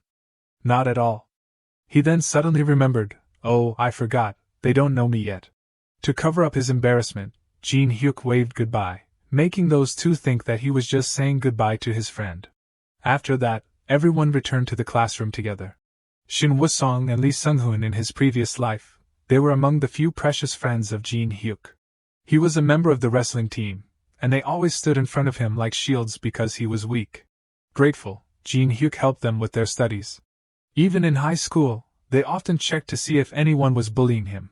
They were good friends. Gene Huk felt happy to see those youthful faces again. At the same time, the homeroom teacher walked into the classroom. "Are you all here? Nice to meet you all. I'm Kim Seon-suk, your homeroom teacher this year. First, we need to choose a class president. Anyone want to be class president?" As soon as the question was asked, many eyes turned to Gene Huk. "Let's see, son Gene Huk." As soon as he heard his name, he was startled. Gene Huk quickly refused. No, I don't want to be class president." He just wanted to live peacefully and normally.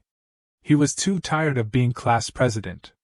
Hearing him say that, the teacher was a little disappointed. "Oh, really?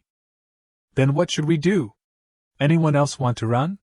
No one dared to respond to Teacher Kim's question. Everyone was hesitant, afraid of being noticed from the beginning of the semester. Those students turned to look at Gene Huk again. He frowned, meaning to ask, "Hey, are you guys going to run?" But they interpreted it as run or else. His bullet-like eyes made them tremble. So after a while, one person finally raised their hand. "I also want to be class president. I feel like I was born to be class president, teacher. Can I be the vice president then?" "Yeah, vice president sounds good, but you should also be class president." Seeing that there were many candidates, Gene Huk breathed a sigh of relief. Good thing there are many candidates. These kids were all pretending not to want to. But after some discussion, Gene Huk was still the class president, and Chai Hyuho was the vice president. In the cheering applause of the whole class, one person was not happy. "Why did it turn out like this? I clearly said I didn't want to." Chai Hyuho smiled and said, "Hey, class president, let's work hard together." Gene Huk's inner self was screaming, "I don't have the energy to pay attention to what the vice president is saying. My life is really strange. These rebels." Finally, the morning class ended. "Everyone, have a good lunch. See you after school." Gene Huk noticed Shin Woo-sung and Lee Sung-hoon. He wondered, where did they go? They ran off without eating lunch. The two of them left right after class. Because they were good friends, Gene Huk followed them. The two of them were actually being bullied. "You bastards, don't you have any money?" They both bowed their heads and apologized, but the bullies would not let them off easily. "Is saying sorry enough? I told you, just steal it if you have to." Gene Huk couldn't believe his eyes. They're being bullied? I didn't think they were the type to be easily bullied. But even though they were being bullied, they protected me. So Gene Huk decided to step out. The bully immediately noticed him. "What's this? Are you a freshman?" Gene Huk stepped forward and replied, "Yeah, so what? Why are you hanging around here bullying younger kids? Are you short on money or something?" As he said that, he conveniently pulled out a wad of cash. This action provoked the bully. He frowned and cursed, "This crazy bastard. Who do you think you are, talking to a senior like that? Do you want to die?" The scene shifts back to Gene Huk's house. Little Yujin is playing with Jang-gun. Mom is packing things, and some thoughts are lingering in her mind. Time flies so fast. He's already in high school. His school is in town, right? I was hoping I wouldn't have to go back to town. But I can't just keep him locked up forever. Even if Gene Huk and those people on that side pass each other, they won't recognize each other. It's okay. What happened in the past won't happen again. When Dad passed away, even though I knew he had used all his money to pay for the lawsuit, my stepmother's family and my half-sister still treated me cruelly to the very end. After hearing that they opened a tea shop in town, I never set foot there again. Even when I got married, I said that we must live in a place where no one knows us. I was too afraid of the past to tell him anything about my family. But my husband simply agreed, without asking anything else. Since then, I've lived peacefully, without worries, just simply happy. Mom just stepped outside, and little Yujin immediately demanded to be held. She felt somewhat soothed by her children. When I see the children growing up, I remember how small my world actually is. Just then, when she went outside, Mom realized, "Oh, it's already noon. Let's go have lunch, Yujin." Yujin ran into the house. "The food is so delicious today, right, Mom?" Mentioning lunchtime, Mom remembered Gene Huk. Come to think of it, it's probably lunchtime at Gene Huk's school too. I wonder if he's made any friends. My son is weak physically and mentally. I just hope no one bullies him. That was Mom's thought about Gene Huk. But unexpectedly, he was so different. Gene Huk at school even made people fear him. He protected his two friends by throwing money in the face of a thug. This unconscious action even startled him. Gene Huk thought awkwardly, "Oh crap. I just meant to give them the money and end it." But he stirred up the hoodlum's anger, and the hoodlum raised his hand to punch him. But Gene Huk immediately blocked his fist. He gripped his hand tightly, causing him pain. It's too late to resolve this with words now. The hoodlum cried out in pain, "Let go!" But Gene Huk didn't care. He silently asked, "Think carefully and answer me. Are you going to continue bullying my friends?" The guy growled like a rabid dog, and his underlings were as timid as crabs, not daring to step forward to protect him. Gene Huk emphasized, "Answer me." The guy's face still showed the words not convinced. He gritted his teeth and growled, "You bastard." He was about to use words to distract Gene Huk and kick him in the stomach, but he knew how good Gene Huk's skills were. Before he could even touch him, he was blocked. After a few moves, the hoodlum was lying on the ground. The underlings had been standing there since the beginning, just watching their leader get beaten up. At this moment, Gene Huk noticed them. As soon as they met his cold gaze, they all screamed. Of course, after dealing with the leader, he had to deal with the small fries behind him. Several thwack sounds rang out. After a while, the bullies were all taken care of by Gene Huk. Each and every one of them was lying flat on the ground. Afterwards, Gene Huk didn't forget to threaten, "Hey, listen up. If you dare to touch my friends again, you'll be sorry." Not seeing him answer, he was a little puzzled, got it? But he didn't care too much. Gene Huk turned to call out to the two people standing huddled in the corner, "Woo-sung, Sung-hoon, let's go." The two of them hurriedly followed Gene Huk. As he left, he felt a little guilty. Maybe I was a little too rough. I probably misjudged my strength. Oh well, it'll probably be okay. It's just the beginning of the semester. Thinking that everything would be calm, the story of Gene Huk's fight spread to the high school. Taeyang, who was sleeping, was also informed by a classmate, "Taeyang, there's big trouble." "What is it? Why is it so noisy?" The classmate said in a panic. "Mansehyung went to Taeyang Middle School to deal with a kid." Taeyang asked sleepily, "What? Why would that gentle guy do that?" The classmate continued, "I heard that a freshman beat up the president of the wrestling club from third year." Taeyang, still sleepy, exclaimed, "What? No way." But then he suddenly realized something. Taeyang Middle School? A freshman? Hey, what's his name? It's something like Sun Jin Hyuk. No, it must be Sun Jin Hyuk. This name immediately startled Taeyang. He immediately rushed outside. "Hey, Mansu." The classmate stubbornly asked, "Are you going too?" "Come on, Mansehyung would never kill anyone, so don't worry." Taeyang wasn't worried about Mansu killing anyone, but worried about him getting killed. At the same time, at Taeyang Middle School, Gene Huk was eating lunch with Woo-sung and Sung-hoon when someone suddenly came looking for him. Mansu, with his muscular body, walked towards Gene Huk. "Which one of you is it? Who is Sun Jin Hyuk?" Everyone who was eating lunch was immediately startled by the loud commotion. But Gene Huk wasn't afraid. He frankly replied, "It's me." "What's wrong?" "This is middle school." Mansu grabbed his collar without saying a word and pulled him up. He asked in a manly voice, "I heard you messed with our wrestling club." Seeing Mansu acting like this, some of Gene Huk's classmates wanted to intervene, but there was no need. He had already answered him. "Didn't they tell you why they were beaten?" Gene Huk's expression was very firm. Then he pointed to the two bullies and said, "Those guys called my friends here and demanded money, saying that if they didn't have it, they would steal it by force. And they were even going to beat up my two friends." Mansa still didn't believe it right away. He turned to question those guys, "Is that true? Did you guys really do that?" At this moment, the mouths of those two were as silent as clams, not daring to speak. Seeing that no one was saying anything, Mansa frowned.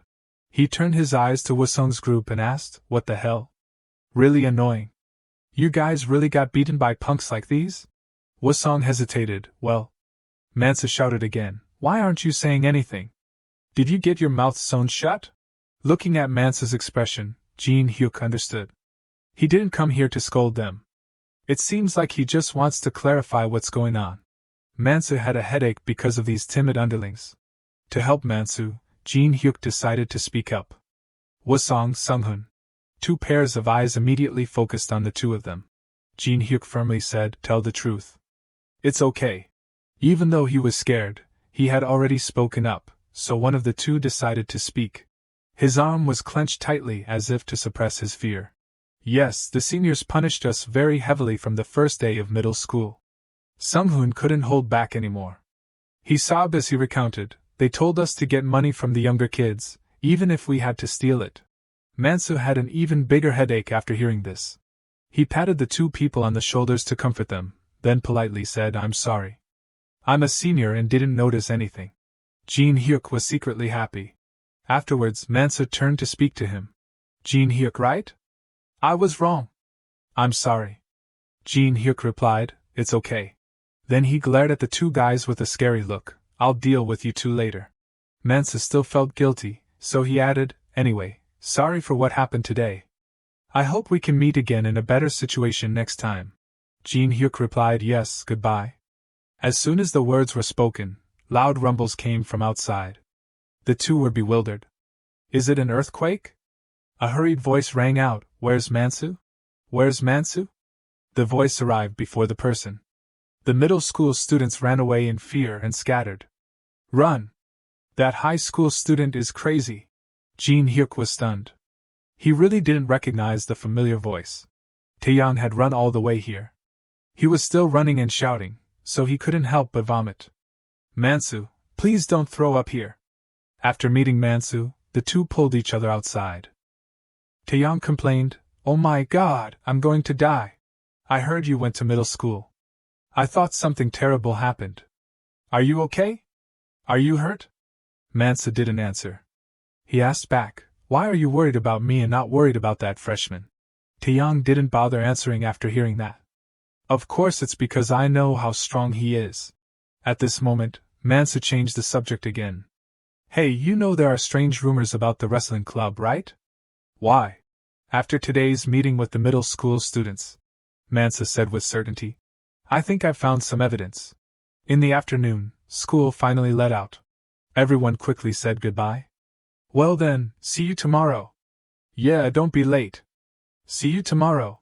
Gene Huk took his bicycle and went home. He walked and pondered, Good thing, I was worried they would say the middle school students were too young and refuse me. But everyone is a middle school student. Oh well, as long as I have a bicycle. Gene Huk had applied for a part-time job. Can you do 2 routes? We're short on people these days. I'll pay you more. Just 1 route, please. I have to take care of my younger siblings at home. After hearing him say that, the owner agreed, but Gene Huk felt like he was being misunderstood. He just wanted to earn money to buy chicken for his family of 5. On the way home, he suddenly heard a familiar voice. Gene Huk was surprised and searched for the person's location. Then he hurriedly ran over there. What is this? He hid behind the wall and cautiously observed. The person was his stepfather's second daughter, Hwang Gaeong. Gene Huk clenched his fists. His heart was unconsciously beating faster. I didn't think I would meet her again in this life. Come to think of it, she also attends Taeyang High School. Because her mother's cafe is also in town, it's not strange to meet her here, but... It seemed like he was worried about something. But Gaeong still didn't know who he was, or what relationship they had, so Gene Huk decided to keep it a secret and not reveal his identity. To be safe, Gene Huk would take a detour home today. He was determined not to get involved with her in this life. Absolutely not. In his previous life, his aunt always pointed at Gene Huk and called him a communist brat. A name that expressed contempt.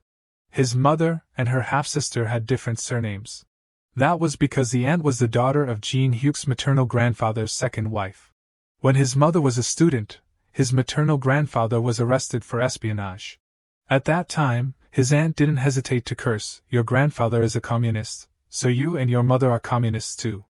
Because of his family history, Gene Huk thought that even if he passed the interview round, he would be rejected, so he didn't go to the second interview. At that time, he comforted himself, well, I wasn't really interested in being a public servant anyway. The problem was that his aunt's husband had borrowed a huge sum of money, using the reason that Gene Huk was about to pass the bar exam. But then he gave up the exam and the creditor stabbed his uncle to death. After that incident, his aunt and her daughters disappeared without a trace. On the way home, Gene Huk kept thinking, in a way, giving up the exam led me to join Sikh, and because of an accident, I time-traveled to the past, so it was kind of a good thing for me. I really never want to see them again.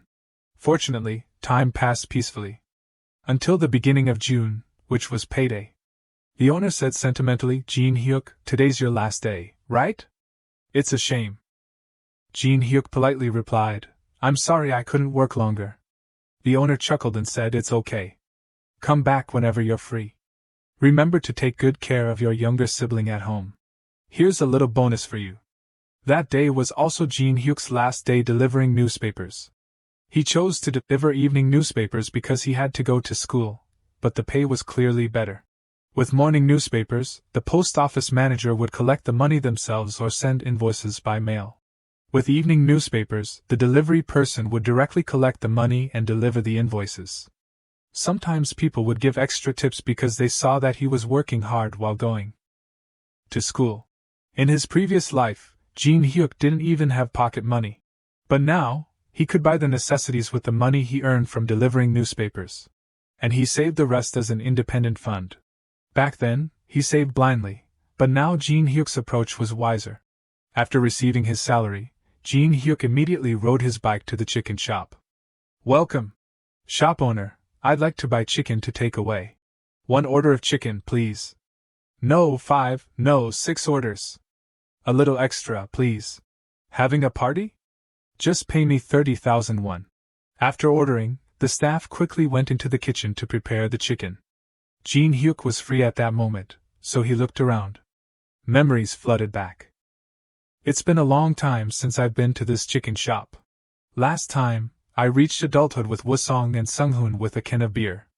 That was the first time I ever had fried chicken." A few minutes later, Gene Huk's 6 orders of chicken were ready. As soon as the chicken was brought out, his eyes lit up. 6 servings of delicious chicken were displayed beautifully. Gene Huk exclaimed, "Looks delicious. Mom will definitely like this." His mother lived in the countryside, so she had never eaten authentic fried chicken. She only ate fried chicken sold at the market, but frying old chicken cut into small pieces was completely different from real fried chicken. "Hurry up, it's best to eat it while it's hot." Gene Huk quickly got on his bike and pedaled home as fast as he could. A little later, he finally arrived home. A car was parked right in front of his house. Gene Huk wondered, is Su Jong's family here? It's not even vacation time yet. What's going on? It was still the luxurious car with an extremely expensive brand that expressed the style of Chairman Hong. Gene Huk quickly entered the house. "I'm home." Seeing him come home, his father spoke up. "Oh, son, you're home early." Uncle Gi Jun continued, "Gene Huk, you're home?" Gene Huk, what's that in your hand?" He looked at the things in his hand in a bit of a daze. "Thank goodness I bought 6 servings of chicken." Then, of course, came the mukbang of fried chicken with the large Gene Huk family. Uncle Gi Jun asked, "It's not even mealtime and there's already chicken? Living long really lets you see everything in the world. It's amazing to eat chicken bought by Gene Huk." Gene Huk didn't say anything after hearing that. His father immediately jumped in to change the subject. "Oh, right, did I tell you? Gene Huk was first in the whole school at the sports festival last month." Gi Jun praised without hesitation. "First in other sports too? Amazing! And his midterm grades are also at the top of the whole school. Level 2 is awesome. Gene Huk, you seem to be doing well, according to your dad." Gene Huk replied, "Yes, I get along with everyone. Compared to the worries before entering school, nothing terrible has happened so far." At this time, his father eagerly asked Hong Gi Jun, "You're staying overnight tonight, right?" Uncle Gi Jun showed an unhappy face and replied, "No, I won't. Staying overnight will only bother your wife. We'll go home after eating." His mother immediately denied it after hearing that. "It's no bother at all. Stay." Just waiting for that, his attitude immediately changed 180 degrees and he smiled and said, "Okay, then we won't be polite anymore." While everyone was talking, little Eugene was playing with a water bottle. His mother quickly took it out of her hand and explained, "You can't, Eugene. This is soy sauce." "No good? Soy sauce is very salty, right?" What his mother was holding wasn't soy sauce but carbonated water. Gene Huk quite liked this because he only got to drink it when Chairman Hong came. He certainly wouldn't miss out. After eating, everyone went back inside. The 3 men of the family sat together and talked. "Gene Huk, when is your summer vacation?" "The last Saturday of the month." "That's the same day as the opening ceremony of the Olympic Games. How fast time flies. The Olympics are being held in Barcelona this time, right?" Time passed quite quickly. Not long ago, both families were sitting together watching and Gene Huk's father lost a bet. Now it was time for the new Olympics. Gi Jun asked again. Guanjian, want to bet on something? His father still hadn't learned his lesson after the jar incident. He asked, bet on what? Uncle Gi Jun smiled triumphantly and said, let's bet on the Olympic rankings. I'm betting 10. His father was a little surprised after hearing that, and said, that's strange. You don't usually like betting. Gi Jun immediately replied, I saw you and Gene Huk having so much fun betting last time, so I'll try it too. If the kids came to play during the summer and watched the Olympics together, that would be great. His father excitedly replied, that's right, let's do that. After luring his father, Gi Jun turned to lure him. Gene Huk, you join too? His father agreed on his behalf without hesitation. Yeah, Gene Huk, join in. So what should we bet? As expected, Gi Jun's purpose wasn't simple. He smiled and said, let's bet on your father's land. His father immediately jumped up and said, what? You two dare to bet my land? Thieves! His father grabbed Gi Jun's neck and shook him, demanding to switch to betting money, but Gi Jun said that Gene Huk would be at a disadvantage if they bet money. At this time, Gene Huk suddenly spoke up. I have about 1,000,000 won. Savings from when I graduated elementary school and pocket money I've saved up. Finding a good deal. Gi Jun immediately agreed. Okay, then let's bet 1,000,000.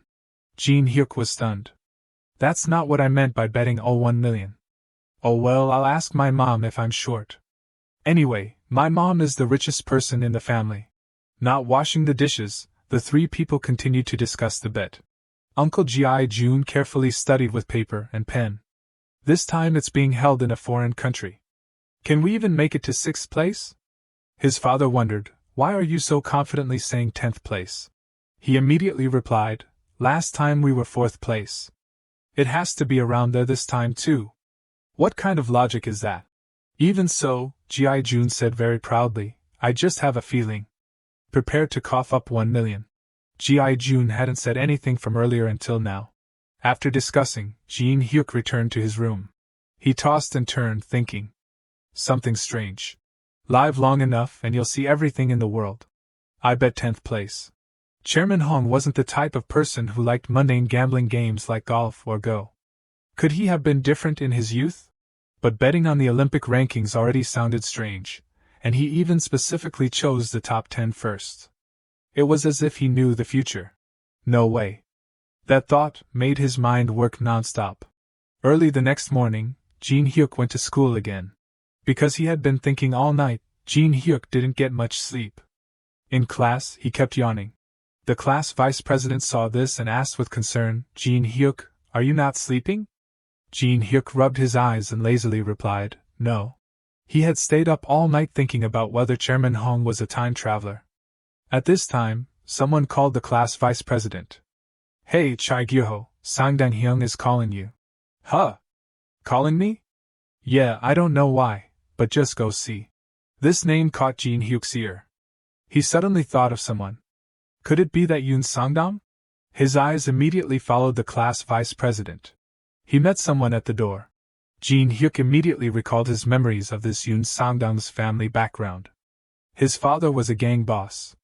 Even the teachers didn't dare to touch him. He was a senior who was held back a year due to violence. But why is he calling Gyoho out? He wondered. After class, Gene Huk decided to ask him directly. What? Give money to Gyoho? How much? Gyoho took out a wad of money and timidly replied, so much. He said he wanted to be friends, so he gave me money. As expected, it wasn't anything good. Gene Huk shook Gyoho and continued to question him. Who gave you this money? Was it Yoon Sangdang who gave it to you? He replied in confusion, no, I received it from a friend named Park Young-sik. I should return it, right? Keeping this money is a bit much.